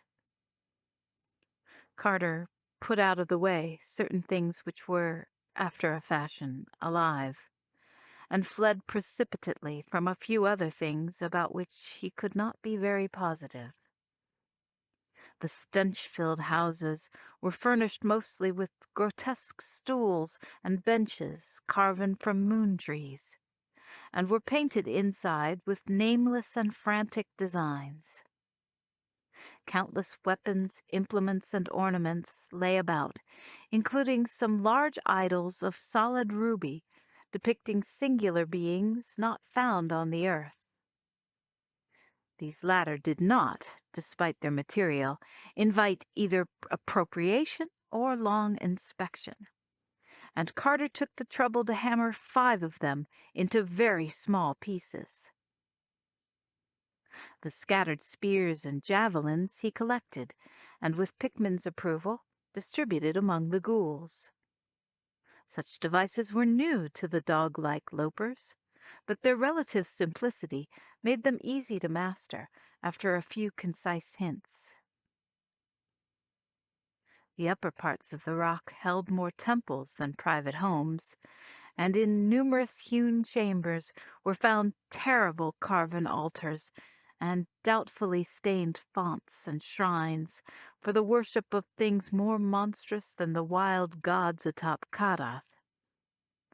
From the rear of one great temple stretched a low black passage, which Carter followed far into the rock with a torch, till he came to a lightless domed hall of vast proportions, whose vaultings were covered with demoniac carvings, and in whose center yawned a foul and bottomless well, like that in the hideous monastery of Leng, where broods alone the high priest not to be described. On the distant shadowy side, beyond the noisome well, he thought he discerned a small door of strangely wrought bronze. But for some reason he felt an unaccountable dread of opening it or even approaching it, and hastened back through the cavern to his unlovely allies as they shambled about with an ease and abandon he could scarcely feel. The ghouls had observed the unfinished pastimes of the moon beasts, and had profited in their fashion. They had also found a hogshead of potent moon wine, and were rolling it down to the wharves for removal and later use in diplomatic dealings. Though the rescued trio, remembering its effect on them in Dilath Lean, had warned their company to taste none of it. Of rubies from lunar mines there was a great store, both rough and polished, in one of the vaults near the water. But when the ghouls found they were not good to eat, they lost all interest in them.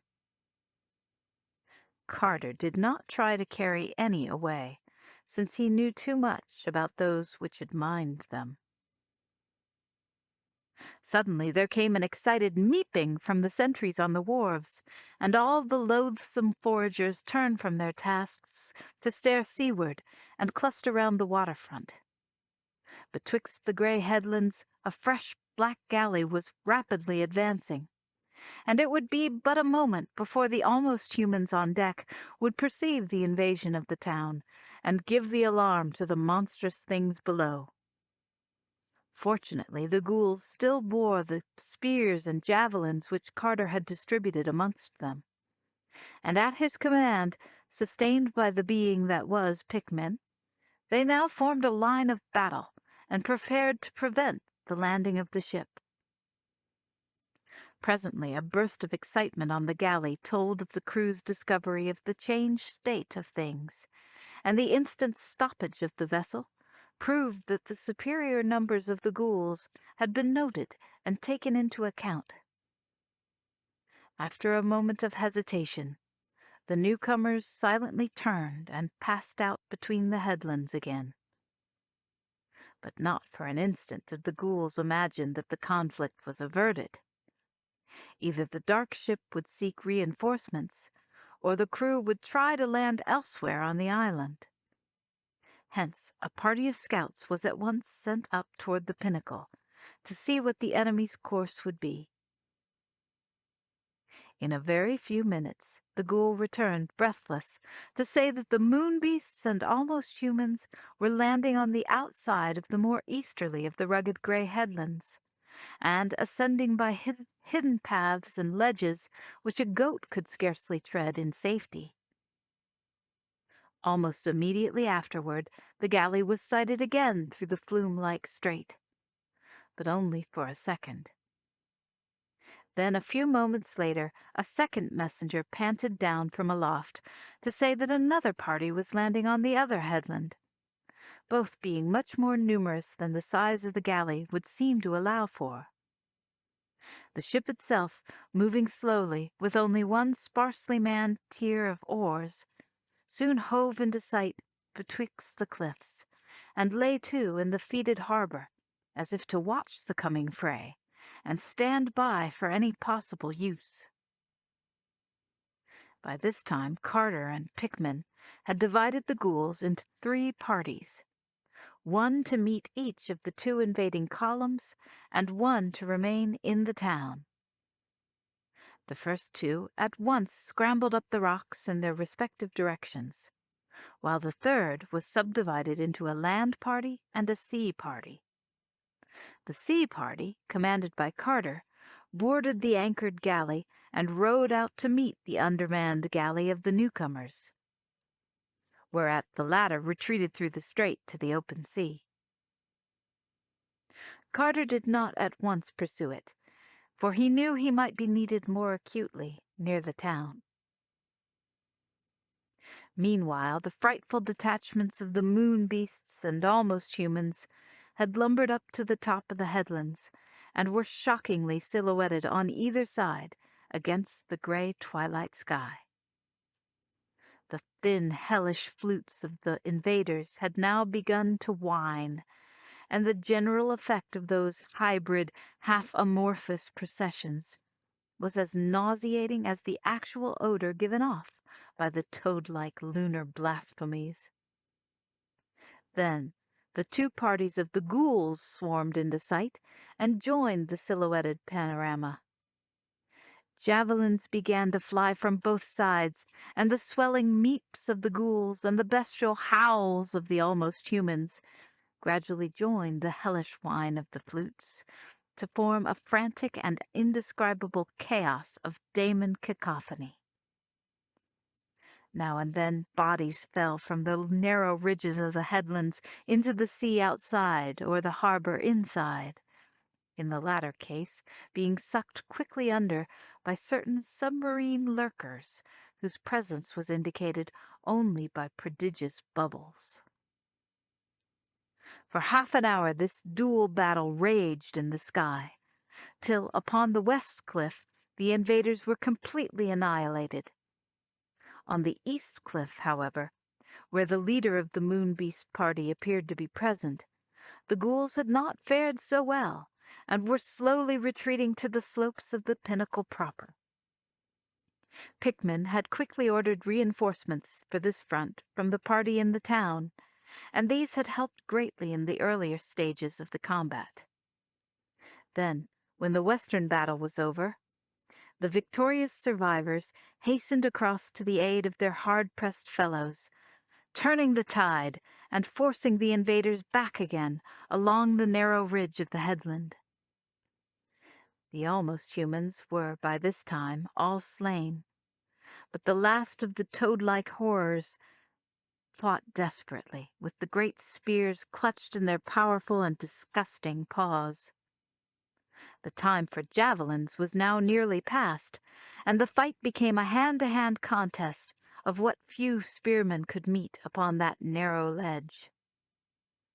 As fury and recklessness increased, the number falling into the sea became very great. Those striking the harbor met nameless extinction from the unseen bubblers. But of those striking the open sea, some were able to swim to the foot of the cliffs and land on tidal rocks, while the hovering galley of the enemy rescued several moonbeasts. The cliffs were unscalable except where the monsters had debarked, so that none of the ghouls on the rocks could rejoin their battle line. Some were killed by javelins from the hostile galley or from the moonbeasts above, but a few survived to be rescued. When the security of the land parties seemed assured, Carter's galley sallied forth between the headlands and drove the hostile ship far out to sea, pausing to rescue such ghouls as were on the rocks or still swimming in the ocean.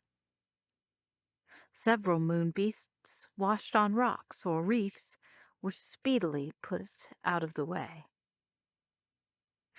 Finally, the moonbeast galley being safely in the distance, and the invading land army concentrated in one place, Carter landed a considerable force on the eastern headland in the enemy's rear, after which the fight was short-lived indeed. Attacked from both sides, the noisome flounderers were rapidly cut to pieces or pushed into the sea, till by evening the ghoulish chiefs agreed that the island was again clear of them. The hostile galley, meanwhile, had disappeared, and it was decided that the evil jagged rock had better be evacuated before any overwhelming horde of lunar horrors might be assembled and brought against the victors. So by night Pickman and Carter assembled all the ghouls and counted them with care, finding that over a fourth had been lost in the day's battles.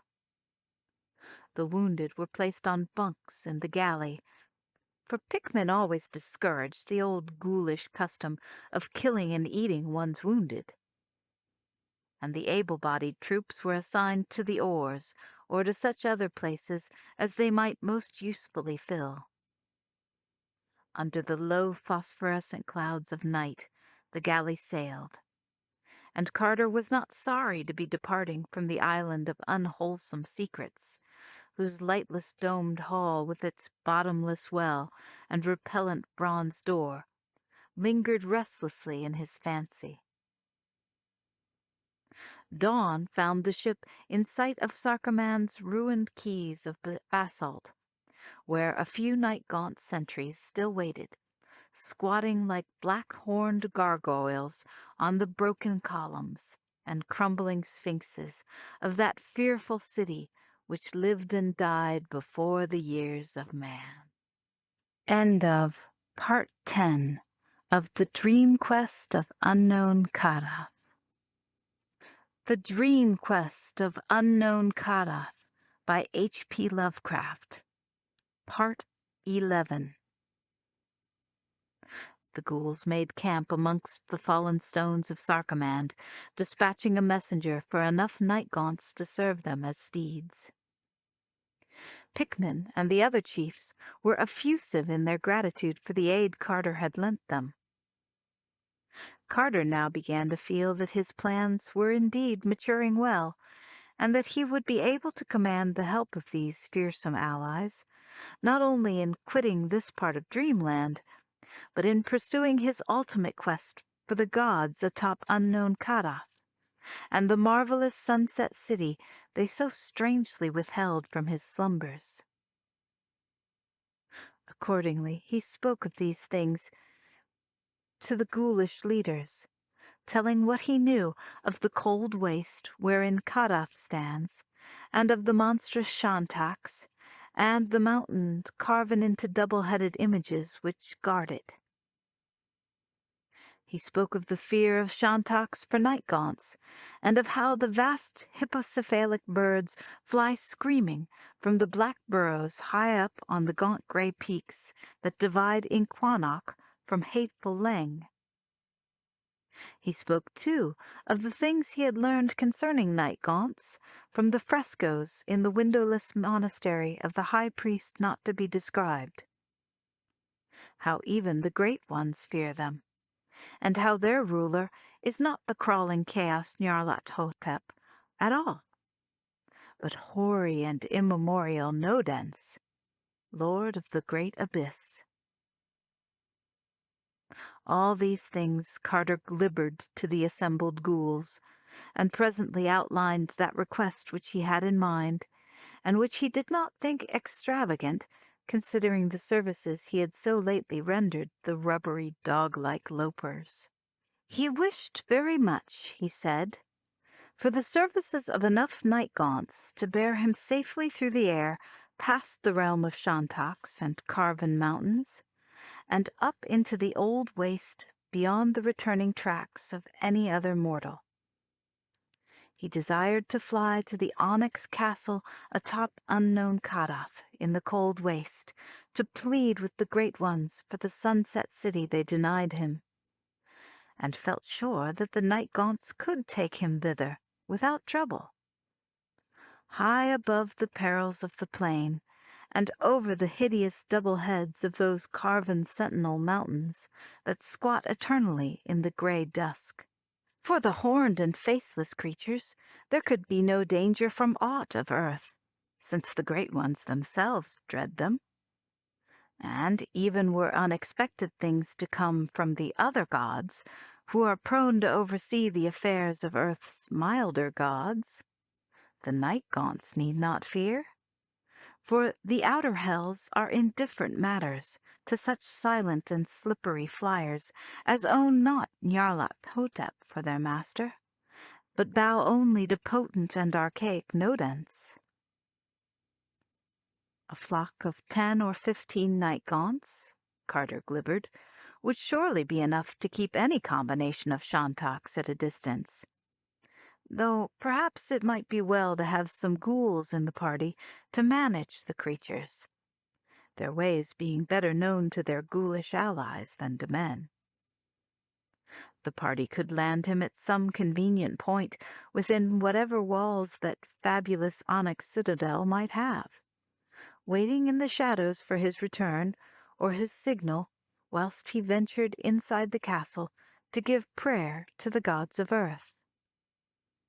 If any ghouls chose to escort him into the throne room of the Great Ones, he would be thankful, for their presence would add weight and importance to his plea.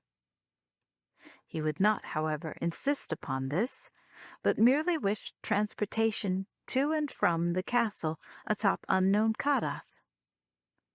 The final journey being either to the marvelous Sunset City itself, in case of gods proved favorable, or back to the earthward gate of deeper slumber in the enchanted wood, in case his prayers were fruitless.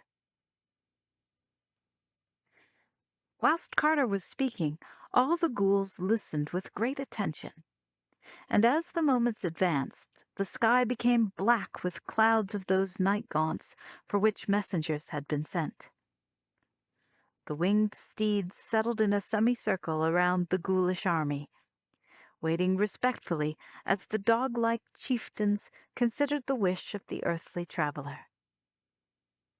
The ghoul that was Pickman glibbered gravely with his fellows, and in the end Carter was offered far more than he had at most expected.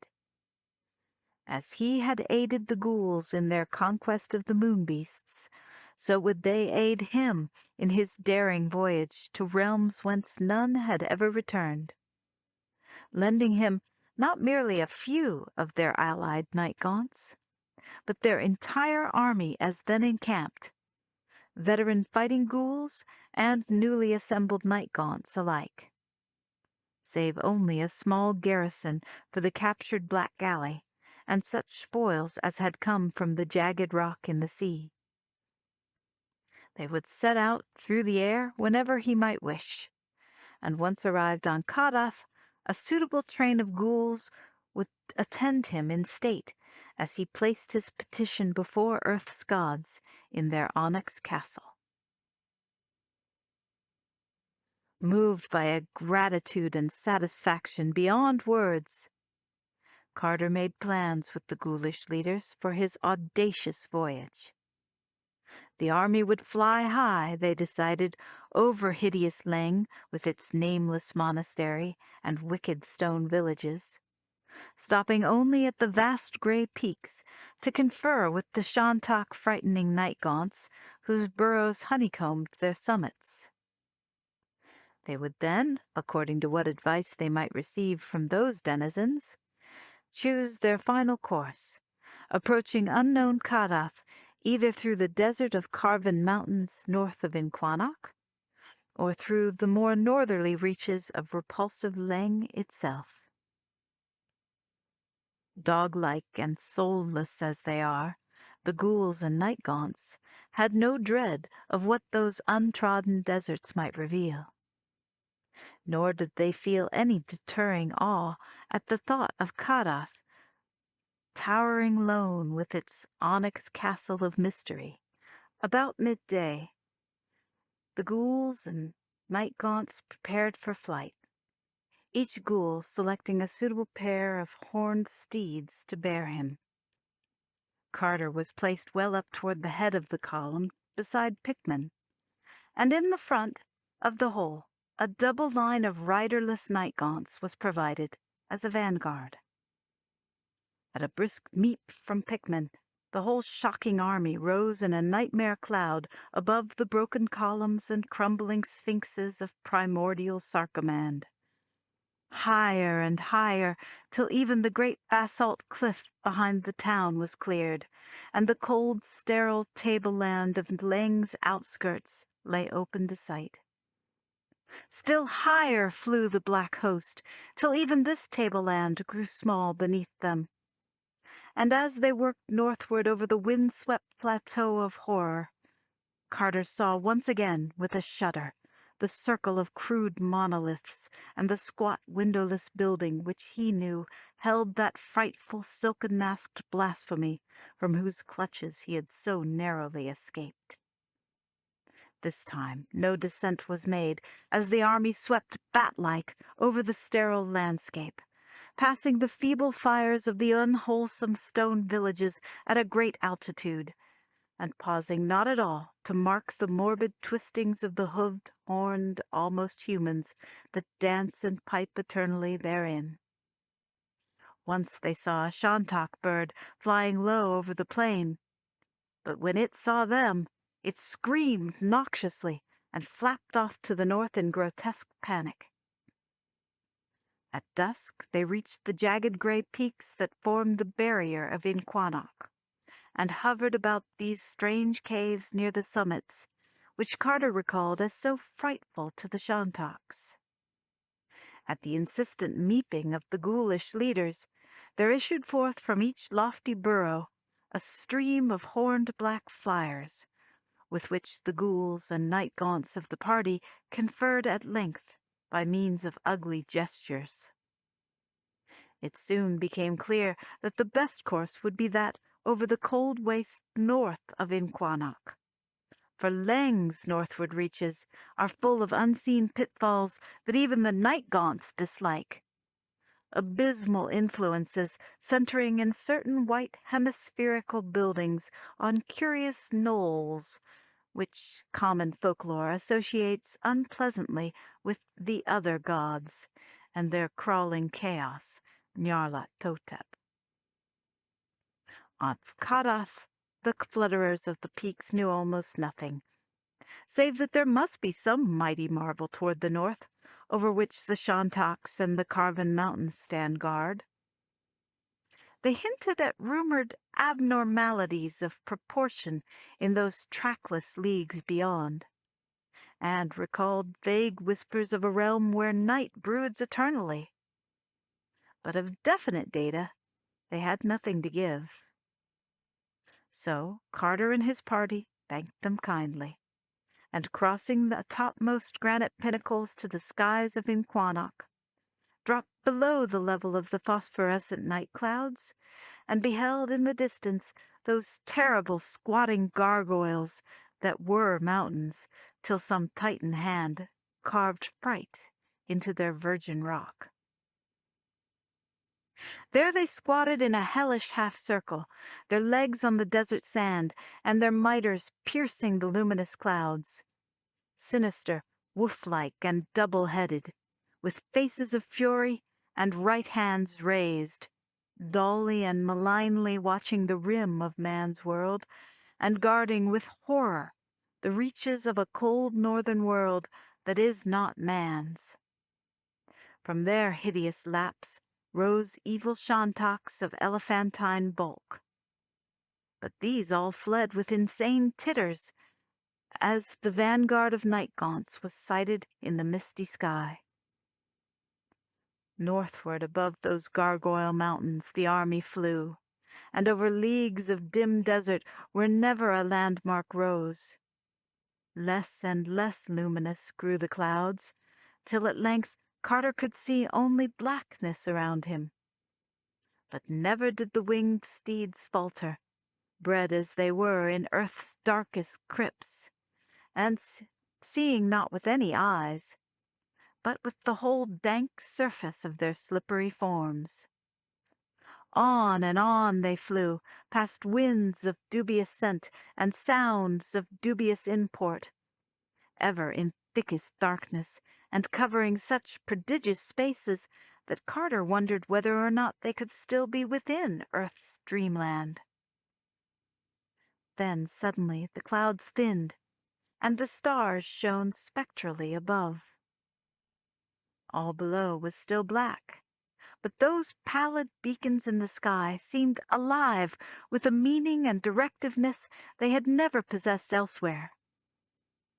It was not that the figures of the constellations were different, but that the same familiar shapes now revealed a significance they had formerly failed to make plain. Everything focused toward the north. Every curve and asterism of the glittering sky became part of a vast design whose function was to hurry first the eye and then the whole observer onward to some secret and terrible goal of convergence beyond the frozen waste that stretched endlessly ahead.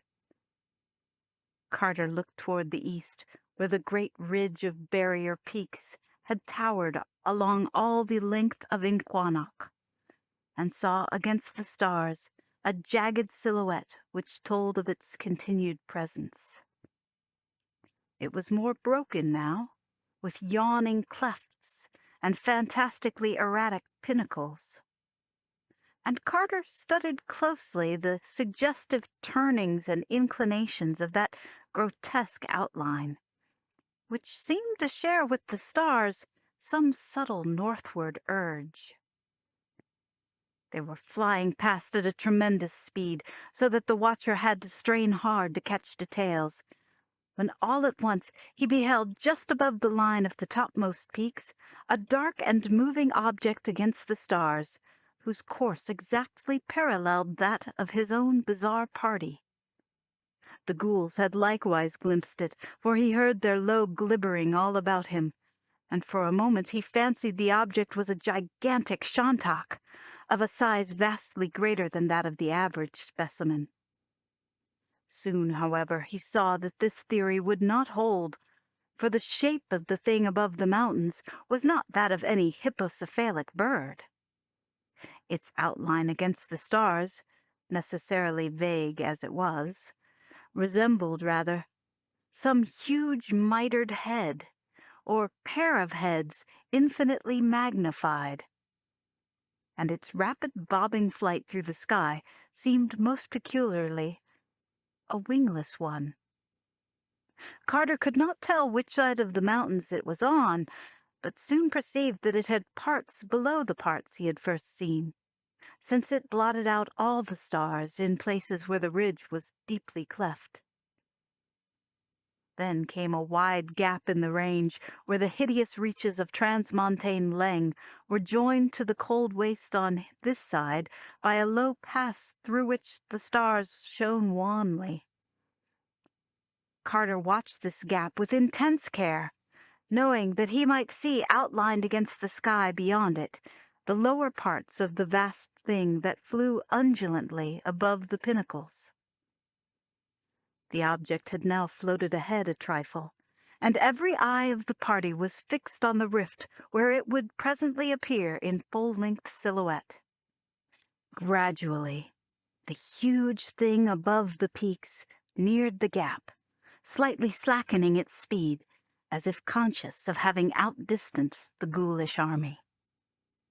For another minute suspense was keen, and then the brief instant of full silhouette and revelation came, bringing to the lips of the ghouls an awed and half-choked meep of cosmic fear, and to the soul of the traveler a chill that never wholly left it. For the mammoth bobbing shape that overtopped the ridge was only a head, a mitered double head, and below it, in terrible vastness, loped the frightful swollen body that bore it, the mountain-high monstrosity that walked in stealth and silence, the hyena-like distortion of a giant anthropoid shape that trotted blackly against the sky, its repulsive pair of cone-capped heads reaching halfway to the zenith. Carter did not lose consciousness or even scream aloud, for he was an old dreamer. But he looked behind him in horror and shuddered when he saw that there were other monstrous heads silhouetted above the level of the peaks, bobbing along stealthily after the first one. And straight in the rear were three of the mighty mountain shapes seen full against the southern stars, tiptoeing wolf-like and lumberingly, their tall miters nodding thousands of feet in the air. The carven mountains, then, had not stayed squatting in that rigid semicircle north of Inquannock, with right hands uplifted. They had duties to perform, and were not remiss. But it was horrible that they never spoke, and never even made a sound in walking. End of Part 11. The Dream Quest of Unknown Kadath by H.P. Lovecraft. Part 12. Meanwhile, the ghoul that was Pickman had glibbered an order to the night gaunts, and the whole army soared higher into the air. Up toward the stars the grotesque columns shot, till nothing stood out any longer against the sky, neither the gray granite ridge that was still, nor the carven mitered mountains that walked. All was blackness beneath, as the fluttering legion surged northward amidst rushing winds and invisible laughter in the ether. And never a Shantak or less mentionable entity rose from the haunted wastes to pursue them. The farther they went, the faster they flew, till soon their dizzying speed seemed to pass that of a rifle ball and approach that of a planet in its orbit. Carter wondered how, with such speed, the earth could still stretch beneath them, but knew that in the land of dream dimensions have strange properties. That they were in a realm of eternal night he felt certain, and he fancied that the constellations overhead had subtly emphasized their northward focus, gathering themselves up, as it were, to cast the flying army into the void of the boreal pole, as the folds of a bag are gathered up to cast out the last bits of substance therein. Then he noticed with terror that the wings of the night gaunts were not flapping any more. The horned and faceless steeds had folded their membranous appendages, and were resting quite passive in the chaos of wind that whirled and chuckled as it bore them on. A force not of earth had seized on the army, and ghouls and night gaunts alike were powerless before a current which pulled madly and relentlessly into the north, whence no mortal had ever returned. At length a lone pallid light was seen on the skyline ahead, thereafter rising steadily as they approached, and having beneath it a black mass that blotted out the stars. Carter saw that it must be some beacon on a mountain, for only a mountain could rise so vast as seen from so prodigious a height in the air. Higher and higher rose the light and the blackness beneath it, till all the northern sky was obscured by the rugged conical mass. Lofty as the army was, that pale and sinister beacon rose above it, towering monstrous over all peaks and concernments of earth, and tasting the atomless ether where the cryptical moon and the mad planets reel. No mountain known of man was that which loomed before them. The high clouds far below were but a fringe for its foothills. The groping dizziness of topmost air was but a girdle for its loins. Scornful and spectral climbed that bridge betwixt earth and heaven, black in eternal night, and crowned with a shent of unknown stars, whose awful and significant outline grew every moment clearer. Ghouls meeked in wonder as they saw it, and Carter shivered in fear lest all the hurtling army be dashed to pieces on the unyielding onyx of that cyclopean cliff. Higher and higher rose the light, till it mingled with the loftiest orbs of the zenith, and winked down at the flyers with lurid mockery. All the north beneath it was dark blackness now. Dread stony blackness from infinite depths to infinite heights, with only that pale winking beacon perched unreachably at the top of all vision. Carter studied the light more closely, and saw at last what lines its inky background made against the stars. There were towers on that Titan mountain top, horrible domed towers in noxious and incalculable tiers and clusters beyond any dreamable workmanship of man, battlements and terraces of wonder and menace, all limbed tiny and black and distant against the starry shent that glowed malevolently at the uppermost rim of sight. Capping that most measureless of mountains was a castle beyond all mortal thought, and in it glowed the daemon light. Then, Randolph Carter knew that his quest was done, and that he saw above him the goal of all forbidden steps and audacious visions. Fabulous, the incredible home of the Great Ones, atop unknown Kadath. Even as he realized this thing, Carter noticed a change in the course of the helplessly wind-sucked party. They were rising abruptly now, and it was plain that the focus of their flight was the onyx castle where the pale light shone. So close was the great black mountain that its sides sped by them dizzily as they shot upward, and in the darkness they could discern nothing upon it. Vaster and vaster loomed the tenebrous towers of the nighted castle above, and Carter could see that it was well-nigh blasphemous in its immensity. Well might its stones have been quarried by nameless workmen in that horrible gulf rent out of the rock in the hill pass north of Inquannock. For such was its size that a man on its threshold stood even as air out on the steps of Earth's loftiest fortress. The shent of unknown stars above the myriad domed turrets glowed with a sallow, sickly flare, so that a kind of twilight hung about the murky walls of slippery onyx. The pallid beacon was now seen to be a single shining window high up in one of the loftiest towers, and as the helpless army neared the top of the mountain, Carter thought he detected unpleasant shadows flitting across the feebly luminous expanse. It was a strangely arched window, of a design wholly alien to Earth.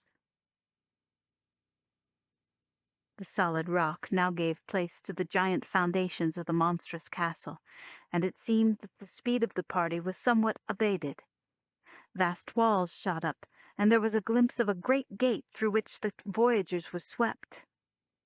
All was night in the Titan courtyard, and then came the deeper blackness of inmost things, as a huge arched portal engulfed the column.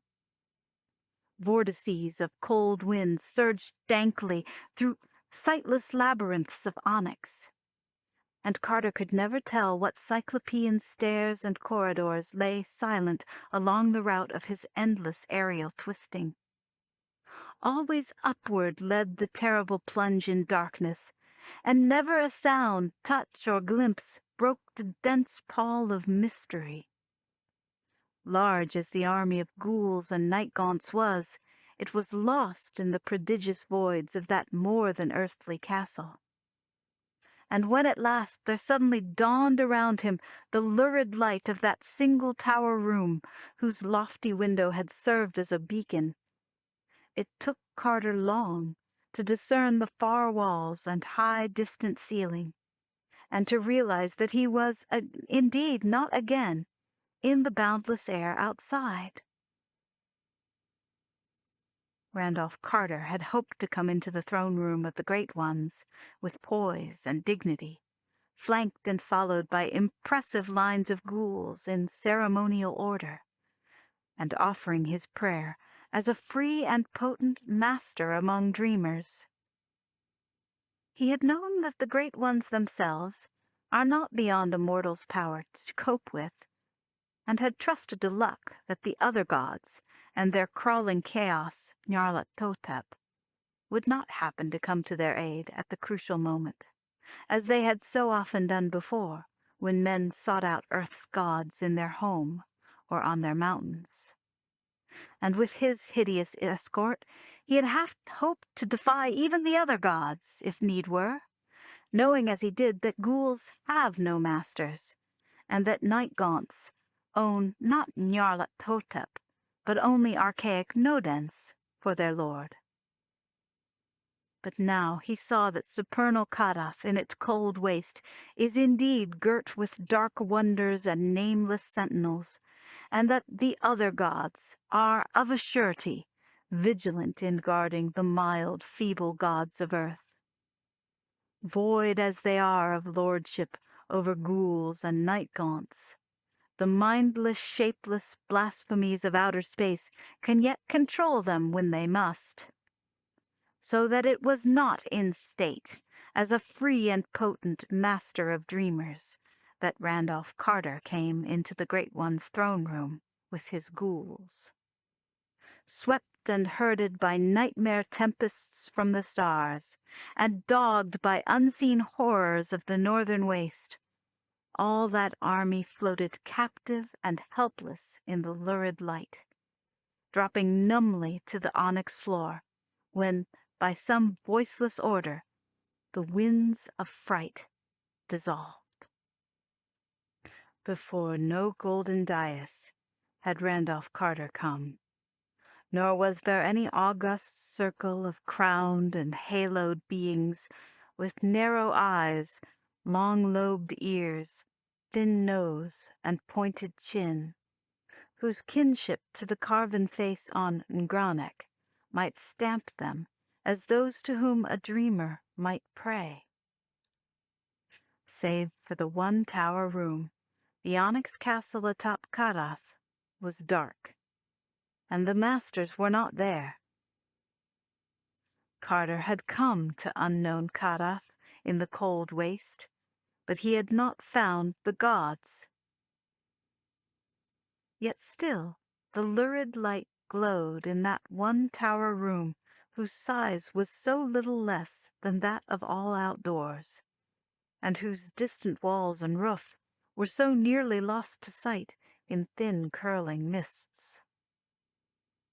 Earth's gods were not there, it was true, but of subtler and less visible presences there could be no lack. Where the mild gods are absent, the other gods are not unrepresented, and certainly the onyx castle of castles was far from tenantless. In what outrageous form or forms terror would next reveal itself, Carter could by no means imagine. He felt that his visit had been expected, and wondered how close a watch had all along been kept upon him by the crawling chaos, Nyarlathotep. It is Nyarlathotep, horror of infinite shapes and dread soul, and messenger of the other gods, that the fungus moon-beasts serve. And Carter thought of the black galley that had vanished when the tide of battle turned against the toad-like abnormalities on the jagged rock in the sea. Reflecting upon these things, he was staggering to his feet in the midst of his nightmare company, when there rang, without warning, through that pale-litten and limitless chamber, the hideous blast of a daemon trumpet. 3 times pealed that frightful brazen scream, and when the echoes of the 3rd blast had died chucklingly away, Randolph Carter saw that he was alone. Whither, why, and how the ghouls and night-gaunts had been snatched from sight was not for him to divine. He knew only that he was suddenly alone, and that whatever unseen powers lurked mockingly around him were no powers of Earth's friendly dreamland. End of Part 12. The Dream Quest of Unknown Kadath by H.P. Lovecraft. Part 13. Presently, from the chamber's uttermost reaches, a new sound came. This, too, was a rhythmic trumpeting, but of a kind far removed from the 3 raucous blasts which had dissolved his goodly cohorts. In this low fanfare echoed all the wonder and melody of ethereal dream, exotic vistas of unimagined loveliness floating from each strange chord and subtly alien cadence.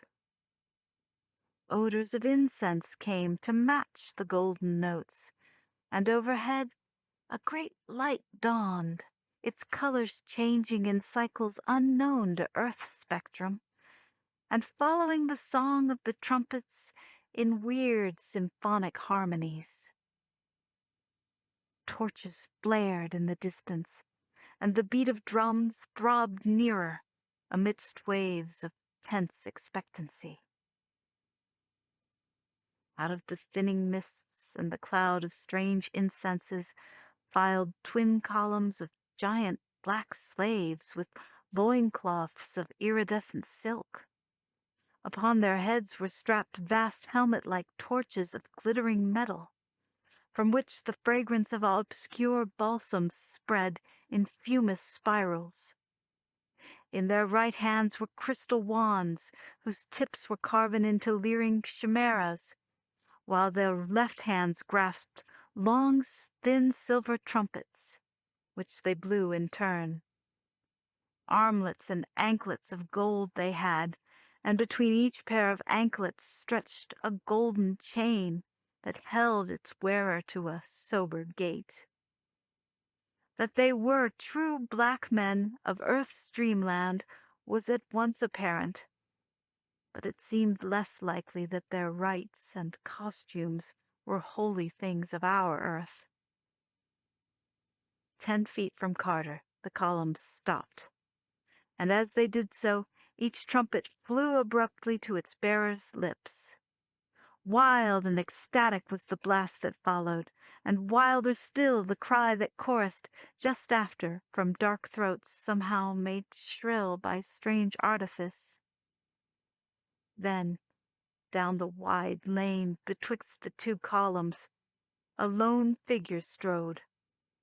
A tall, slim figure with the young face of an antique pharaoh, gay with prismatic robes and crowned with a golden chent that glowed with inherent light. Close up to Carter strode that regal figure, whose proud carriage and smart features had in them the fascination of a dark god or fallen archangel, and around whose eyes there lurked the languid sparkle of capricious humor. It spoke, and in its mellow tones there rippled the wild music of Lethean streams. "Randolph Carter," said the voice, "you have come to see the great ones, whom it is unlawful for men to see. Watchers have spoken of this thing, and the other gods have grunted as they rolled and tumbled mindlessly to the sound of thin flutes in the black ultimate void where broods the daemon sultan whose name no lips dare speak aloud. When Barzai the Wise climbed Hatheg Kia to see the greater ones dance and howl above the clouds in the moonlight, he never returned. The other gods were there, and they did what was expected. Zenig of Aphorat sought to reach unknown Kadath in the cold waste, and his skull is now set in a ring on the little finger of one whom I need not name. But you, Randolph Carter, have braved all things of Earth's dreamland and burn still with the flame of quest. You came not as one curious, but as one seeking his due. Nor have you failed ever in reverence toward the mild gods of Earth. Yet have these gods kept you from the marvelous sunset city of your dreams? And wholly through their own small covetousness. For verily, they craved the weird loveliness of that which your fancy had fashioned, and vowed that henceforward no other spot should be their abode. They are gone from their castle on unknown Kadath, to dwell in your marvelous city. All through its palaces of veined marble they revel by day, and when the sun sets they go out in the perfumed gardens and watch the golden glory on temples and colonnades, arched bridges and silver-basined fountains, and wide streets with blossom-laden urns and ivory statues in gleaming rows. And when night comes, they climb tall terraces in the dew and sit on carved benches of porphyry scanning the stars, or lean over pale balustrades to gaze at the town's steep northward slopes, where one by one the little windows in old peaked gables shine softly out with the calm yellow light of homely candles. The gods love your marvelous city, and walk no more in the ways of the gods. They have forgotten the high places of earth, and the mountains that knew their youth. The earth has no longer any gods that are gods, and only the other ones from outer space hold sway on unremembered Kadath. Far away, in a valley of your own childhood, Randolph Carter, play the heedless great ones. You have dreamed too well, O wise arch-dreamer, for you have drawn dreams' gods away from the world of all men's visions to that which is wholly yours, having builded out of your boyhood's small fancies a city more lovely than all the phantoms that have gone before. It is not well that earth's gods leave their thrones for the spider to spin on, and their realm for the others to sway in the dark manner of others. Fain would the powers from outside bring chaos and horror to you, Randolph Carter, who are the cause of their upsetting. But that they know it is by you alone that the gods may be sent back to their world.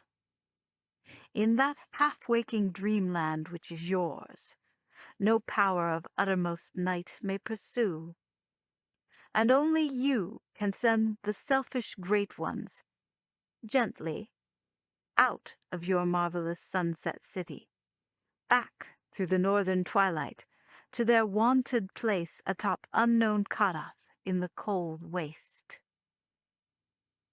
So, Randolph Carter, in the name of the other gods, I spare you, and charge you to seek that sunset city which is yours, and to send thence the drowsy truant gods for whom the dream world waits. Not hard to find is that roseal fever of the gods, that fanfare of supernal trumpets and clash of immortal cymbals, that mystery whose place and meaning have haunted you through the halls of waking and the gulfs of dreaming, and tormented you with hints of vanished memory and the pain of lost things awesome and momentous. Not hard to find is that symbol and relic of your days of wonder. For truly, it is but the stable and eternal gem wherein all that wonder sparkles, crystallized, to light your evening path. Behold, it is not over unknown seas, but back over well-known years that your quest must go. Back to the bright, strange things of infancy, and the quick, sun-drenched glimpses of magic that old scenes brought to wide young eyes.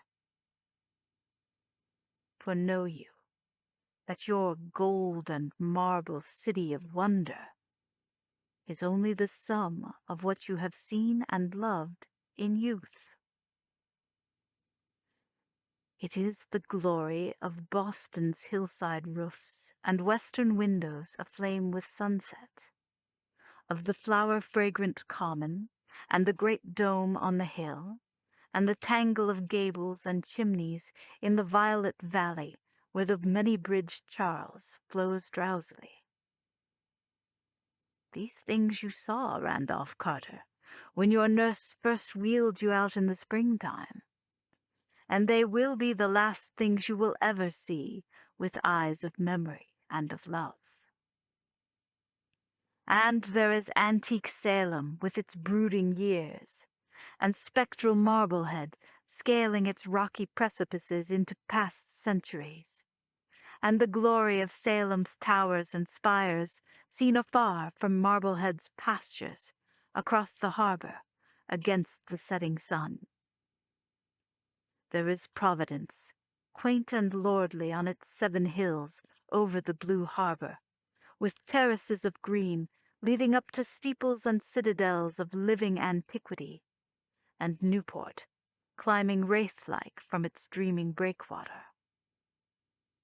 Arkham is there, with its moss-grown gambrel roofs and the rocky rolling meadows behind it, and antediluvian Kingsport, hoary with stacked chimneys and deserted quays and overhanging gables, and the marvel of high cliffs and the milky misted ocean with tolling buoys beyond.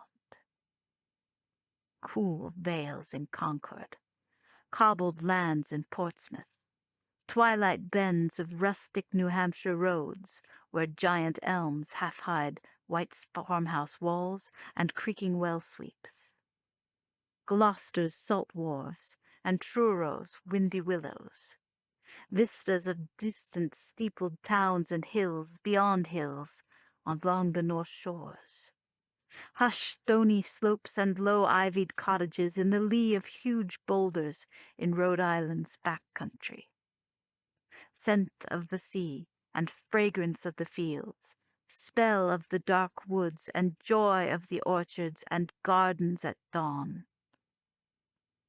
These, Randolph Carter, are your city, for they are yourself. New England bore you, and into your soul she poured a liquid loveliness which cannot die. This loveliness, molded, crystallized, and polished by years of memory and dreaming, is your terraced wonder of elusive sunsets. And to find that marble parapet with curious urns and carven rail, and descend at last these endless balustraded steps to the city of broad squares and prismatic fountains, you need only to turn back to the thoughts and visions of your wistful boyhood. Look, through that window shine the stars of eternal night. Even now they are shining above the scenes you have known and cherished, drinking of their charm, that they may shine more lovely over the gardens of dream. There is Antares. He is winking at this moment over the roofs of Tremont Street, and you could see him from your window on Beacon Hill. Out beyond those stars yawn the gulfs from whence my mindless masters have sent me. Some day you too may traverse them. But if you are wise, you will beware such folly. For of those mortals who have been and returned, only one preserves a mind unshattered by the pounding, clawing horrors of the void. Terrors and blasphemies gnaw at one another for space, and there is more evil in the lesser ones than in the greater, even as you know from the deeds of those who sought to deliver you into my hands, whilst I myself harbored no wish to shatter you, and would indeed have helped you hither long ago, had I not been elsewhere busy, and certain that you would yourself find the way. Shun, then, the outer hells, and stick to the calm, lovely things of your youth. Seek out your marvelous city, and drive thence the recreant great ones, sending them back gently to those scenes which are of their own youth, and which wait uneasy for their return. Easier even than the way of dim memory is the way I will prepare for you. See, there comes hither a monstrous shantak, led by a slave, who for your peace of mind had best keep invisible. Mount and be ready. There, Yogash the Black will help you on, the scaly horror. Steer for that brightest star just south of the zenith. It is Vega, and in 2 hours it will be just above the terrace of your sunset city. Steer for it, only till you hear a far-off singing in the high ether. Higher than that lurks madness, So rain your shantak when the first note lures. Look then back to earth, and you will see shining the deathless altar flame of Irad Na from the sacred roof of a temple.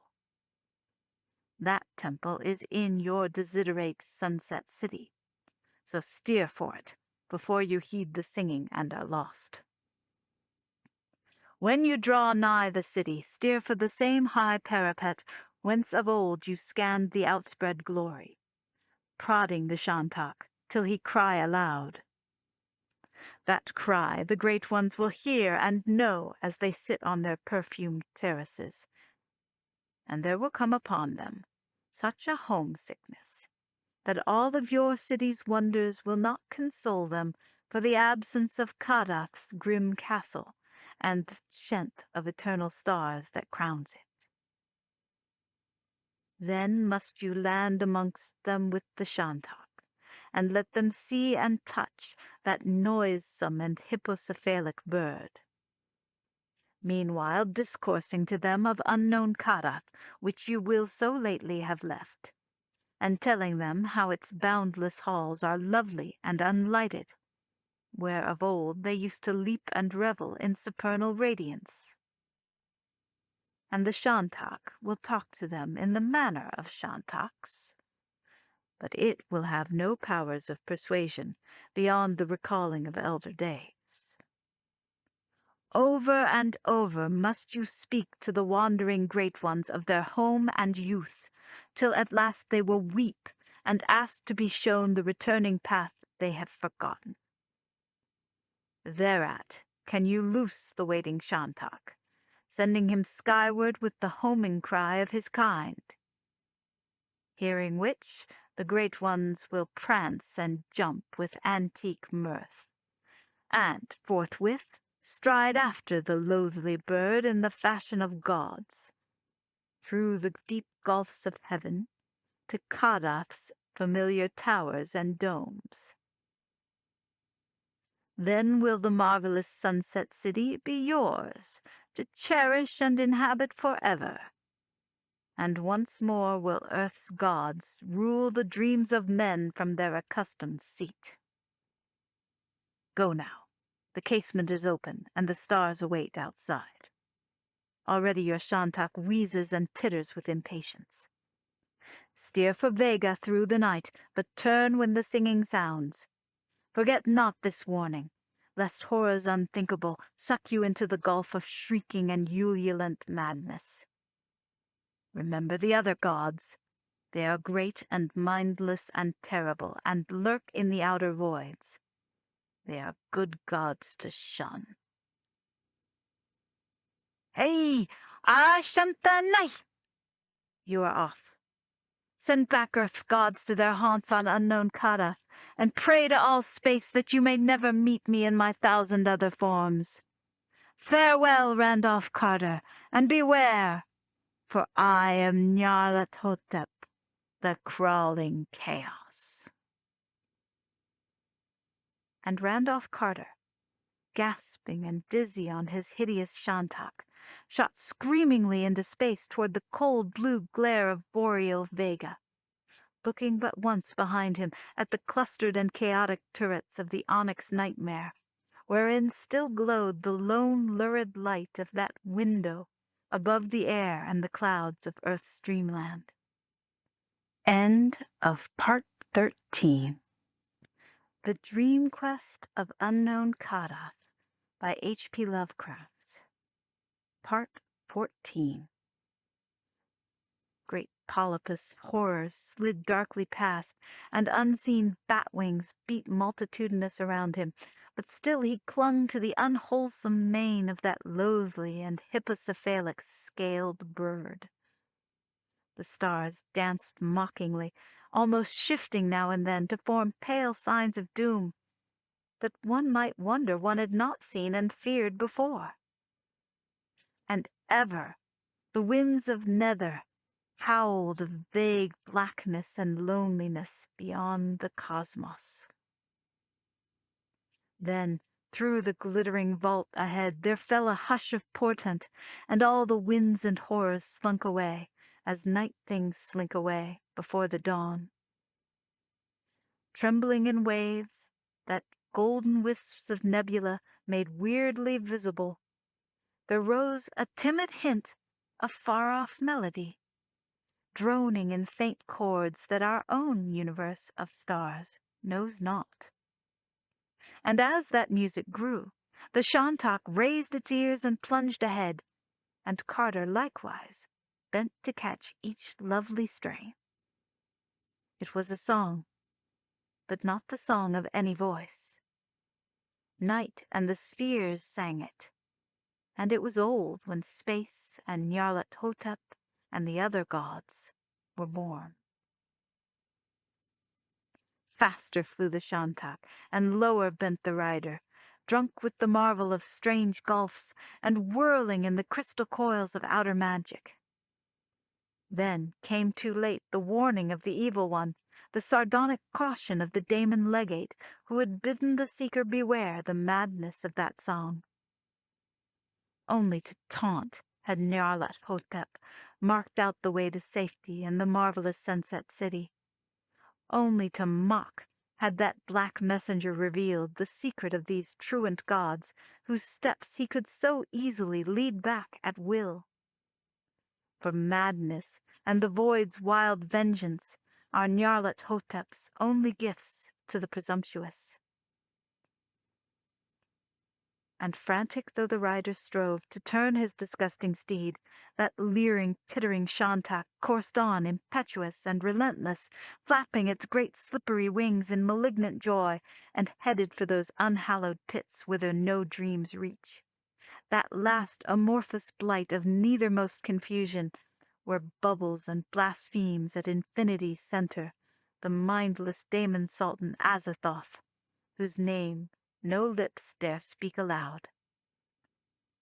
Unswerving and obedient to the foul legate's orders, that hellish bird plunged onward through shoals of shapeless lurkers and caperers in darkness, and vacuous herds of drifting entities that pawed and groped and groped and pawed, the nameless larvae of the other gods that are like them blind and without mind and possessed of singular hungers and thirsts.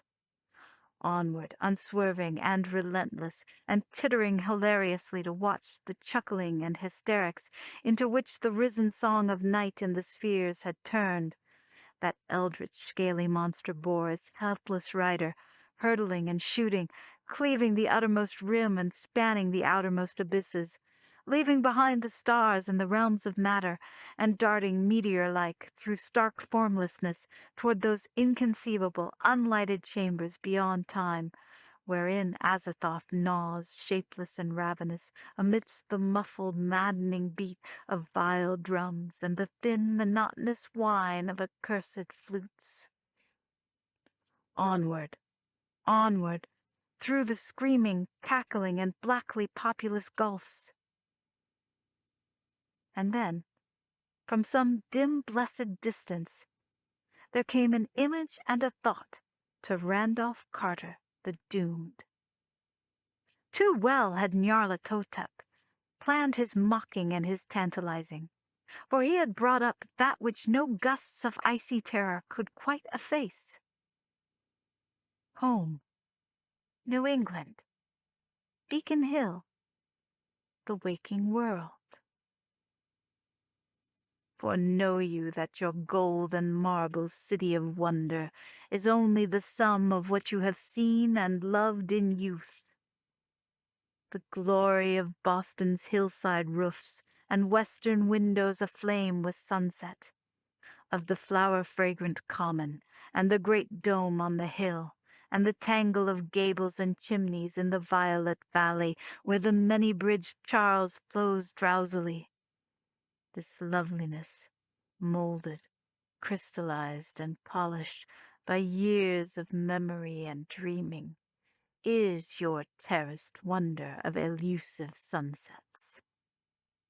And to find that marble parapet with curious urns and carven rail, and descend at last those endless balustraded steps to the city of broad squares and prismatic fountains, you need only to turn back to the thoughts and visions of your wistful boyhood.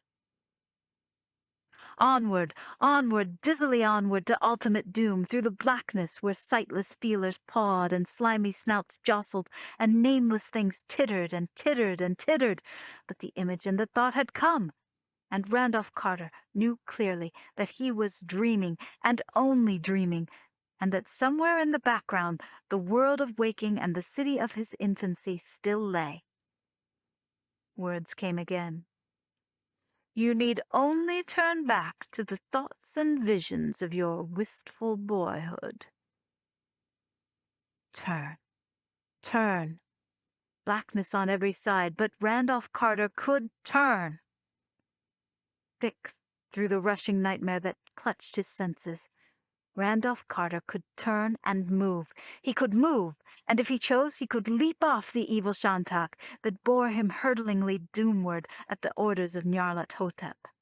He could leap off and dare those depths of night that yawned interminably down, those depths of fear whose terrors yet could not exceed the nameless doom that lurked waiting at chaos's core. He could turn and move and leap. He could. He would. He would. He would! Off that vast hippocephalic abomination leapt the doomed and desperate dreamer, and down through endless voids of sentient blackness he fell. Eons reeled, universes died and were born again. Stars became nebulae, and nebulae became stars, and still Randolph Carter fell through those endless voids of sentient blackness. Then, in the slow creeping course of eternity, the utmost cycle of the cosmos churned itself into another futile completion, and all things became again as they were, unreckoned kalpas before. Matter and light were born anew as space had once known them, and comets, suns, and worlds sprang flaming into life, though nothing survived to tell that they had been and gone, always and always, back to no first beginning. And there was a firmament again, and a wind, and a glare of purple light in the eyes of the falling dreamer. There were gods, and presences, and wills, beauty and evil, and the shrieking of noxious night robbed of its prey. For, through the unknown ultimate cycle, had lived a thought and a vision of a dreamer's boyhood, and now there were remade a waking world and an old cherished city to body and to justify these things. Out of the void, Sngak, the violet gas, had pointed the way, and archaic Nodens was bellowing his guidance from unhinted deeps. Stars swelled to dawns, and dawns burst into fountains of gold, carmine, and purple, and still the dreamer fell. Cries rent the ether as ribbons of light beat back the fiends from outside.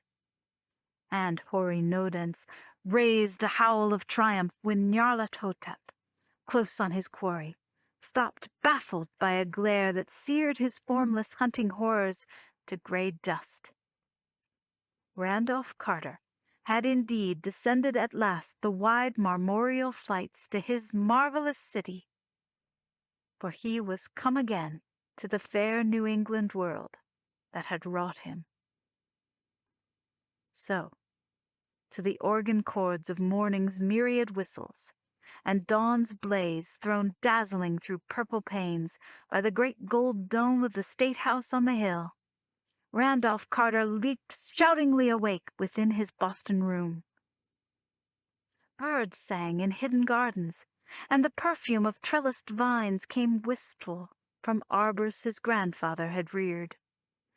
Beauty and light glowed from classic mantel and carven cornice and walls grotesquely figured, while a sleek black cat rose yawning from hearthside sleep that his master's start and shriek had disturbed. And vast infinities away, past the gate of deeper slumber, and the enchanted wood, and the garden lands, and the Serenarian sea, and the twilight reaches of Inquanok, the crawling chaos Nyarlathotep strode brooding into the onyx castle atop unknown Kadath in the cold waste, and taunted insolently the mild gods of earth, whom he had snatched abruptly from their scented revels in the marvelous Sunset City. End of Part 14. End of the Dream Quest of Unknown Kadath.